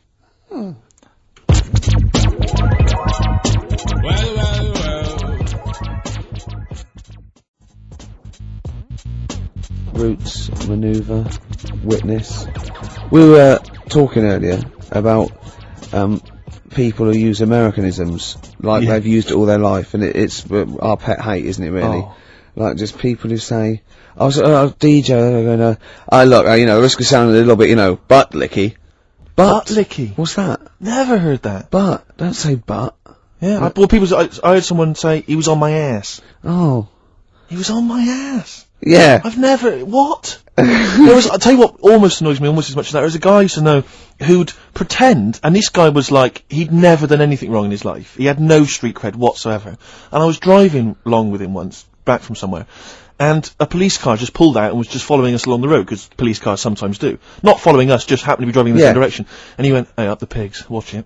like what? I'm supposed to think, what, you've done some crime? Yeah. You're part of Grand Theft Auto 3, and I better be careful, because you've got some knocked out, off gear in the back. Yeah. And watch it's the bloody pigs. Or a dead... Just play it cool, a made man that you just killed in the boot. Nonsense, and I'm just so annoyed with that kind of pretending to have street cred. I know, just I remember once, right, an American came to our school, we were all about 13 or 14, and he was just, he was like, you had to be his friend. And it was like people vying for his attention, because he was sort of like this cool American bloke, right? And, he was like good at sports, straight, he's always, you know, it's just great. And, I remember someone saying like, tube, a toothpaste, and he laughed, said, tube. I go, well, what is it? They said, it's tube. Right? And people go, no, it's tube, right? And they go, it's tube, right? And I went, I say tube. He went, and they sort of looked at me, and they just thought, you liar. I just went, no, I say, let me think, no, I say tube. Oh. When you're a kid, like, any American you ever meet is the coolest thing. It doesn't matter if it's a huge, fat bloke wearing Bermuda shorts and a camera on his neck, it's cool, because they speak with an American accent. Well, that is cool. And they say... Being a huge fat bloke in Bermuda shorts is cool. Sure. Yeah. That's what you keep telling yourself. Yeah. I'm growing into that look, says Rick. 41. The Canadian tourist look. Absolutely. But no, so anything, you know, sidewalk. Yeah. I mean, if I could say, like when I was sort of 14, if I could have said sidewalk, fender, you know, I always wanted to go into a sandwich shop and just order something on rye. I want to be one of those 80-year-old, sort of Yiddish blokes, those old, you know, sort of like old vaudeville Jewish guys, that, you know, they sit in diners and talk, you know, like Walter Matthau talks. Right, yeah, like that. I wanna grow into that, a long coat, and I go, ish. Oy vey. Yeah, maybe I'll start. Yeah. Well, convert to Judaism initially. Yeah. Be your first port of call, and then just tour the vaudevillian, you know, circuit. Yeah. In the Catskills. What am I, some kind of schmuck? Yeah. Something like that. What do you, Carl, would you like to be American? No, not at all. Really? Got me nerves. When I was in, Got me nerves! A whole nation there, reduced. When I was in Barbados at Christmas. Oh, name dropping. Right. Yeah. There's loads of them there, because that's... Was that when you were doing a bit of extra sort of waiting? Was that you were sort of, your girlfriend was cleaning rooms, wasn't she? Went there for Christmas, and, there's loads of them there, because that's like really close to America. That's like Blackpool is to Manchester type. It's exactly like that. Yep. So I think that's the analogy a lot of Americans use. So, but I think they call it the tropical Blackpool. But they were going on. That's all the brochures, I'm sure. Right. Yeah. And serious now, but they were going on about the September 11th thing. Yeah. But they call it the. Of course, this is American. Of course, brilliant. The 9/11. The 9/11. That's what they call it. Really? Oh, that's awful. That is. So it's like people who say 24/7. Yeah. Well, I'm Americans working my say ass that. off 24/7. Well, Americans that say that. Well, they're allowed though. Oh, Americans are. I'm talking about an English person who might say it. Yeah. Fool. Yeah, no, that's terrible. Yeah. Do that American accent again? Yeah, of course, the 9/11. Where are you from? What? Can we Which part of America is that? That's how they sounded in Barbados. Sure. But Can Carl, you do any other impressions? but Carl doesn't. I very much doubt that Carl likes newfangled countries like America. Yeah. He doesn't like London. No, true. So he's not going to Have you been to America? Yeah. Did you enjoy it? Went to Florida. No, they got me again. Got on your nerves? Yeah. Went for some food. Yeah. And it was the last few days. I didn't take much money with me, and we were in Florida, and we were hungry, and we went for some steak, and we had our dinner and that, and I think it's their equivalent to the Angus Steakhouse. Yeah. Right. And sat down, had the steak, and that's huge, big portions. But anyway, we didn't have much money left, and we had like another 2 days left, so we didn't leave. We didn't have much money for a tip. Do you know over there they expect it? Yeah, a big tip, yeah. So we left what we could, and I don't know what it was. It might have only been the equivalent to 60 pence. Yeah. But he didn't have to do that much. We didn't have loads of courses because we didn't have much money. So he brought us like the main course and I don't know, a couple of Diet Cokes. And anyway, left them the 60p. Yeah. On the way out, and he comes running over. Excuse me, sir, you can have this back. Because it wasn't enough. I mean... Yeah. It's outrageous. What did you say? I said, all right then. Well, I needed it. I mean, I thought it was nice to leave them something, but obviously it wasn't enough, so got us a couple of more. Is it good fun with you on holiday? I mean, do you enjoy yourself? Yeah. Do people go with you on holiday? I get bored after about 4 days. You surprise me. What do you expect out of a holiday, Carl? What do you go sort for? Of soak up some of the culture. Yeah. You liar. You liar. What did you learn about Barbados while you were there? A lot of crabs on the beach. I just imagine him sitting there with his knotted hanky on his head.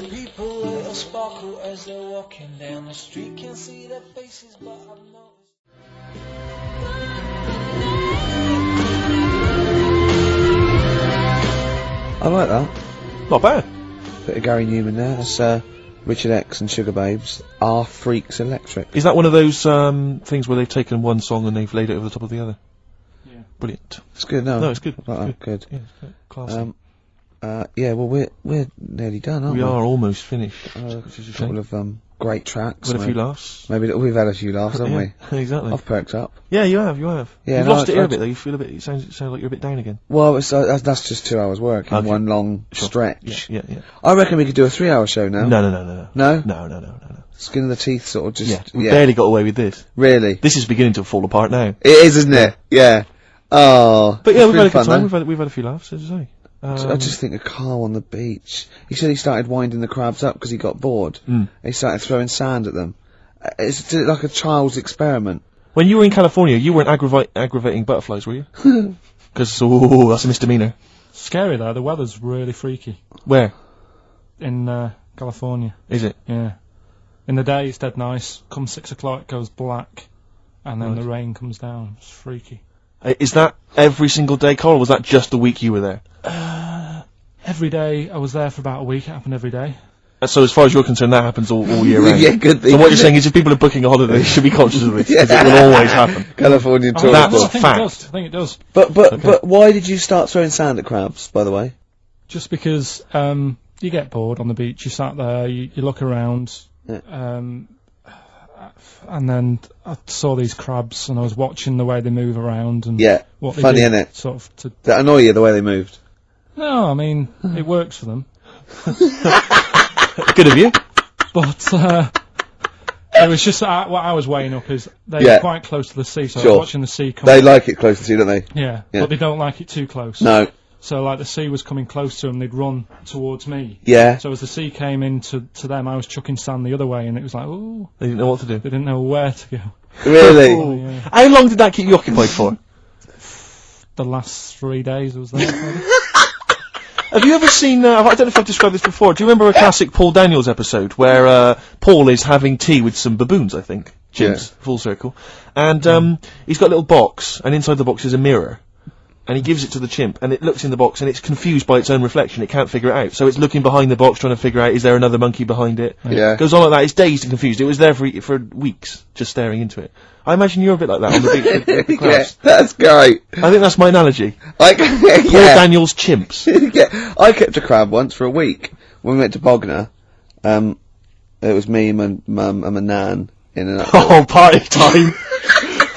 Oh man, alive! You haven't lived until you've woken up to the sound at 3 o'clock in the morning of your nan having a wee in a tin bucket and echoing round a caravan. Man alive! Yeah, I was about 9. You'd brought a chick back. I was about 9, right? And I just kept a crab in a first day I in the bucket. In a. I don't know where it came from. No, I found it on the beach and I brought it back and I kept it in a little bowl in the sink. And then the last day, it started to smell a bit. And then the last day, my mum said, go and put it back. And I went and put it back. So I had a pet crab for a week. And did it die? What happened to it? No, it just got bored. Sure. It didn't do a lot. Did it start throwing sand at you?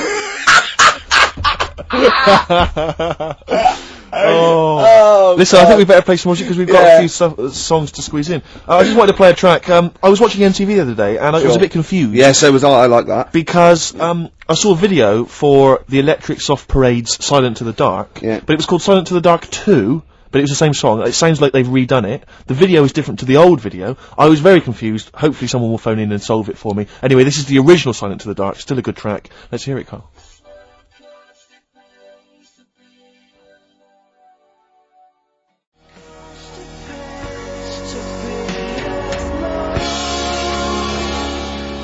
Silent to the Dark, the debut single by the Electric Soft Parade. I like that. Yeah. Very good choice there. Apparently discovered by XFM, is that right, Carl? Yeah, sent a tape into Claire Sturgis. You see? Big time now. What did she do with it? Sold it. Yeah. Got a little £5 starter bag of skag. Exactly. Oh, and the rest is history. Well, I've enjoyed myself. I have. But can I just say, we don't just muck around and do stupid things and play great music. We're also informative. And I'm going to leave London with this tip that Carl, for no reason, just told me. Do you want to do it, Carl, or shall I tell him what you just said? Rick, we haven't got much time, you better explain it. Okay. He said, you've been on the Millennium Wheel. I went, no. He went, well, if you do, here's a tip. Go when there's lots of disabled people on there. And I was up for it. I went, why? He went, you get more for your money. Because they have to keep stopping and letting them off. You get an extra 6 minutes. Alright? Good, solid advice if you're ready to go there today or tomorrow. Yeah. Thanks. Song for the ladies, Rick. I'll leave you with Lamb Chop. A lot of people aren't a fan of Lamb Chop for some reason. They don't like the way he sings, but this is a beautiful song. That's the reason. Up with people. See ya. Bye.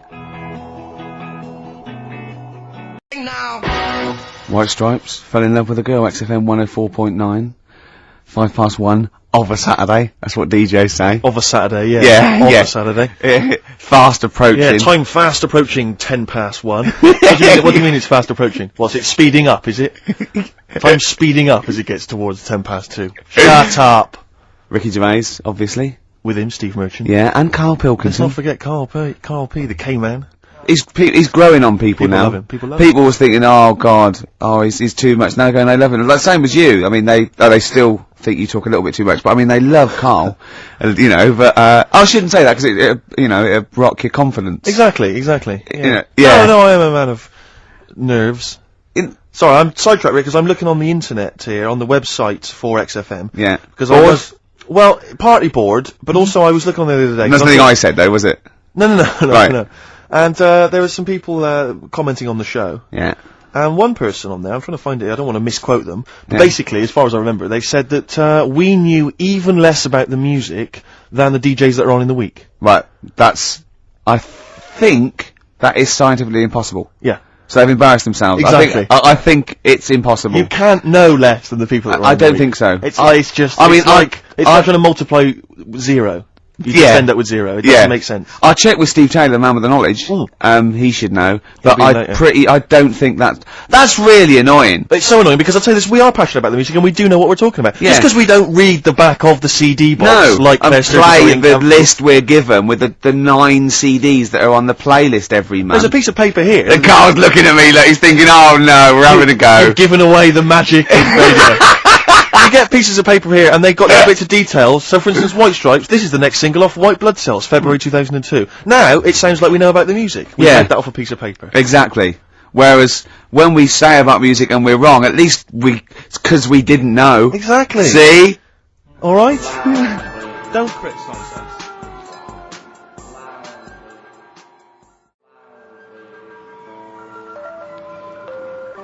Look at the All-Stars. The old. So, can I don't want to criticise there, but if I was listening and I'd enjoyed that track and I wanted to know what it was, I wouldn't have understood what you just said. Really? Could you just say that again? Low Fidelity All-Stars. Yeah, Low Fidelity, because you went Low Fidelity. I was doing I was doing me DJ. No, it's just you didn't open your mouth wide enough. I can't be bothered. No, sure. It takes too much. Look at listen to him crinchling his little crinchling. You're not crinchling. You're not crinchling your Jaffa cakes, are you? It wasn't going out on air. No one knew. I bet you're one of those people in cinemas that think you're being really quiet eating a bag of crisps, aren't you? Do you go to cinemas? I haven't been for a bit, actually. What do you do, Carl? Carl! What's an entertaining evening for you? Yeah. What would you do to occupy your time? Your hobbies, for instance. Might get a video out from prime time. Right. What would you enjoy that, or would it just be a chore for you? No, I think things like that. Would you really hate doing that? That's when you really switch off and you forget all your problems and stuff. Why, you haven't got any problems? You haven't got any problems, Carl. You don't know that. I put on a face when I'm with you. You wear a mask. Are you crying inside, This Carl? is you being the happiest you can be. You're like a clown, aren't you? Oh, Do you think I'm like a hard, miserable man? Because there was somebody else. I don't think you're hard. The other day, and like I said to him, I can't watch The Elephant Man because it upsets me. God, you're the best! You don't know you're doing it. You're the best. Can you watch it? Well, always, when it gets that bit where they're carrying him through the village and messing about with his head. Do you know, this is true. My dad watched that once, and we were watching it. My mum and my sister and that were all quite moved by it, almost from tears, thinking it was a wonderful example of man's inhumanity to man and all that thing. Yeah. And my dad just went, "Wouldn't he make an amazing novelty rucksack?" And it cheapened the film for me, and I've never had this sort of. Steve was thinking he's not that ugly. Blimey, here we go. We were laughing at Carl. Can we focus on one person at a time, Rick, please? Let's destroy him first. Oh God! Tell him what you said to me when that record was playing about the Jaffa Cakes. He bought some Jaffa Cakes, which was lovely. He went across the road and he handed out the Jaffa Cakes, and then I went, "Oh, thanks very much." And then what did you say? I just remember learning at school. I'm not like making fun of the illness because it's not funny, but they cure cancer. Jaffa Cakes cure cancer. Not like fully. Right. They just go some way to helping. Yeah. Do you know, it'll sort of help. If you've got it, you can't say, right, get me a load of Jaffa Cakes. Right. But I think it sort of puts a bit of a stop to it if you haven't got it. Do you know what I mean? It's like having vitamin tablets. Is this medically proven? Should we get Dr. Fox down here to confirm that?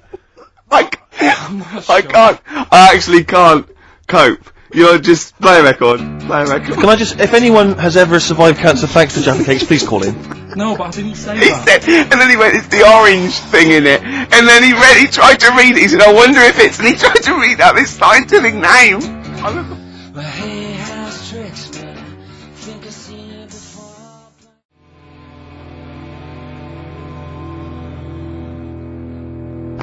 Gomez. That's my favourite one I've ever done. It's great, isn't it? Yeah, really good. Yeah. Because I always had a problem with Gomez before, because it always sounded like they were trying to sound like these world-weary Tom Waits style gravelly voice guys. And they were 20. And they were like 14, yeah. Yeah, but I mean, that's great. That's really good. Yeah. Yeah, no. Well done, boys. Yeah, well done. Yeah. Gervais gives it thumbs up. Oh dear. Can I play an Elvis Costello track? You know, I'd love to bloody hear some Elvis Costello. Tell me saying that. Well, you know why? Because we met him and he's a lovely man. We did meet him, yeah. And without wishing to show off. I remembered all the great songs he's ever done.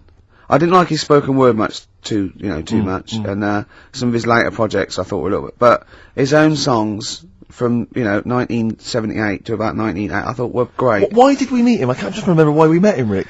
Oh, I wasn't doing that. No, I can't remember. We won an award. Was it because we won another bloody award? Stop giving us awards, please. Oh God.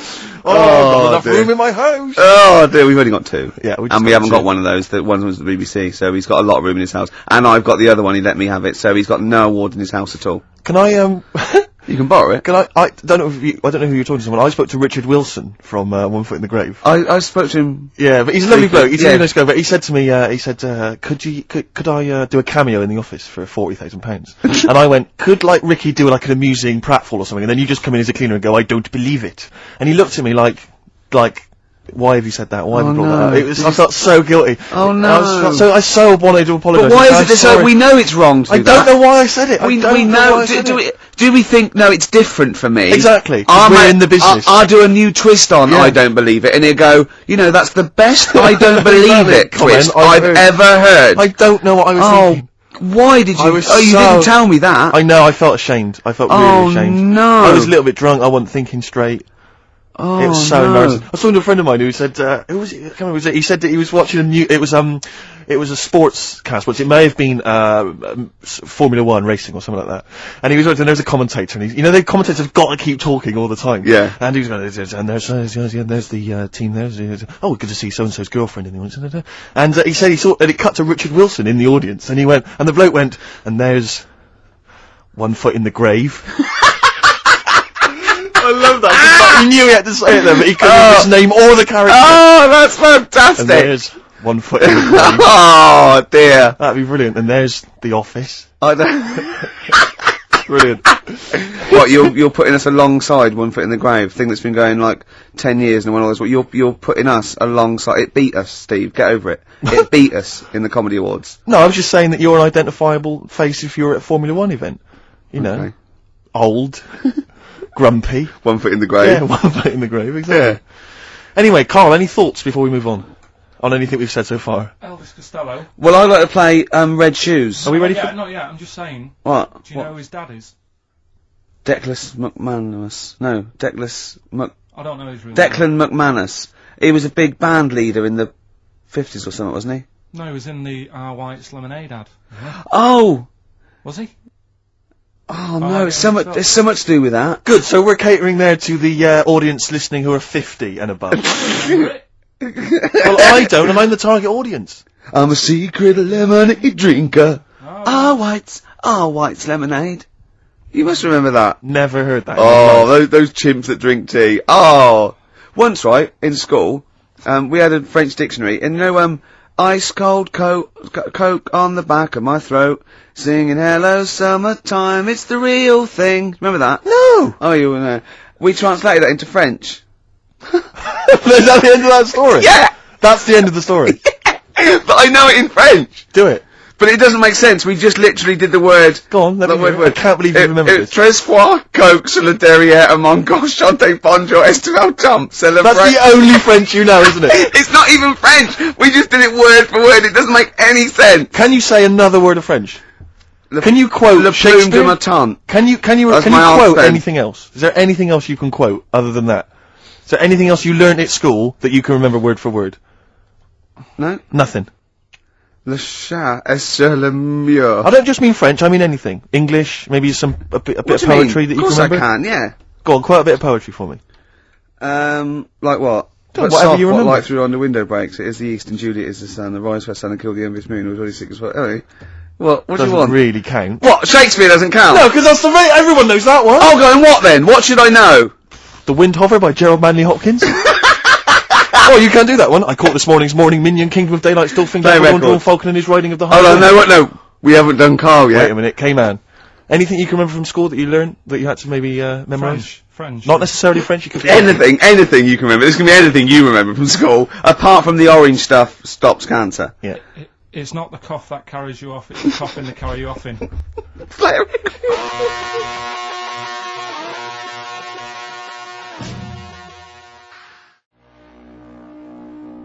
Beatles, Revolution. Was that clear? Yes, it was, yes. Yeah, good.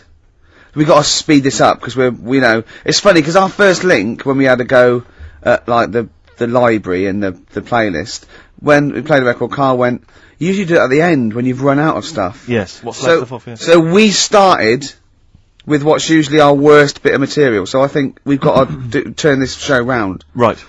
Carl's been holding this together, to be honest. Yep. It's Carl's beautiful naivety and, can I say it, Carl, in the nicest way, stupidity. Yes. That are keeping the listeners... I wouldn't class it as stupid. No, It's all I'm only educational joking. stuff. I'm only joking, mate. Of course you're not stupid. Everyone knows you're not stupid. You're sincere, and that can sometimes be, you know, frowned upon in this cynical world. Would you say you've learnt stuff from me in the past few weeks? Definitely. Definitely. Rather like a scientist learns from injecting mice. Yeah. No, but I've learnt from you about ants and stuff. I think every week, as weeks go on, I feel like We're learning from each other. I'm learning more now than I did when I was at school. And can I just clarify? Yeah. You weren't raised as an experiment and you've escaped from a laboratory. You had regular upbringing in Manchester and that. Yeah, I didn't go to school much because me mum and dad had a caravan. Right. And No need, is there? No need when you've got that sort of fun at home. I used to just go away for weeks. Really? Yeah. Is that true? Yeah, honestly. Where's you used to go? Port Maddock. But And so you didn't go to school much? No, I did, but not as much as everyone else. no. How many holidays were your parents having? Oh, What loads. was their income that they could? No, well, my dad used to work nights, and he used to travel back, because to Manchester from Wales, it wasn't that far. And he Manchester to Wales? He used to do 4 on and 4 off, so me and my mum were, like, loving it. But what Port Meredith? Port Maddock. Port Just Maddock, down the road from Port Merion, where they filmed The Prisoner. right? Oh, so that's cleared up for me. Yeah, Location-wise. So what did you do then? You were in this little 2-berth caravan on the back of a Cortina estate. Right. Well, what was it? What was the car? I want the. What was Granada, Ford Granada. it? Ford Granada. What we talking? An old one. 1980. Yeah, 82, 83, right. 84, 85. Okay. And you in the car down there, down there. Park up. Yeah. What was it? What was Port Meredith? Port Maddock. Port Maddock. Remember Ruth? It's just, Oh, yeah. it's just a holiday camp, Yeah. and had an arcade and a beach. I was loving it. Yeah. But so of the 52 weeks of the year, let's assume I don't know how many weeks you take off normally for holidays anyway. Let's just say I don't know, you go to school 45 weeks of the year maybe. Generally, most kids. No. Bit less. Bit less than About that. 42. I How many think. weeks would you say you actually spent in school? Well, how many weeks do you have off for summer? Well, we'll work that out. That's what About I mean. 6 off for summer. About 3 for Easter. About 3 for Christmas. Put it this way, I'm surprised I'm not Welsh, to be honest. Right. So I was there more than was in Manchester. Did the school authority not come and check you out? No, they didn't. Didn't get Manchester, I suppose they didn't care, do they? Not really. Yeah. They're lucky you turned up at all. What did you just turn up for the last day when you could take in your best toy? Did you know that when you could take in any game? Just play with everyone else's. Why, I break my stuff. Sure. Yeah. Yeah. No, it's a good Well, this point. answers a lot. This does answer a lot. The fact that you spent most of your time on the beach as a kid. Teachers were no good at my school. We were Right. talking about it yesterday about... So you were teaching them a lesson by going off in the summer. Yeah. Anyway. And did you go to university? No. No. Did you go to sixth form or college? No. When did you leave school? When I was about 15. Right. What, you just went on holiday and didn't come back? I just got a job early, didn't I? Where was it? Port Maddock? Get in there. No, I was a printer. BM Print in Trafford Park. Well, that's great. That's a little interview Little- there. yeah, little story next, there. I'll be interviewing Steve Merchant. What are we playing next? Bit of elbow. Oh, this is fantastic. This is Elbow.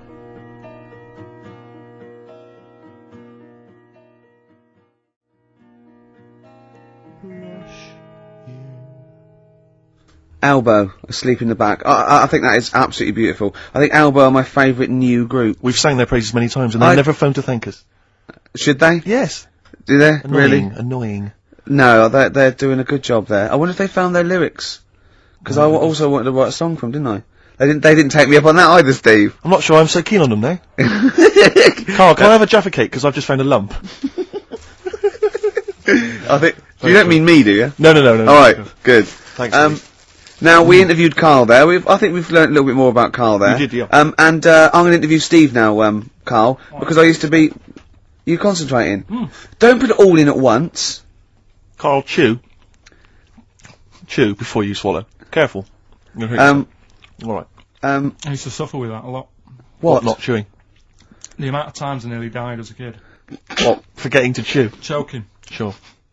Mint Imperials. My mum stopped that. Drinking them with water. She'd have to hide them. He's coming out of his shower, isn't he? He's happy Saturdays. He's miserable all week, and he's happy Saturdays, isn't he? Oh, look at him. It's like we get him weekends. Yeah. And he's just happy because we sort of spoil him, don't we? And he has Jaffa cakes and everything. We let him on the He has to go radio. and live with his stepmum again, don't we? Oh They're the no! ones who listen. Oh, really? Your girlfriend does, doesn't she? I imagine. She's been away for ages. I know. I imagine she just switches off after a while. But we love you, don't you? We're excited. We talk about you in the week, and we think you're great. So don't just think we're using you as cheap comedy material. I'd hate you to think that, Carl. Right, no, I'm going to interview Steve. Because I used to be a chat show host. Well, I am a chat show host. Well, did you see me at Ricky Gervais? No. I worked on it and I didn't watch it. No one watched it. That's terrible. No one watched it. What do you think, Carl? I loved it. See? Are you thinking of Parkinson? And I didn't know Ricky then, so I'm being fair. Yeah. Yeah. Well, I'm going to interview Steve Merchant now. Okay. Live on air, XFM 104.9. We should say that more often. Yes. Cause Ricky Gervais. Because they might tune, I think they've got a hospital radio by mistake. Yeah, Ricky Gervais. Yeah. Okay, Steve Merchant. Great to be here. Hi. Now, you're a very tall man, if I might say. You're 6'7", aren't you? Yes. Was that a bit of a problem at school? Well, yeah, a few jokes here and there. Yeah, A bit of gentle ribbing, but nothing too problematic. What's the weather like up there? Well, exactly. Skinny, all that sort of. Oh, you're lanky. Yeah, oh dear. And what about the glasses? Well, I wear glasses, but again, that wasn't really a problem, you know. They didn't call you Four Eyes, No, really. really, They didn't call you Four Eyes Freaky Lank thing. They didn't call you Freak Pot. Freaky the Freakish. All right, I'm Gimp, not sure I'm Four-Eyed in this Git. mix. What? No, I'm not Well, sure I'm just saying, they didn't do that. As an interview, I'm not sure that's the best approach. Okay, and then you I'm left honest. school. You left school. Yeah. You went to university. Mm. There, were you called Freaky, No, I wasn't. I've never Freak-Eyed, been Four-Eyed called Git Freaky, Four-Eyed thing? Git. Are you sure? Never been called it. Were you called Freaky, Lanky, Four-Eyed, Stupid Hair, Boggle-Eyed, Freak Face? Fish Face? Is your chat show coming back? Is this what you... I never watched it. Is this what you said to people like... I mean, you had some big names on there, didn't you? Tony Hart. Yeah. That bloke off Ground Force. Well, the problem was they'd either heard of me or they hadn't. Either way, they didn't want to. It was a problem. Yeah, it was a problem. Who would you say was the biggest name you had? They're all dead now. Okay. Probably the youngest one survived. I think Penny Smith is still with us. Right. Yeah. Biggest name. You had Savile. Jimmy Savile. You had Daniels, Paul. Yeah, Paul Daniels. Yeah. But which was the biggest name would you say that you had on the show from the 1970s? Peter Purvis. Peter Purvis, of course. He was a joy. No, yeah. but so that's just. But it's not coming back though. That show. We're not. No, not in that form. The Channel 4 wanted to see some changes. What sort of changes? Ratings. Right. Now I'm going to play a lovely track. Thanks, Steve Merchant. Thank you. I'm going to play a lovely track by Elvis Costello. I think one of his first hits, maybe even be his first hit back in the 70s. This is Red Shoes.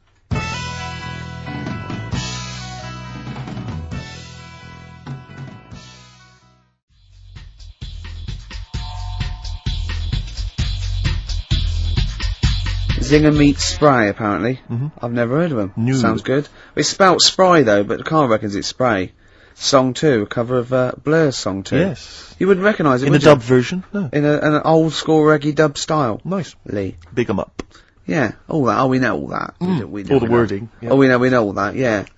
So, yeah, that was quite interesting. I quite like that. Yeah, that's not bad. Filled up 3 minutes. Before that, Elvis Costello, Red Shoes. Lovely. What a great song. Debut, was it? Debut single? I think so. It's the first one I remember of his, but, you We'll know. probably give Elvis a call, won't we, and chat you to him know, about it. Yeah. He's a yeah. pal now. Yeah. The celebrity. Yes. Lifestyle. What, because you told me something else about your celebrity world that I thought might be of interest to the listeners. I don't know if you're happy to mention it. What? Your, forthcoming TV appearance? Carl might be interested. Oh, yeah. What I've is been it? invited. I don't usually do these things. Yeah. But I sort of quite like the show. I've watched it for a while, so I'm at Room 101. Have you seen this, Carl? Do you know that show? You don't like it? No. But is it still Nick Hancock as well? No. Who is it? Paul Merton.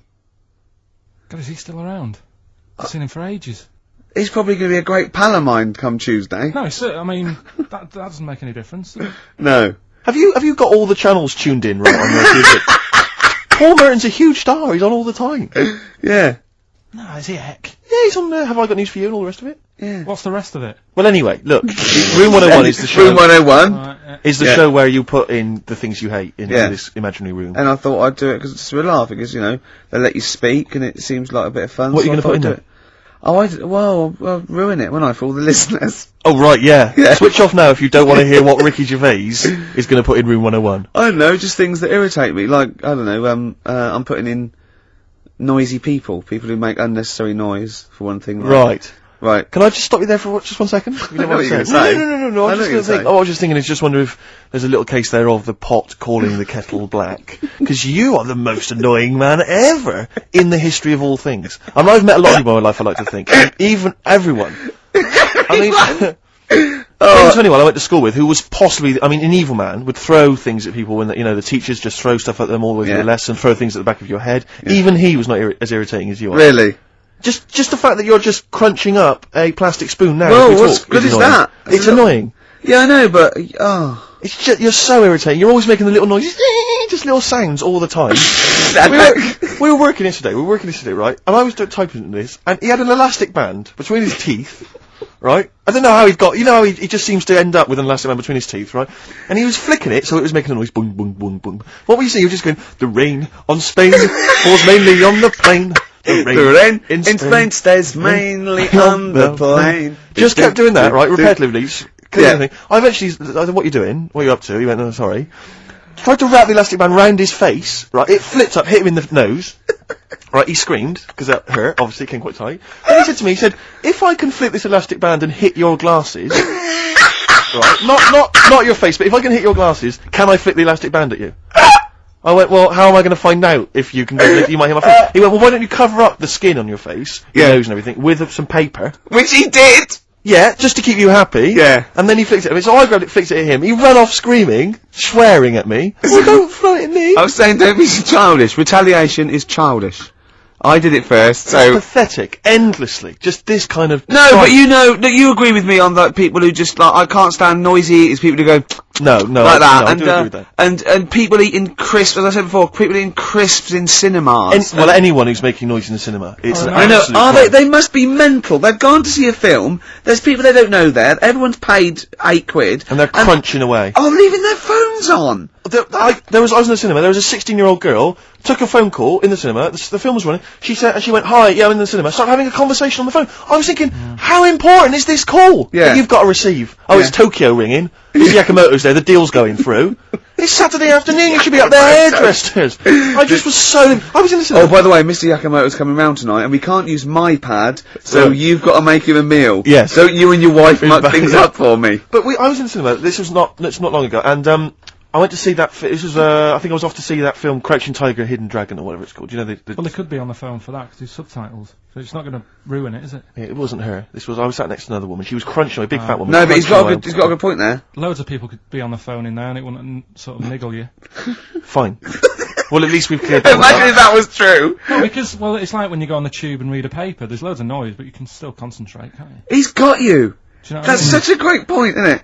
Right, yeah, because it's so easy to lose yourself in that magic realism world, with all the sound effects and music and surging, exciting noise, and there's a woman clattering on going, yeah, well, I'll probably meet you later, Stange. Should we get some Diamond White in and around by the park? Yeah. Switch off. I do it. Yeah, but we know what you're like, Carl. Yeah, you can switch off, Carl. It's like you can turn your ears off. That's the skill you have. It's not the ears, it's the behind the ears. Yeah. It's the process between the ears and the brain that you can switch off, so we can still hear all these things like a cat. But I was in the one, there's this woman sat next to me, she was a big fat one, she was crunching on some popcorn. Again, that's a crime. Why they're selling popcorn in cinemas? I don't understand why the noisiest... regularly, why the noisiest food in a cinema? Yeah. I don't understand why that's come about. Yeah. Really makes me angry. Yeah. Exactly right. Smoothies. We want smoothies without straws. Exactly. The trailer for that film AI, Artificial Intelligence, came on. Do you remember that? And the tagline was, David is 11 years old. He weighs 60 pounds. He's 4'6" tall. He has brown hair. His love is real, but he is not. Oh yeah. And she just went, how old was he again? To her boyfriend. Right? Just ruined it. War film trailer comes on for some Pearl Harbor or something. She goes, yeah, don't fancy that. Just announcing this, don't fancy that. Too many war films. So then the trailer, then the opening credit comes on for Crouching Tiger. Before that, that thing that comes up that says it's signed by the BBFC and it has the kind of certificate and everything, and that certificate to say what age you have to be to see it. That came up, and it says Crouching Tiger, Hidden Dragon, in brackets subtitles. She went, it's not subtitled, is it? I thought this was the most famous foreign film for years. It won Oscars, it was a huge film, everyone knew it was foreign. She goes, so the credits begin, it says Crouching Tiger, Hidden Dragon. She went, stupid name for a film. What? Has she just She wandered in paid there? to see it. She was with her boyfriend. So then it starts, right? And obviously it's in Japanese or Mandarin or something. She's like, yeah, and they're all talking in Japanese. Japanese or Mandarin. Yeah, whatever it is. So they're speaking in this, Japanese language, or Oriental language. And she's going, don't they sound stupid? Hot ching chong chong chong chong chong. Don't they sound stupid? She's going, and then the subtitles come up, and it's quite a weird kind of strange language they talk in. And she was going, can't make the subtitles out either. It's both gobbledygook. Just wittering on every step of the film. I totally agree with you, but what I like in your telling of it, I know you're sort of getting quite emotional. I'm genuinely livid. But she went Mandarin or Japanese, some Oriental language. And Well, I don't know what it was. It's a strange language. It's a strange language. Well, anyway. Oh dear. So then I moved. I climbed over several seats, made a big huff of, make a big show of moving. Yeah. Sat next to a guy on the phone, just chatting on the phone. Oh, I'd have gone mental at that. So now I hate that film. I didn't enjoy it. I don't like seeing it. I don't want to even think of it. It's subtitles, isn't it? What? Rubbish. That's why I get videos. Yeah, I should have thought that through, Carl. You're absolutely right. Lamb chop. Yeah, let's play Lamb Chop. This is brilliant. This is from this CD that came out recently with Uncut magazine. Occasionally they put out some quite interesting free CDs, and this was one that had various covers of Rolling Stones songs, and a lot of them were quite shoddy. But this was a brilliant, specially done, I think, for the CD. It's Lamb Chop doing a version of quite an obscure Rolling Stones song called Backstreet Girl. It's just beautiful. Let's hear it.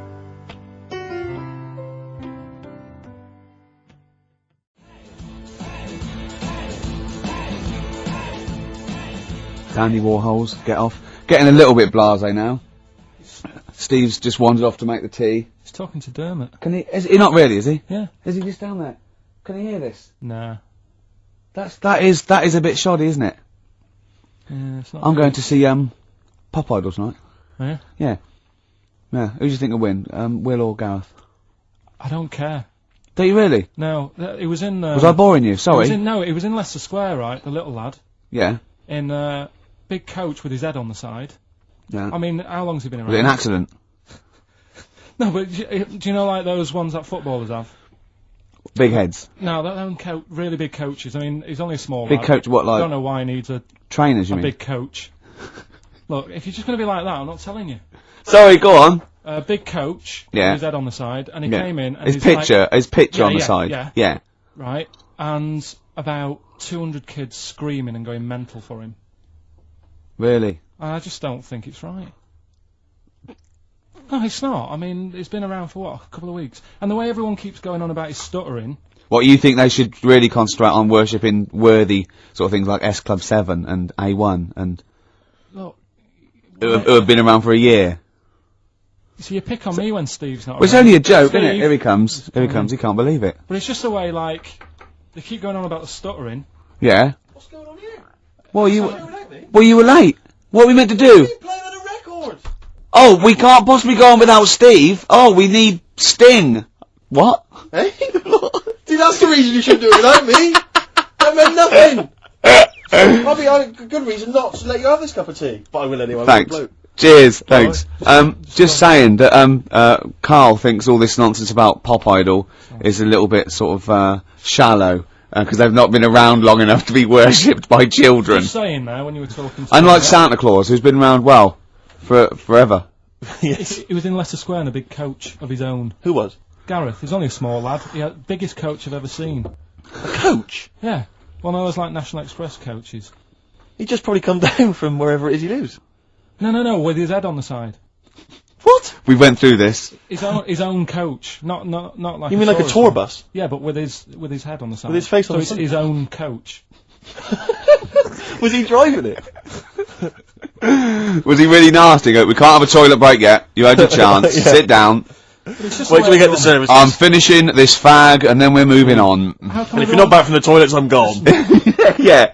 It's a lovely restaurant here. Alright, Jeff. Well, you know the food. Yeah, well, not my brother-in-law or anything. It wouldn't have been quite as snappy as that if he'd been saying all that. No. Yeah, well, that's it. Everyone keeps talking about the stuttering, but they never go on about his asthma. And he's got really bad asthma.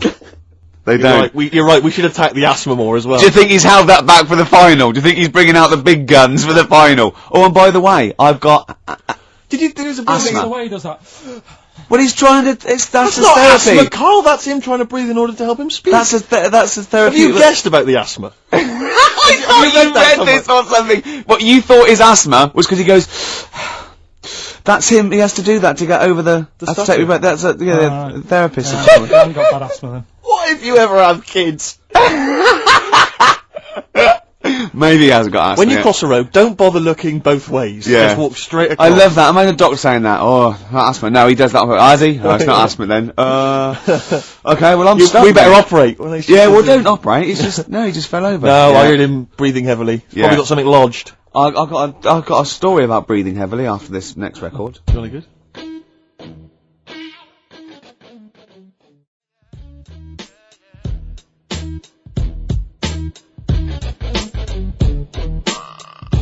Farrah Munch, got you. Although Steve thinks it's Farrah Monk. It makes more sense, don't you think? Monch is a bit of a rubbish word, whereas monk, brilliant. Yeah, but Let's not discuss it. No, let's not get into a big highfalutin Yeah, exactly. phonetics argument. No. They can call themselves what they want. That's up to them. And good luck to them. Yep, good guys, good guys. Now, I am going to Pop Idol tonight. Yep. This is what started it until he said there was a young kid being screamed at by kids because he had his own coach with his head on the side. Yeah. You did sort of like... I don't know where you're going there, Rick, because you know who's going to win. It's going to No, be Gareth, and there's no... not necessarily. Yes, it is, Rick. Oh, it is. No. Don't even fool yourself trying to drum up some excitement. Well, look, wait. You see, they both got about the same vote, and Darius has got like 1.5 million. Now, I don't think the Darius vote was sort of like the Gareth sort of floating voters. Because he's a cute kid and everything, and he sort of like looks like a pop idol, and but he's not as good a musician. And I think maybe when people went for Darius, they were a bit kitsch, but I think they might. Do you want to make a wager? Oh, I bet Gareth will win. Exactly. You see? You may as well stay home, Rick. You just want to go to meet PJ and Duncan. Yeah, they call themselves Out on Deck nowadays. Well, fair enough. They're my favourite. They'll always be PJ and Duncan to me, and they're brilliant. They are brilliant, aren't they? They're the best But it presenters. seems to me there's no one else, like, on TV that kind of unites everyone. I don't think there's anyone really that can honestly say, if they're being honest, that they don't like Ant and Dec. I know. It's like, there's no one else like Phone it. in if you don't like Ant and Dec. And I'd like to hear your arguments for it, because I'll tell you, and I'm not saying about this ironically, I like a couple of kids presenters ironically, I think they're genuinely good. Yeah, they're good. They're yeah, likeable, they're funny. Yeah, and you can see they've got a great relationship as well. They've got that sort of Morecambe and Wise, every man appeal. They're brilliant. Yeah, well, we love Ant and Dec. Did you see in the week, there was what's his name? The fellow that, Dominic Mohan in The Sun, he's the kind of entertainment guy. Yeah. And, he had sort of 10 questions that should be answered about Pop Idol, because he thinks, everyone's got a vested interest in Gareth winning, And there are various questions, one of which was, why is it that Gareth only seems to stutter when he's being interviewed live? It's because he's nervous, isn't it? Yeah. We've answered that one for you, Dominic. You realised that he'd written a list, and he didn't really have enough to fill up 10. Although you were nasty about his stutter, you said it annoys you. No, I'm not arguing that the stutter annoys me. His query was he thought that he was affecting the stutter in order to win in the annoyed that someone's stuttering though? Really annoys me because it's just embarrassing. It's cringeworthy. See, the thing is this: I know people say, it shouldn't be an issue, right? We're talking about a pop idol. Now, everyone accepts the fact that he's got to be a good-looking guy to be a pop idol. We all accept that, and I'm saying I also want him to be able to speak properly to be my pop idol. I'm not saying that there's anything wrong with having a stutter. But I'm not saying there's anything wrong with being ugly. That is true. There is true that if there's a body fascism. Yeah, there should also be a vocal fascism. Yeah, but there's not a trauma if you don't look like a pop star. There is a trauma in society if you can't speak normally. So it's a much bigger issue. His trauma? Well, yeah, of course it is. But it's not. I'm not arguing about what we think, because a lot of people think that a lot of people get abuse if they're ugly. I mean, I'm guessing. I'm assuming that's the case. Well, I can't speak very well. I don't know if that's the case, but... We'd make one great pop star between us. I like to think so. My looks and your talkie. Although you sound like some sort of weird Wurzel. I'm not trying to be a pop idol! People can idolise me in their own small ways. Oh, dear. Oh, God. Look at us three. Imagine if we tried to be like, BB Mac. Or light funky ones. I'm just thinking of like 3 good-looking guys. Genesis. Did I mention about when we were in America? Did I mention that last week? The Police, no? Did I mention this to you, Carl? Oh! Sure, I mentioned it last week. Yeah. Well, I was in America at a wedding. We went to a wedding with some friends. We were walking through America. There's 5 of us walking down the street in New York. And a car pulls up and some Chinese tourists lean out and they went to us, "Excuse me, are you NSYNC?" And we said, "Yes, we are." And they were taking our photo and stuff. Just think of Steve at the back, sort of like 2 foot taller than the others. Which member of NSYNC is 2 foot taller than all the rest? Don't Chinese people like tall people or something. Right, play a record. No, seriously. No, because it's... I don't think you know what you're talking about, Yeah. Carl. We're likely to get in dangerous territory. Yeah. Don't Chinese people like tall people? There's something that... I'm sure.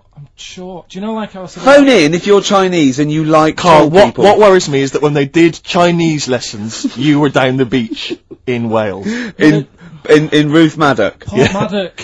Paul Maddock. Oh. Do you want to play Lou Reed? Oh, this is Song for the Lovers. It's a beautiful track. It's Satellite Love. It's classic. It's gorgeous. It's Lou Reed. Rick, can I dedicate this to someone? Go on then. Carl, you shouldn't have pressed the button. Well, he's doing his job. You shouldn't have said, can I dedicate this to someone? We've had a letter. Yeah. Sophie wants to dedicate a song to her boyfriend Peter. They're firm fans of the show. Let's play Satellite Love for them by Lou Reed. Beautiful. Song for the Lovers. Don't ruin it this time, Carl.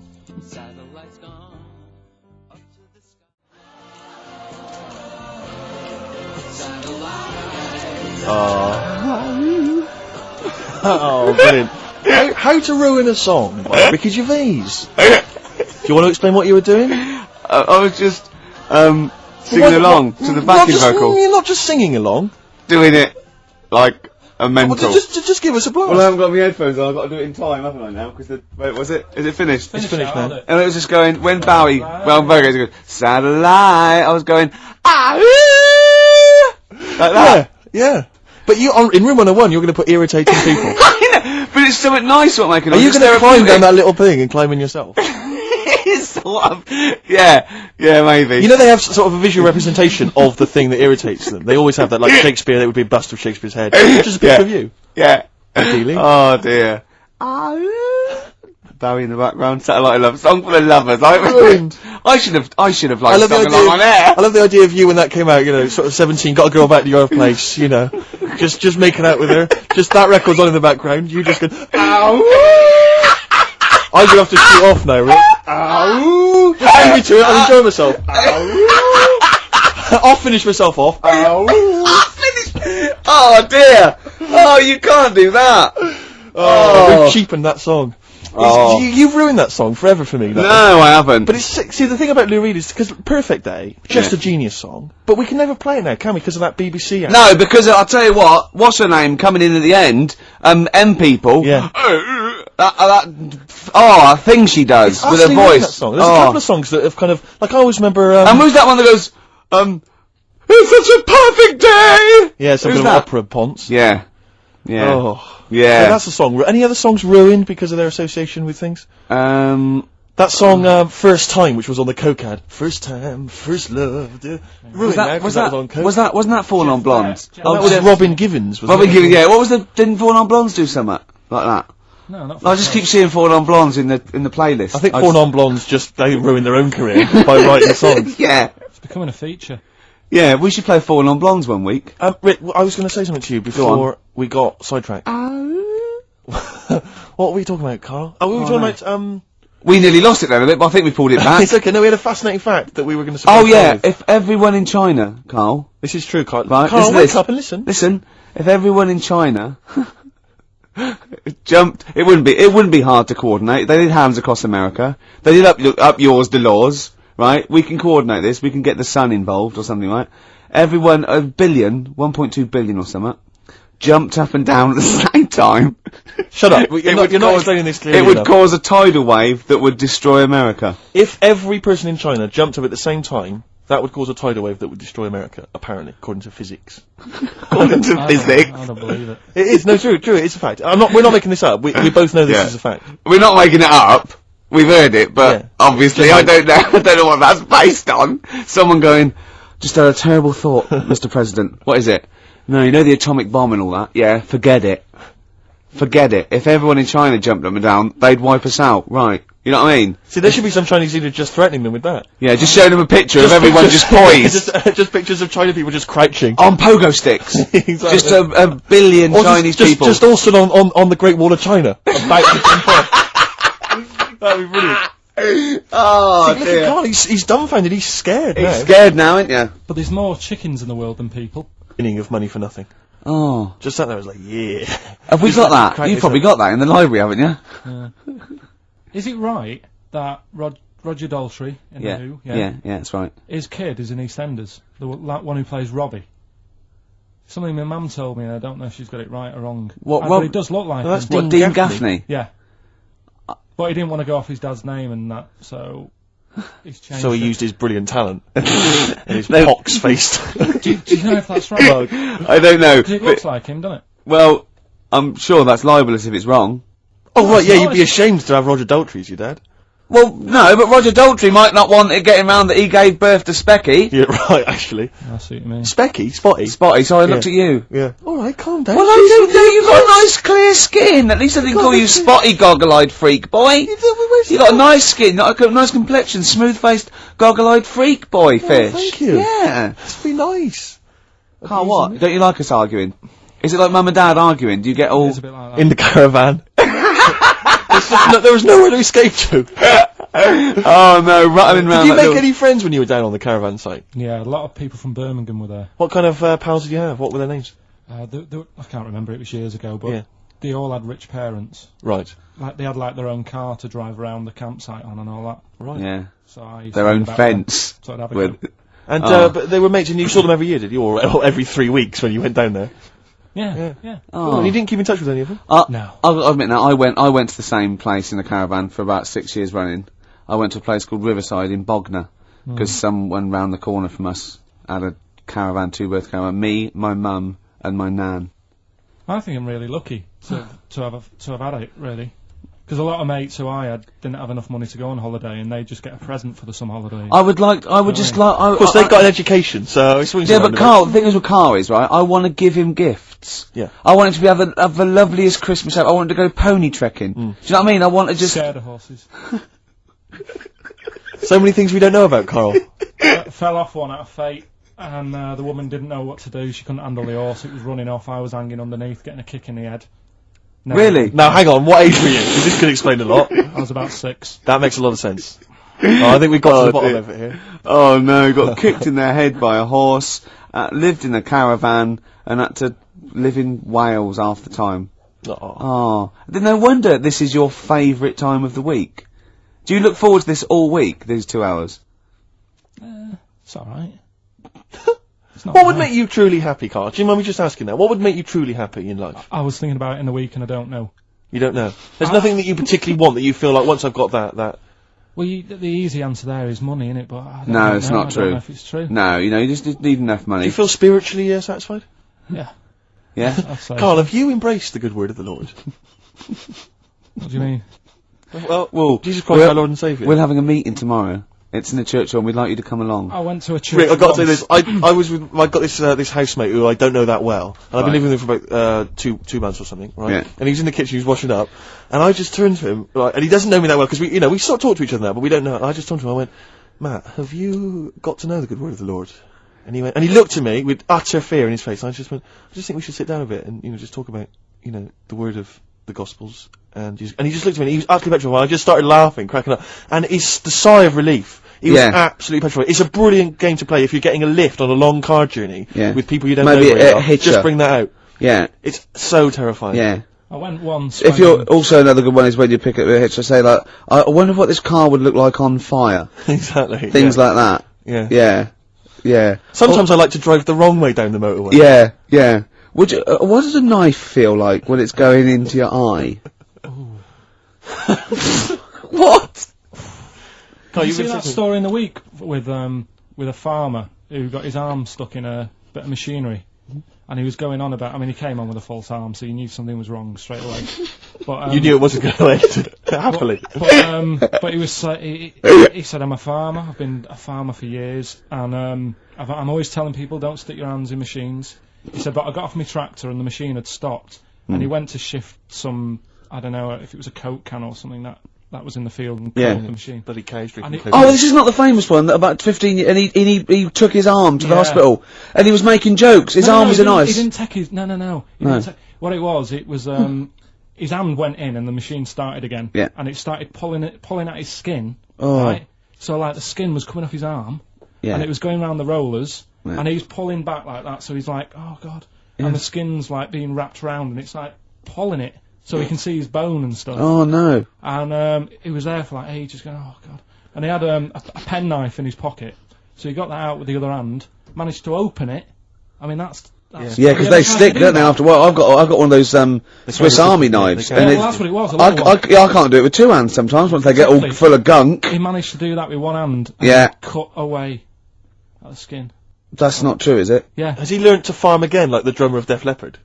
Has learnt to drum again. Have they got just like the handles? Can he farm now with just one arm? He was good because he was making a joke out of it, and that. Oh, that's good. I think that's good, but that doesn't mean you can, Steve. Though. No, sure. He had to cut his own flesh off to escape a combine harvester. Yeah. He doesn't need you know, making wisecracks. Do you know what I mean? Sure. But I just always remember getting a hot plate out of the oven when I was younger, and that absolutely killed. Yeah. It stuck to my fingers, and I just thought the pain that he must have been going through. Yeah. Must have been what? You must have been worse than a hot plate. Oh, Must have been worse than maybe dropping a pie. Yeah. Yeah, I think you're right.